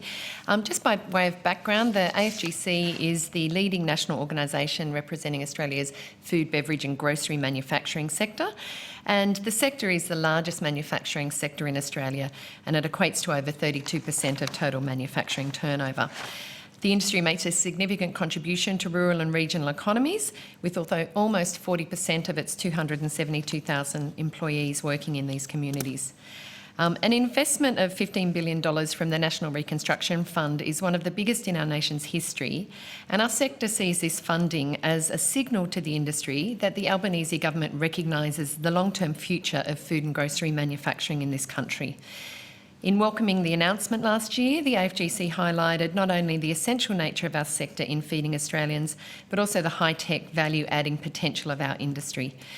The agricultural output of our nation is only able to become the products that consumers know and love through a really strong value-adding sector, and an ongoing focus and contribution from the NRF to maintaining that focus on value-adding is really critical. The last couple of years of the COVID pandemic has shown that it is really essential to have a strong domestic food and grocery manufacturing industry, but COVID has also shown some challenges to the resilience of the sector, and again, hence this focus through the NRF is really critical on how we maintain that strong presence in Australia. We welcome the fund's ability to improve the resilience of our supply chains and contribute to a more environmentally friendly future for domestic manufacturing. And on supply chains, one of the big challenges we often face is around the east-west rail link and some of the big disruption from floods and fires to transport across the country. The work of our members to reduce soft plastic packaging going to landfill is also another area where we see the NRF is well positioned to be able to contribute through the development of a local advanced chemical recycling industry, and that would allow us to be able to close the loop on soft plastics, which would be world leading. In terms of the fund, just wanted to mention that we would welcome the fund to maintain some flexibility. The intent and purpose of the fund is very focused and we think well placed, but it is important to make sure that there is flexibility in the delivery mechanisms over time, particularly as the investment challenges that our sector faces are very real, and we need to make sure that those mechanisms are well targeted to address those over time. So look forward to working with the government and the NRF as it comes to fruition and in many years to come, and thank you for your opportunity to appear today. Thank you very much, Ms Barden. I might go to you, Ms Johnson. Thank you. And I would like to just start by acknowledging the traditional owners of the lands of the Turrbal and Yagara people where I am today, and pay my respects to their elders past, present and emerging. Aluminium is one of the few commodities in which the raw materials are mined, refined, smelted, extruded and distributed all the way to a consumer product right here in Australia. Aluminium's role in lightweighting, electrical infrastructure and renewable energy equipment make it fundamental in both the national and global transition to a clean energy future. It's expected that by 2050, the global demand for aluminium will nearly double from 100 million tonnes to around 190 million tonnes a year. Our industry is already a successful example of vertical integration, but it's far from being at capacity. 40% of the bauxite mined here is exported as aluminium ore, 85% of the alumina refined is exported in that form, and 90% of our primary aluminium smelted here is exported. So the 100 million tonnes of bauxite we mine in Australia could produce around 20 million tonnes of primary aluminium, which is 13 times Australia's current production. So when I look at the objectives of the NRF to capture new higher value market opportunities to help our businesses grow and succeed in economies of both today and in the future, I see a world of opportunity for our industry. The single biggest factor determining the location of future refining, smelting and other manufacturing is the supply of reliable, internationally competitive, low emissions energy. The success of all future Australian industries depend on it, and we need to get that right. But the NRF is aiming to create high quality, sustainable industries and jobs. Our industry already directly employs 17,000 people and indirectly supports 60,000 families in regional Australia, people who live and work in the communities in which we operate. But again, there are opportunities to grow this more. The NRF will focus on Australia's current and emerging advantages, like opportunities to create renewable and low emission technologies. If we mine it here, we should make it here, and using the existing aluminium supply chain is a great first step. For example, aluminium is one of the major inputs into solar panels, and Australia's extruders already have the capability to produce aluminium frame and racking for the sector. It's an area where we should have comparative advantage, but as the solar panel industry develops, we must ensure that the panels are not only Australian made, but they're made with Australian content. The NRF is also aiming to ensure more materials extracted here are processed domestically. Our existing industry is already an enabling pathway for new economy industries. For example, we're seeing demand not only for commodities such as bauxite, alumina and aluminium, but also other emerging commodities like high purity alumina, aluminium alloys and aluminium salts. And we're seeing our strong regional manufacturing base creating new manufacturing opportunities, such as the construction of a new high purity alumina factory in Gladstone. When considering the scale of the NRF, it's also worth considering the cost of transformation for industry, which will see it survive and then thrive into the future. The Mission Possible Partnership recently released a global study which estimated the cost of the global industry transition to be around $1 trillion US, including the investment required in the electricity sector. Considering the size of the Australian aluminium industry, we would need a comparable investment of around $30 billion to deliver the same outcome. Australia is competing internationally to attract the necessary capital and investment to undertake a global transition. In this context, we welcome the funding for the NRF, which is an important step towards ensuring Australian industry has access to the capital required. In conclusion, aluminium is part of a clean energy future, and Australia has a central role to play in its global supply and transformation. While not being a one-size-fits-all solution, the NRF provides the opportunity for investment to leverage Australia's natural and competitive strengths and to support the development of strategically important industries such as aluminium and shore up our domestic supply chains. Thank you. Thank you very much, Ms Johnson. Mr Brown, did you have an opening statement that you'd like to give? I do, Senator, thank you. My name's James Brown. I'm the CEO of the Space Industry Association of Australia, and I represent more than 60 companies engaged in the Australian space economy, who between them account for more than 10,000 workers. Our members range from small not-for-profit STEM educators through to universities, research organisations, SMEs and large multinational prime contractors and professional services firms. I want to make 3 points today and give 2 examples on behalf of our industry. My headline point to the committee is that the Australian space industry should be a named priority area for the NRF, with $500 million of allocated investment. The NRF, we think, is a model which addresses an urgent need for critical strategic nation-building industries for which there are structural obstacles to private investment, and it's tailor-made for the space industry, where programs are complex, international, long-term, and more often than not have a dual-use civilian and military component. For that reason, in every space market in the world, government plays a strategic role to help private investment overcome these structural obstacles, and the NRF can do that for Australia. At the moment, Australia is crawling in the global space economy whilst our friends and competitors are sprinting. Private investment into Australian space industry currently faces significant challenges, and the NRF, we think, provides an excellent opportunity for government to signal a multi-partisan, strategic, long-term commitment to sovereign space capability. The space industry is one in which nearly all Commonwealth government departments and agencies do or will soon have interests and equities. And my second point is that space technology and services are a critical accelerator for all of the other current named NRF priority areas, particularly advanced manufacturing and defence. Investing to make Australian industry space-enabled will accelerate sovereign capability in NRF priority areas, boost Australia's international competitiveness, and secure Australian jobs in the future global economy. Nearly every industry in Australia is currently reliant on space. Transport, shipping, resources and forestry industries rely on space navigation from GPS. Every electronic financial transaction in Australia is dependent on satellites in space. Defence relies on satellite intelligence, and regional communities are connected by satellite communications. By the time the NRF completes its work later this decade, there will be 2 types of industries in the global economy: those that are space-enabled and those that aren't. Non-space-enabled industries will simply be uncompetitive. And thirdly, we're asking for this allocation of priority to space because the government will get an outsized return from investment in space industry. Space industry development is one of the highest return investments governments can make in a complex economy.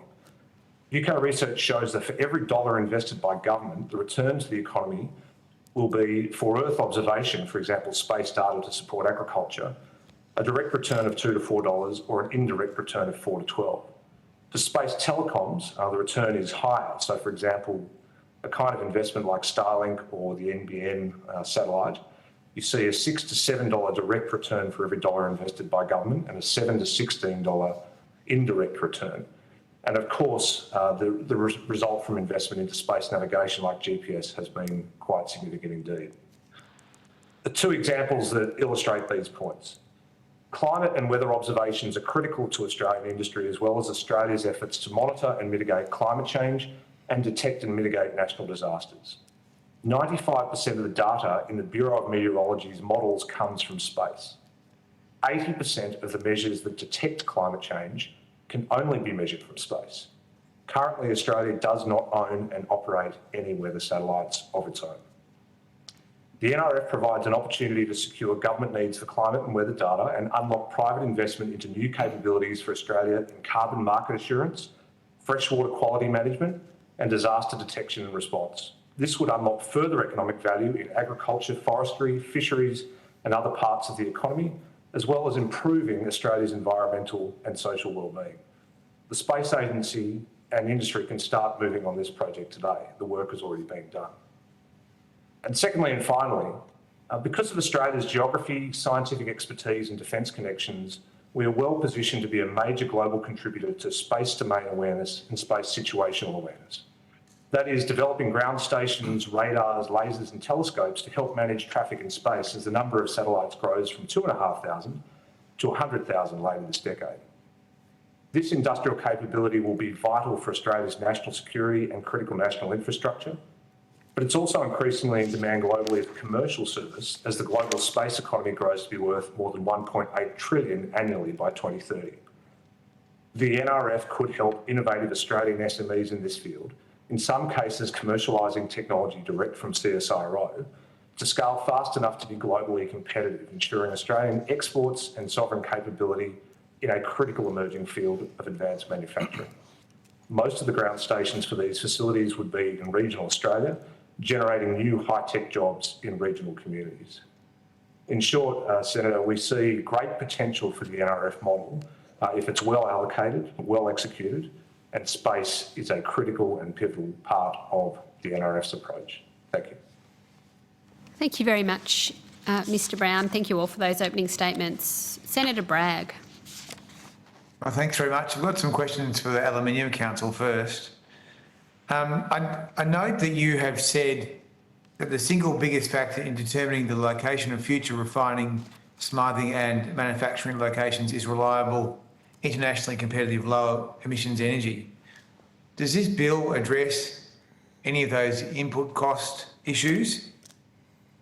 So I don't think that that's the intent of this bill. And I think to be able to transform the economy, what we will need is, first of all, to be supplied with the energy, but we will often also need to make co-investment on our side of the fence, so to speak, for example, in investing in new technologies being installed at alumina refineries to be able to capitalise on that new reliable energy as it's available in Australia, to be able to transform our Scope 1 emissions to zero emissions renewable energy.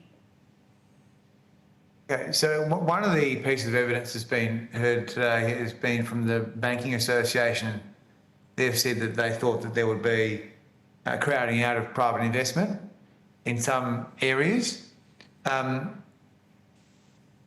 So, I mean, what do you think the Reconstruction Fund will offer the sector that it doesn't currently have? So we're not looking at the NRF as a one-size-fits-all in the same way that we don't look at the CEFC as a one-size-fits-all. Yeah. We look at it as a potential source of capital funding for some of our members for some projects. Equally, we acknowledge that some of our members may choose to seek funding elsewhere.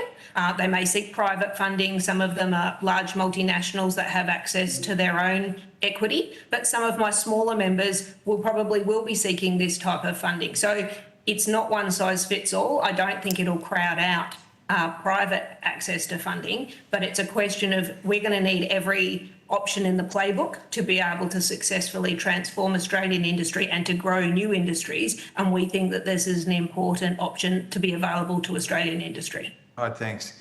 I might just ask the Food and Grocery Council, you've said in your submission that the investment mandate does not provide the sector with confidence or certainty that it will be able to meet the investment needs of the sector. So what does your sector need? What is it looking for?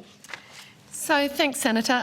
We did some analysis that showed that our industry has had a drop in profitability from $8 billion to $5 billion over the previous decade. And as a result of that, capital investment and research and development investment have really stagnated. And that's a real handbrake on future growth for the sector.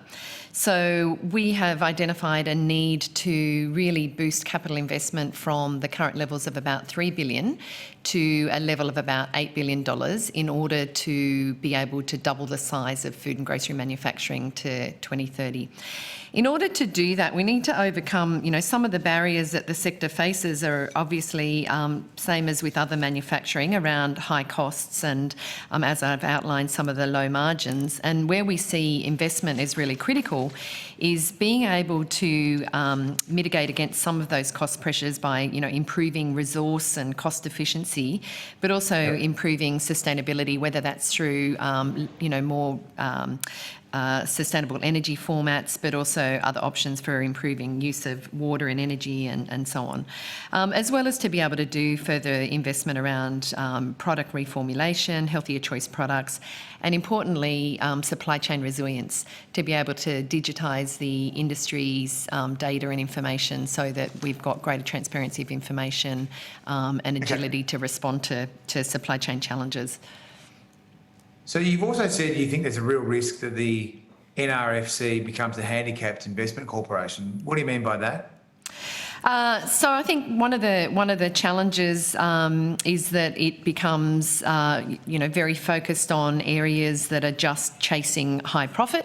And I think what we've pointed out in the submission is to make sure that its focus is on being diversified, so that there's a mix of the investment types that it's looking at across different risk-return profiles. Okay, and just in your own kind of industry, what is the removal of food and beverage manufacturing as a priority area done? So food and... Poor investment. Yeah, when you say the removal of it, do you mean compared to previous policies? Yeah. Previous policies. Yeah.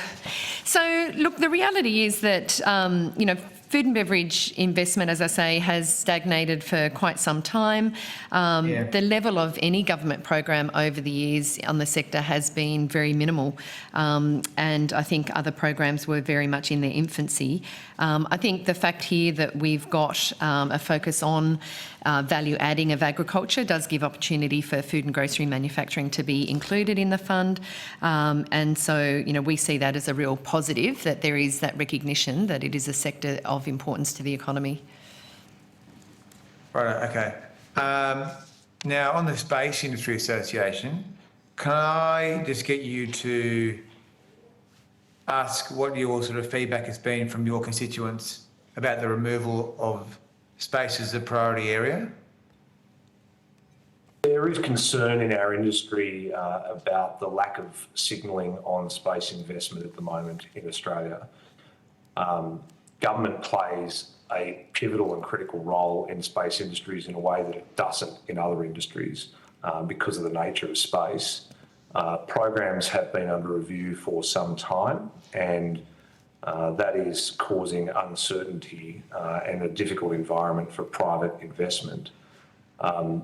Additionally, companies have made investments based on signals from the previous government and Parliament. As an example, one of our members hired the head of AI strategy for NASA to come and work in Australia, put aside their own capital and lined up significant private investment for a space project that the government had called for tenders on. And the 12-month delay in progress on those tenders has made things really quite difficult for them. So we are seeing a degree of uncertainty at the moment. And what do you think about the impact? Is it going to be job losses or other things in Australia? Well, we're already seeing companies slowing down investment into the Australian market and looking at other markets around the world, particularly other markets in the Five Eyes community for those that have national security applications for the technology they're developing or the services they're developing. We're seeing a lot of momentum in return to Australia by space professionals, particularly Australian space professionals, but that has slowed down because of the stalled momentum. So, we really need to get this going, and the NRF is a way to do that. So I asked some questions about these space issues at the Senate estimates last year.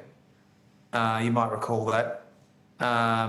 And the officials then were of the view that it was the strategic review or whatever they were doing was still ongoing, and they weren't really able to sort of say too much to me. I'm not a very important stakeholder, but the industry needs to know what's happening. Have there been any updates since that last Senate estimates? Very limited. I mean, we understand that there's a budget process underway, but space industry is an area compared to other industries where what the government says and does significantly moves the dial. Government is the anchor customer when it comes to space. So absent that prioritisation or signalling, it does make things quite difficult.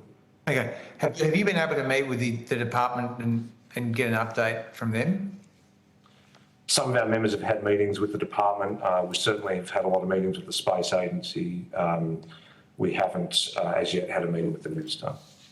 Okay. Have you met with the Minister? No. No. Okay. Have you tried to meet with the Minister? We've certainly signalled that we're open to a meeting with the Minister, and we have met with the Assistant Minister for Trade and... Who's that? That's Senator Ayres. Oh, yeah, okay. Yeah, okay. But have you met with the Minister Husig's office? With his staff, but not with the Minister personally. Okay. So you haven't been able to convey directly in person the impact of this change to the Minister? Not yet. Okay. It's very, very unusual, I would have thought. Okay, well, that's good.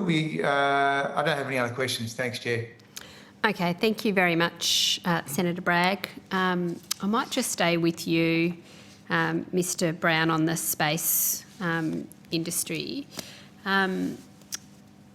There's been some discussion about whether the space industry is included in the priority areas as they stand today, and whether they should be included.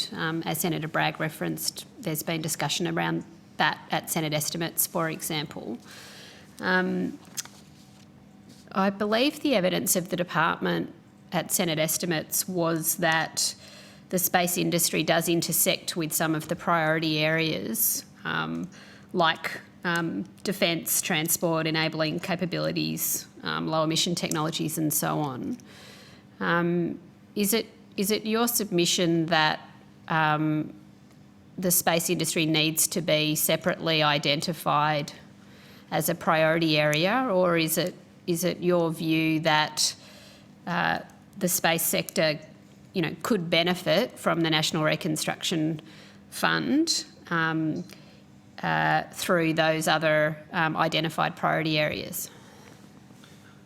Senator, I think it does need to be drawn out as its own priority area in the bill and in the approach that the government is taking to the NRF. There has been some mention, I think it was from Secretary Quinn in the last Senate estimates, that space was a priority, but there's uncertainty around the weight given to space, given that we haven't seen as many mentions of space in speeches by the government on this as we have seen of sectors like AI, quantum and robotics. So I think to clarify that, establishing space as a priority area would be a significant signal by the government and a worthy signal by the government. And in your evidence to this committee today, you've talked about how the space industry globally is effectively substantially, supported by government, both as a client and in terms of capital support around the world. What do you see that the growth of jobs in the Australian space industry would look like over the coming decade or so? And how could the NRF play a role in increasing that workforce? I think the most difficult phase for some of our smaller companies who are developing really innovative technology that's not only relevant to space but will improve a whole heap of critical industries for Australia is that point where they go from 5 employees to about 20, 25 employees. What they really need is a investor that can enter early and exit gracefully, which is the intent of the NRF, and who can provide that confidence for private investors. Government can invest on a timeline that private investors can't, and so the NRF would help meet that need of having substantial early investment. And if that occurs in a policy environment where we're clear about Australia's commitment to building a sovereign space capability, that provides, the certainty we need across multiple parliaments for these companies to grow and to attract the significant investment required for some of these really complex projects. On that point there, you talked about the need for long-term certainty and this sort of investment to be a commitment of multiple parliaments. And given the global context of other nation states, investing in this sector, what's your view about whether it would be preferable, if possible, for the National Reconstruction Fund to be supported, across the Parliament, to send that investment signal into the future and give industry long-term certainty?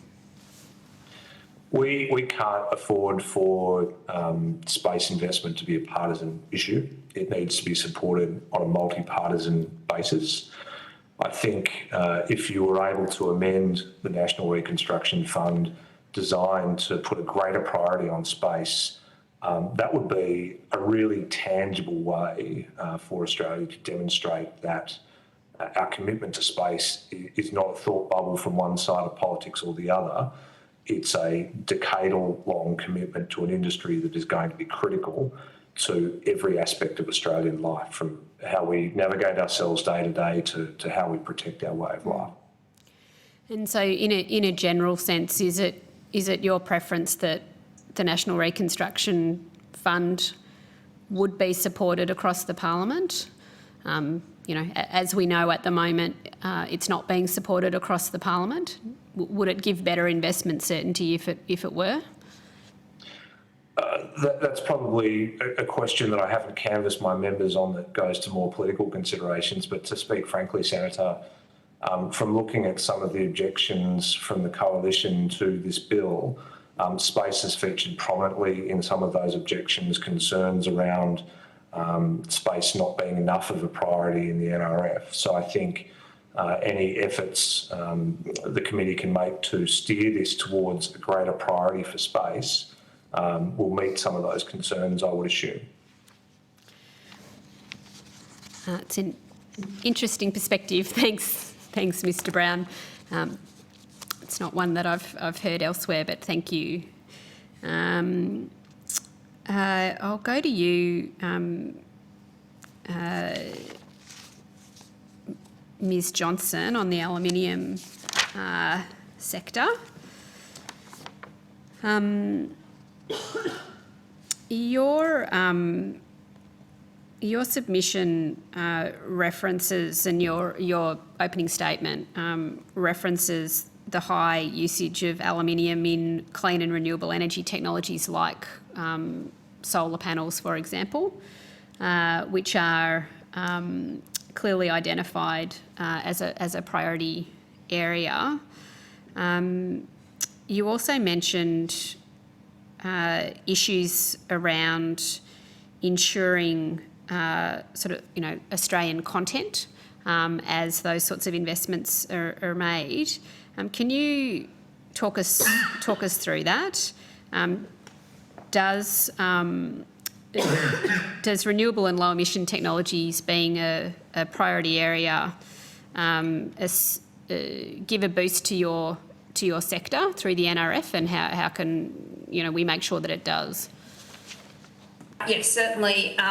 So there's two priority areas that are of direct relevance to the industry. I guess the value add in resources is sort of the obvious one, and the renewable and low emission technologies is, as you say, the other one, in which we certainly do have a very tangible benefit. So at the moment, for example, on solar panels, there isn't a large production industry in Australia of solar panels directly, although there's some emerging producers at the moment. Aluminium extrusion is directly able to be used in solar panels, and we have that industry here in Australia today. However, much of the aluminium extrusion that's used in, for example, solar racking is imported aluminium. Many of the panels are currently imported. So we actually have the capability in Australia to, as we look to the future and we look to that, what is that long-term demand for solar panels? We're going to send a really important demand signal in terms of how many solar panels will Australia need, how many wind farms will we need, how many kilometres of transmission line will we need to be able to power a green energy future in Australia. And when we do that, we really need to break down what is the composition of those solar panels, the wind turbines, the electricity lines, how much aluminium will it need, in what form, when, in what regions, so we actually can use that demand signal to help create new commercial opportunities. But obviously those new commercial opportunities for Australian manufacturing are going to require access to capital. So I think the NRF can help bring together that really important piece of making sure that when we have, for example, a solar panel industry here in Australia, it's not supplied just with imported extrusion from overseas. To do that, we will only be taking half the value of the potential future that is available for Australia. The true value will be in mine to panel, and then also creating panels which obviously are designed with a circular industry in mind so they can be deconstructed and we can have a secondary industry that we also currently don't have in Australia. Okay. And in terms of that last point you made about, I think, recycling of solar panels and the creation of a circular industry there, you also made comments earlier about energy costs being, you know, the most significant factor for you in your sector. What steps is your industry taking to become more circular in itself, in terms of perhaps production of aluminium from scrap, for example? And can you see the NRF playing a role in helping make that happen? Yeah, so it's really interesting when we look at the remelt capability in Australia, and it is different. So primary aluminium smelters, which is what we have in Australia, they convert alumina into primary aluminium. They can do a little bit of remelting, but there's a safety risk if they need to be really careful about what they remelt, in what quantities and how. Australia used to have recycling capability. We used to have 2 rolling mills that rolled aluminium and they were good remelters. When we closed the car industry in Australia, we lost that remelting and manufacturing capability. Not just the physical capability, but the skills to undertake remelting, which itself is a specialist form of manufacturing.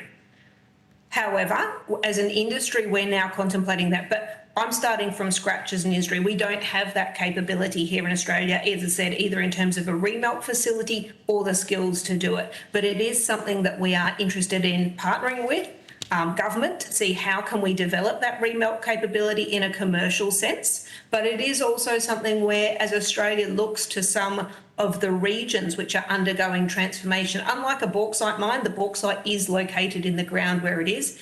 A remelt facility, for example, could be put in a region that's undergoing economic transformation, like the Latrobe Valley, the Hunter Valley, the region around Collie. It doesn't need to be located in an area that's historically had aluminium smelting. So we think that there's a great potential there in the future, but we want to be part of the conversation, but we don't currently have the skills or the actual capability to remelt in Australia. Okay, thank you very much. Ms Barden, coming to the Food and Grocery Council, from some of the discussion before, I understand that your members mostly sit in the priority area of value add in agriculture and food processing in particular. Are you supportive of your members being identified in that priority area, is being identified as a priority area? Absolutely. And one of the things that we've identified is the need for a really strong strategic focus on food and grocery manufacturing, and that we can't take it for granted. COVID has really shown how fragile the sector has been, and all the sort of transport links in. And if we're not able to make that product in Australia, then disruption globally can really impact availability of a very critical product. In addition to that, I think there's the massive economic benefit that the sector has, not only its direct footprint, but also indirectly through agricultural sourcing and many other services that input into the sector. So it has great economic growth potential for Australia as well. So yes, we see it as very important to be included and called out. We are also interested in some of the other priority areas as well. So in particular, the sort of focus around sort of low emission technologies is really crucial. Our sector is one that's very keen to reduce its environmental footprint and to adopt low emission technologies. So that's an area we're interested in, as well as recycling. And we were just speaking about circular economy. The ability for the NRF to assist in creating circular economy for plastics in particular through supporting investment in advanced chemical recycling is really crucial. That's a whole new supply chain that needs to be developed in Australia, and it can play an important role. Solving the soft plastic issue is obviously a big challenge for us, and you're suggesting through the priority area of low emissions technology that the NRF could play a role in doing that. Yes, that's right. And then I think just finally as well, you mentioned issues in relation to transport in your opening statement as well, and the challenge of east-west movement of goods, especially given climate-related issues. Do you see the priority of transport in the priority areas is important to your members as well? Absolutely. So in order to be a country that has strength in making things, we need to be able to move ingredients, inputs and finished goods around the country. And at the moment, that east-west rail link is a major barrier to being able to do that. Not only does it directly affect product exchange between east and west, but it also then impacts on the availability of transport workers on the east coast because they're taken out to have to do longer routes around to WA. So yes, we see investment focus around improving those sorts of high priority transport links as being really critical. Great. Thank you very much. Thank you all for your evidence. That concludes the questions that the committee has for you today. The committee has agreed that responses to questions on notice should be provided by 5 p.m. Friday, 24th of February 2023. Ms Johnson and Mr Brown, who are both on the video conference, we thank you very much for your evidence. You can disconnect from the video conference, and if you'd like to continue to observe the final part of the hearings, you could do that through the live stream on the Parliament's website. But for now, you go with our thanks. And Mrs Barden and Mr McGrath, thank you very much for being here, and thank you for your evidence to the committee. Thanks.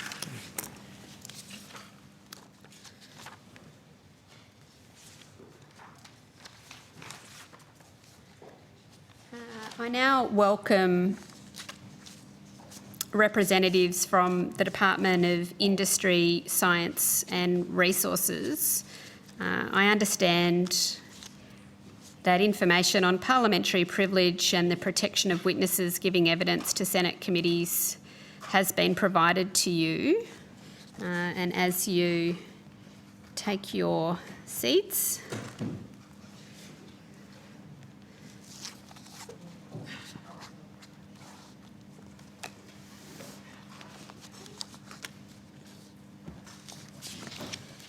it's like you've done this before.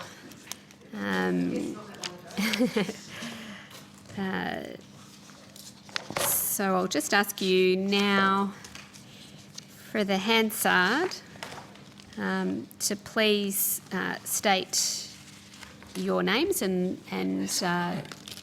the capacity in which you appeared today. We might go right from left, just looking at how we're going, getting settled on the panel. Thank you. Rebecca Mannon, I'm General Manager of NRF Strategy in Manufacturing at NRF Division. Julia Pickworth, I'm the Deputy Secretary of our Industry and Commercialisation Group. Narella Keddy, Head of Division, NRF and Manufacturing Division. Nadia Rosenman, Manager of Legislation, NRF Manufacturing Division. Thank you very much for being here today. I assume you don't have any opening comments that you'd like to give. Senator Bragg. Thanks very much, Chair. Good afternoon. Has the department provided any briefing or advice to the Minister that if the NRF is not passed, this would have a direct impact on the AUKUS agreement? No, Senator, we haven't. Okay. Has the department provided any briefing or advice to the Minister that if the NRF is not passed, it would have a direct impact on Australia's national security? No, Senator, we haven't. No. Thank you. At Senate estimates, officials stated that your department had not modelled the potential inflationary impacts of the National Reconstruction Fund. Is that right? Sorry, can you repeat the question? At Senate estimates, various officials had told our committee that the department had not modelled any inflationary impact of the fund. I just wanted to make sure that was still the position. Yes, that's correct. So no modelling. No, and I think in the evidence the Secretary gave last week at Senate estimates, Senator, she referred to any modelling and questions like that to be referred to the Treasury. Yeah. Has the department provided any briefing or advice to the Minister that if the NRF is passed, it would not have a direct impact on inflation? Senator, I think we covered some of this last week at Senate estimates, and I know Secretary Quinn referred to and read some of Secretary Kennedy's evidence in his hearing to do with this, and I'm not sure that we have anything further to add to that. Yeah, okay. Which organisations did you consult during the legislative drafting process in terms of industry associations, trade associations and the like? So, Senator, I'll ask my colleague, Ms Mannon, to take you through that. Thanks, Senator. So can I just clarify your question? Was the consultation related to legislative drafting? Yeah. Okay. The following bodies were consulted during the legislative drafting process. So the Australian Banking Association, the Australian Investment Council, Industry, Innovation and Science Australia, Industry Super Australia, the Law Council of Australia and the Australian Council of Trade Unions. How many of those bodies are manufacturing organisations? Senator, they're all representative of a range of areas. Industry, Innovation and Science Australia have a particular focus around industry-related matters. But is that right? I mean, is Industry Super Australia, is it a manufacturing organisation? I think what my colleague was saying was that the Industry, Innovation and Science Australia and that board brings together a range of different expertise, including around manufacturing and industry policy. So that group in particular brought that expertise to our consultations, and then obviously the consultations in relation to drafting the legislation, there's been extensive consultation subsequently, including to inform the priority areas declaration and the investment mandate. Yeah, but which one of those bodies are manufacturing bodies? So, Senator, I think it's to understand what the purpose of the consultation was. So the consultation that we undertook prior to the legislation being introduced was targeted consultation with a focus on the legislation. So it was really to make sure, thinking about the relevance of the legislation, have we captured everything? And we were more looking from a legislative financial expertise to make sure that the legislation was sort of capturing everything we needed to from that perspective. I don't know if you had anything else to add. No. And obviously, as part of preparing and drafting the legislation, there was a lot of consultation across the public service and drawing on the expertise of the public service in that drafting as well. Okay. What about there were statements made before the election from the now government that said, in accordance with Labor's Secure Australian Jobs Plan, the fund, i.e. the Reconstruction Fund, will only enter into financial arrangements with businesses and organisations that are providers of secure jobs. Is that part of the scheme's design? So, in the legislation, I think that's correct, we set out requirements at a broad level, and job creation, secure jobs is one of those elements within the legislation. Is in the, or at least What does that mean? What does it mean? So, I mean, as been mentioned around the NRF, it's around value, around transformation. It's about around diversification. It's about creating well-paid, secure jobs. So making sure that we can find those industries who can employ more people, where there is not just focusing on the production, but right up the smile curve in terms of manufacturing, and making sure there's opportunities along the way. I mean, are we talking about an enhanced role here for trade unions or particular superannuation funds? I think my colleague has just set out that certainly at the the legislation sets out the objects of the corporation. It goes to some of the intent of it all, and then the priority areas declaration and the investment mandate go into a sort of a level of specificity beyond that. And so what my colleagues outlined is the sort of the extent of detail of what's in the legislation. Yeah, but the priorities are set by the minister, though, right? So the priority areas declaration would be agreed by the two relevant ministers, and then it would be a disallowable instrument for Parliament. It's not set by the board? No. So it's a decision for government, the priority areas declaration. We're in the process of finalising those. And as my evidence had estimates last week, there'll be more specificity around those priority areas. And then that's where it then is, does have parliamentary scrutiny as a disallowable instrument. And that's part of the process of where we're up to and what we're working through at the moment, is that advice to government. So what do you think about this idea that the ACTU have asked for 2 board positions? You're asking us for an opinion, Senator. Obviously, you're the special advisors here to the government, so this is a great opportunity to get some of your wisdom on the record. So, Senator, as I mentioned, in terms of where we're up to in the process, we've undertaken an extensive amount of consultation, including receiving written submissions, including face-to-face meetings, and there's been an array of different views put as part of those submissions, and now we're working through that, the sort of the step that we're up to in the process means that we'll be providing advice through to government, and part of that is working through the advice that's in those, or the views that are in those submissions. And obviously we've heard from a range of different stakeholders, and my colleagues here can certainly go into quite a bit of detail about the consultation and the process and what we've heard. So I suppose in that... But what do you think about this two board seat claim? It sounds like a pretty good try on. So Senator, like my colleague has just said, we've read over 250 submissions. We're in the way of making our way through them. Many people are making many suggestions around the NRF and the design and what we should be putting forward to government. And as we work through that, we'll put advice to government as part of that process. It's a very diplomatic answer. Very, very good. Okay, well, so I just want to go into the finances here. So we're talking about 15 bill.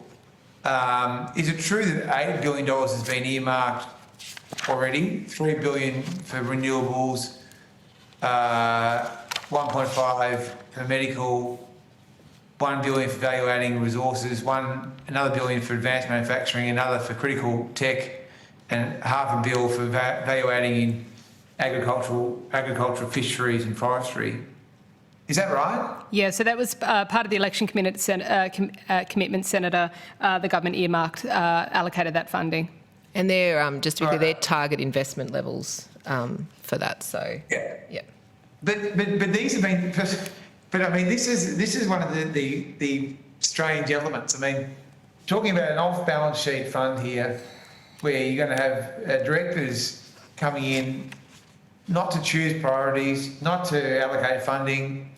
Like we have to wonder what these people will be doing. I wonder whether it actually is in the ACTU's best interest to have 2 board seats. Anyway, so what happens with the other $7 billion? That'll be a decision for the board. Okay, so $8 billion is decided by the government of the day, who've already allocated funding ahead of the legislation of the organisation, and the other $7 billion is decided by the board. I think typically there's the target investment levels for those priority areas as you've set out and that we've kind of run through.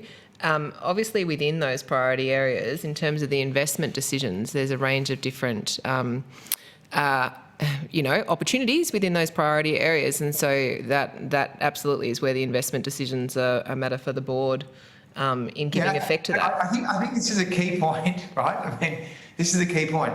So you've got a $15 billion fund, $8 billion has already been allocated, and you've got $7 billion sitting there to be allocated by a board. So you've got different governance over different parts of the fund already. Senator, obviously across the Commonwealth there's a range of special investment vehicles, and within that they have a range of different priorities, and each of those boards makes those investment decisions under those investment vehicles, and that would be the case for this special investment vehicle as well. So This is the same fund. This is the same fund. But It's not a sub-fund, it's one fund. Within those priority areas, there'd be a range of investment decisions that the board would need to take. And obviously, under each of those priority areas, there's a range of different investment decisions and opportunities that the board would need to take. I mean, this is going to get out of control. I mean, you're going to lose control of this thing. It's going to be a disaster. You can just tell from this testimony today. I mean, how can you run a fund where half of the money is decided by executive government effectively, and the other half is decided by a board? I mean, Senator, as I said, there's target investment levels in there. There's a range of decisions that would need to be taken within those investment levels. What happens with the $7 billion? So that's a decision for the board in terms of how they wish to allocate. Okay. Well, anyway, I think I've made the point. So, just going back to the investment mandate, is that going to be disallowable? No, Senator. It's a non-disallowable instrument. So, Senator, similar to the CFC and other special investment vehicles, it will be a non-disallowable instrument. And the reason for that is to give that certainty to the board. So when the board are making investment decisions, they are aware of the guidance direction of the government of the day and those two ministers who have signed off on that investment mandate. The board's only allowed to invest $7 billion anyway. No, Senator, the $15 billion has been appropriated to the NRF. Yeah, but the $8 billion has already been determined.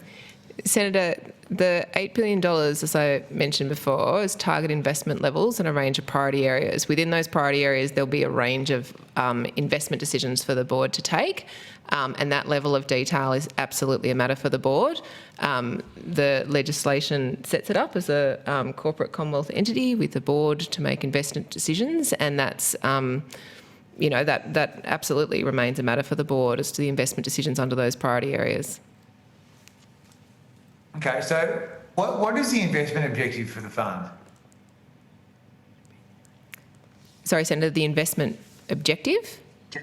Like, I mean, when you set up a fund, an investment fund, it's supposed to achieve a return. So what's the return objective? So the investment mandate will set out that detail and the investment objective for the board. Okay, so the incoming government advised the Parliamentary Budget Office that the fund will be subject to a mandate to ensure returns of at least the 10-year Australian.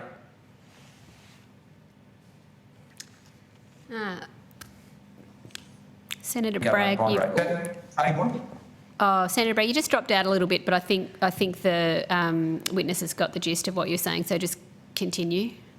Sorry, Senator, if you could, you just dropped out at about the Parliamentary Budget Office. So if you could repeat the question, that would be great. Thanks. So the incoming government advised the PBO that the fund will be subject to a mandate to ensure at least the 10-year government bond rate. Currently, that's a yield of about 3.6%. So is that the starting position? So, Senator, this is all advice we're currently we're looking at, and we're looking across all special investment vehicles, and it's advice we'll be putting to government as we finalise our proposal for budget.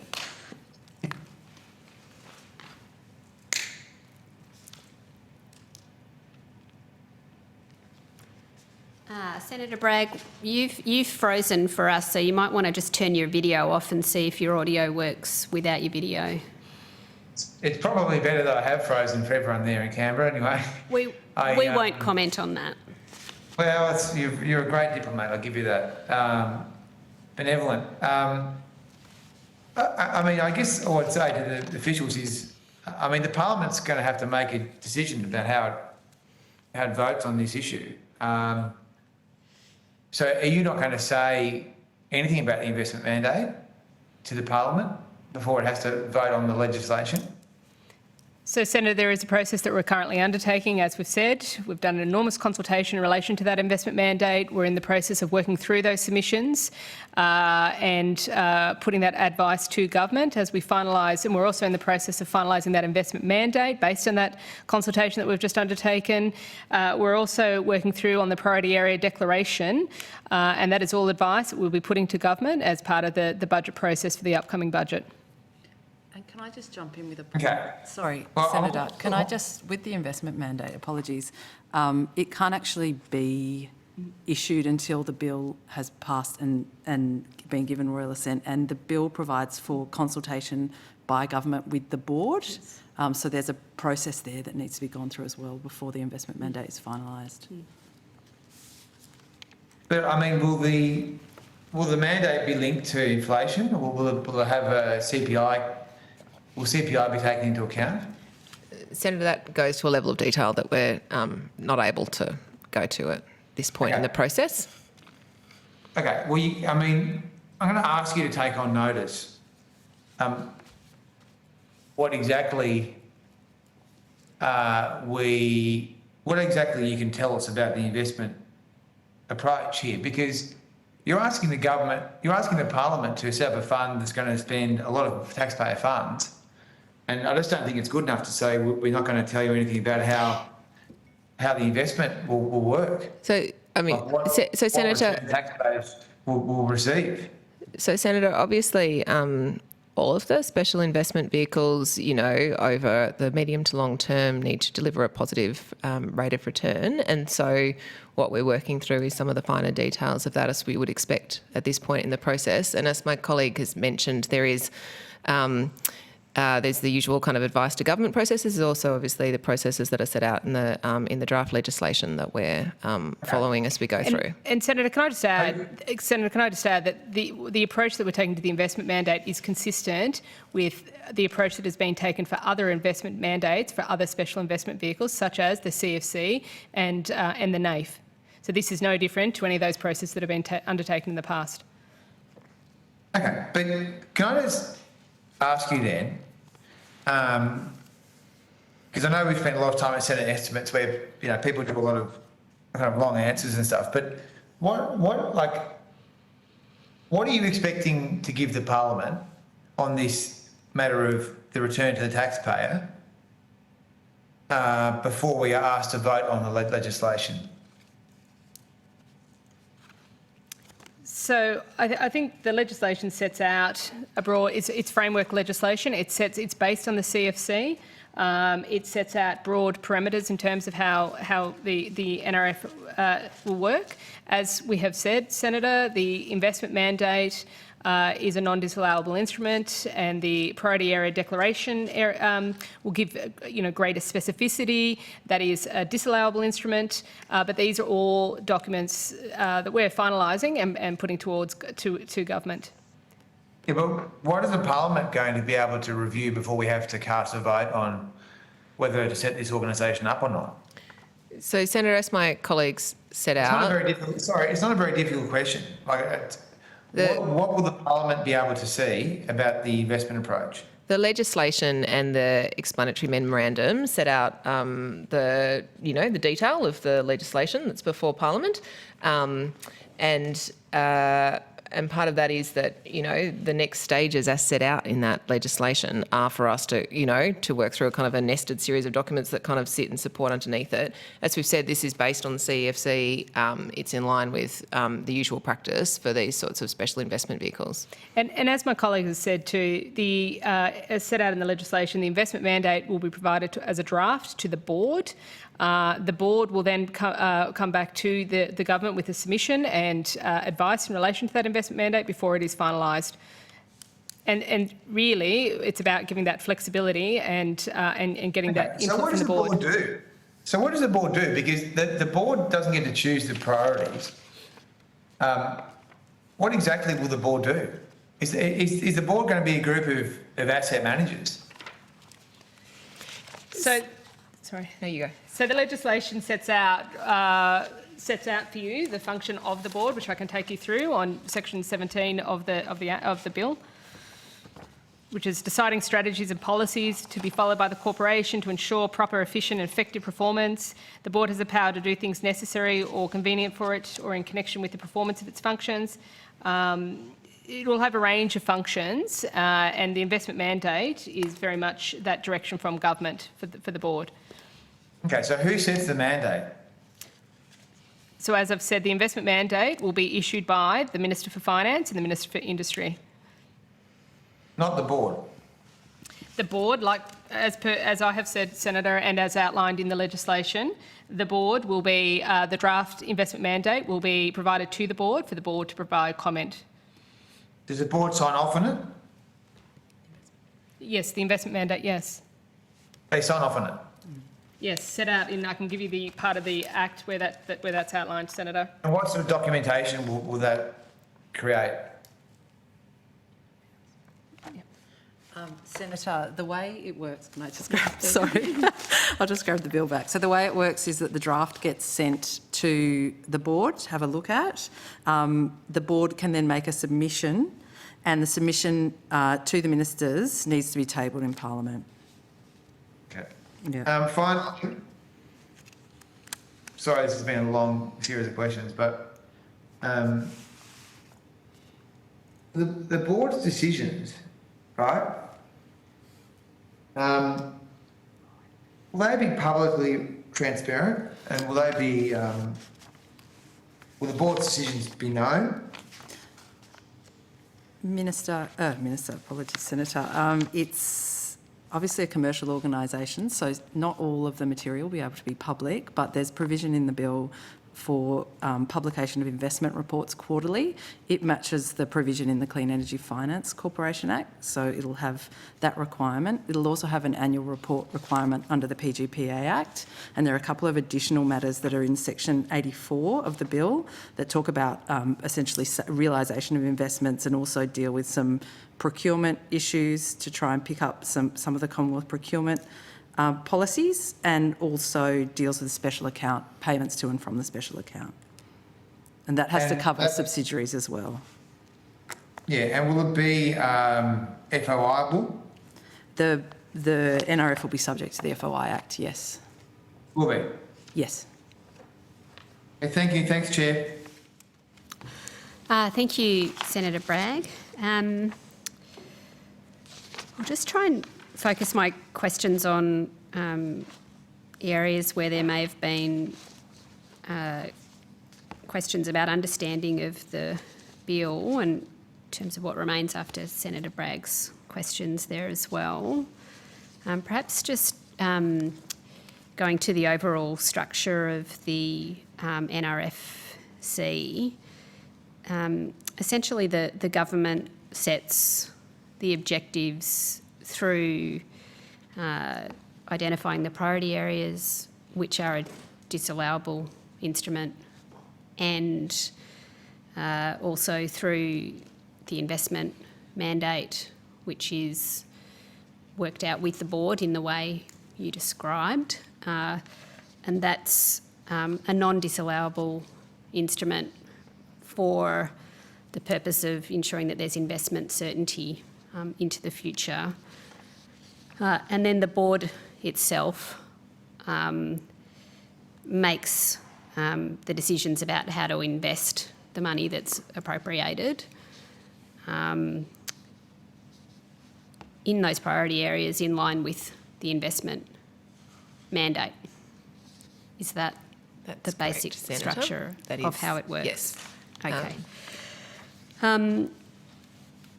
Okay.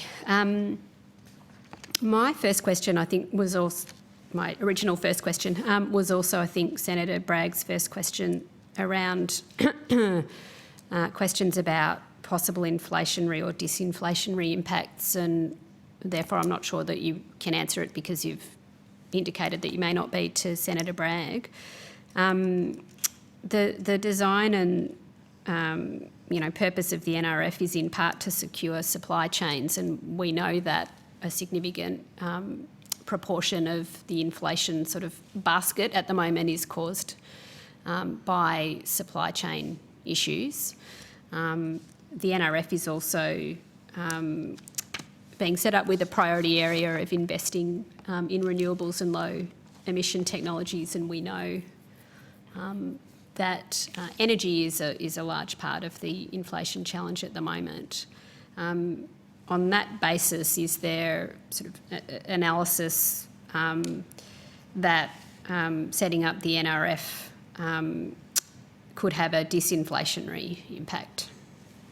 So Senator, as I said previously to Senator Bragg, the Secretary of the Treasury at estimates last week provided evidence in relation to inflation, and also our Secretary, Secretary Quinn, also referred to that evidence in estimates last week. One thing that Secretary Kennedy did say is, the focus is to ensure that the special investment vehicles increase productivity and the productive capacity of the economy. Therefore, you could say supply chains being one of those areas under that productive capacity. Okay, thank you. One of the areas of debate in submissions has been whether the NRFC should focus its investments that we've established it will make independently, but that the NRFC should focus its investments on either emerging industries or more established industries. Can you elaborate whether the NRFC has a purpose either way on emerging or established industries, and if not, why it's looking to support areas that just have a natural or competitive strength in Australia? So, Senator, the NRF is really about transformation, and it's about assisting industries around that transformation and that diversification. It's about assisting industry to seize new growth opportunities, helping them improve productivity, and, like I said, support transformation. It's not about business as usual. It really is, and it really is thinking about those transformational projects that some businesses may be reluctant to undertake. And I'll just add to that. I think one of my colleagues can probably talk in a bit of detail about the co-investment plans and the process that we're working through with that, but also what we've heard in the consultation that goes to exactly the points that my colleague was going to just then. If it's helpful, Senator Walsh, I can provide some feedback of what we've heard through our consultation process in relation to where the NRF could play a role. I was probably just wondering whether it's true that the NRF is neither looking at sort of early stage enterprise or industry development versus established, but rather instead transformational in general. That's right, and you would expect, Senator, for across the various priority areas, of which there are 7, they're quite broad in nature, so that the needs and the focus of the NRF in each of those priority areas would be different depending on the needs of those particular areas of the economy. Yep. And Ms Pickworth, you did just talk about sort of the work that you're doing on broader co-investment plans. Yep. And just in a very general sense, I think some of the submitters and the witnesses have raised the sort of question of broader industry policy for the priority areas. Where does that sit in the process? Yeah, so the co-investment plans, we're currently working with industry on those 7 priority areas, and we have developing co-investment plans for each of them. I think it's, and like my colleague has just said, that each of those industries are very, very different in terms of financing opportunities, barriers, skills, etc. So what we're intending to do is actually work with industry and also to relevant departments to really dive a little bit deeper into those issues, and we'll be developing co-investment plans which will give the guidance to us from an industry policy perspective, but also can feed into future work for the National Reconstruction Fund. Okay.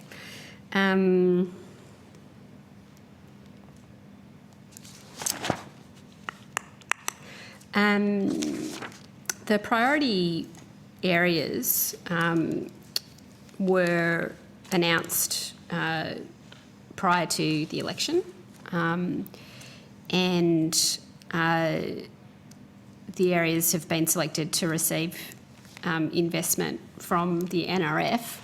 You've said, Ms Lucchetti, that the department is looking at providing more detail within those areas. Are you able to elaborate on the work that the department has been doing to, I guess, flesh out the priority areas and make sure that the sort of further level of definition that's provided meets the objectives of investing in transformational sectors? Yep. Certainly, Senator. So with those priority areas, we've got, as we've mentioned before, the priority area declaration. So just wanting to give the board a greater level of specificity in terms of the things that have been thought about. So, under renewables and low emissions, part of the election commitment, there was a level of detail, but we want to go probably the next layer down. That's sort of the first step. And then, as I mentioned too, then the co-investment plans will also be another layer of detail as well, and it's really thinking about both the monetary and the non-monetary issues that are important within each of those priority areas. Like we've mentioned before, the priority area declaration is a non-disallowable instrument. So, sorry, it's a disallowable instrument. I knew I was going to get caught on that eventually. Disallowable instrument, and so you'll see sort of greater detail as that comes forward. Okay, thank you. There was a question raised in one of the submissions, I think it may have been Aki, around provisions that would allow the NRF to provide grants to state and territory governments, but not to the private sector where the legislation is about loans, equity, etc. Is it correct that the NRFC under the legislation could make a sort of a specific grant, or is that just sort of a language issue in relation to states and territories? Boffin question. So it's actually a constitutional point. The constitutional power to deal with estates comes from Section 96 of the Constitution, which talks about grants of financial assistance, and that's why that language is in there. So what's clear from the investment power is that it's to provide financial accommodation, and if you go to the definition of financial accommodation in the bill, it expressly excludes grants. Very good, thank you. Can you explain what happens when the NRFC returns a profit, or when the special account is in surplus? Can you explain what happens in that circumstance? Yeah, I'm happy to do it. So the funds are appropriated to the special account, and then the corporation can request funds from the special account. And the way the requests work, it's not that the minister can just decide yes or no. They have to meet criteria in the Act, and then the monies are paid.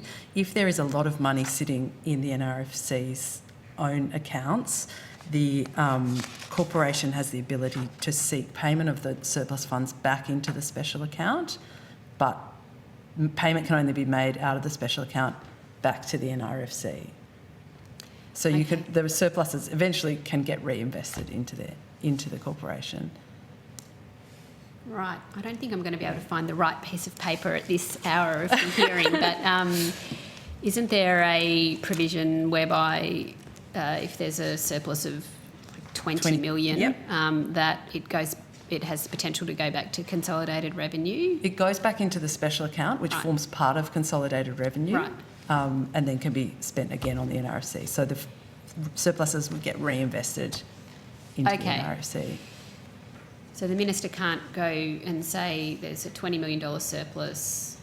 I'd like to not reinvest that in the NRFC. I'd like to go put it somewhere else in my portfolio. Correct. Right, okay. Just checking whether there are any other gaps to plug in everyone's understanding of this very important legislation.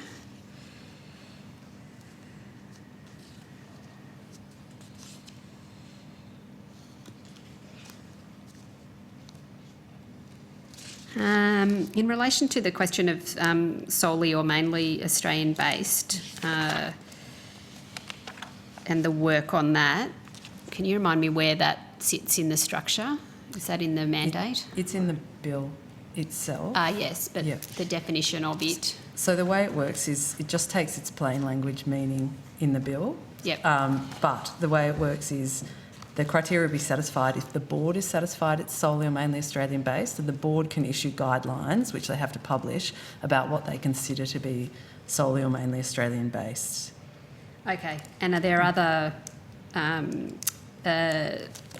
special investment funds that have a similar approach or a similar definition like the CFC? Yeah, it's exactly, it's The copied and structure's the paste from the same. CFC Right. The structure's Act. the same. Yeah. And just for to add to that, it is around projects. So it is that solely or mainly Australian-based projects. So that's the the policy aim is the spillovers into the Australian economy. Okay. I don't think there were any other sort of gaps in understanding throughout the course of today that I've picked up on, unless you were watching and there was anything that you wished to clarify from today. No. Thank you. No, there are no other questions from senators, so thank you very much for coming and giving evidence to us today. We very much appreciate your time. And if you took any questions on notice, committee advises that responses are due 5 p.m. Friday the 24th of February. That concludes today's hearing. Thank you to all witnesses who appeared and to Hansard and Broadcasting for their assistance. The committee has agreed on that timing for questions on notice, and the committee stands adjourned.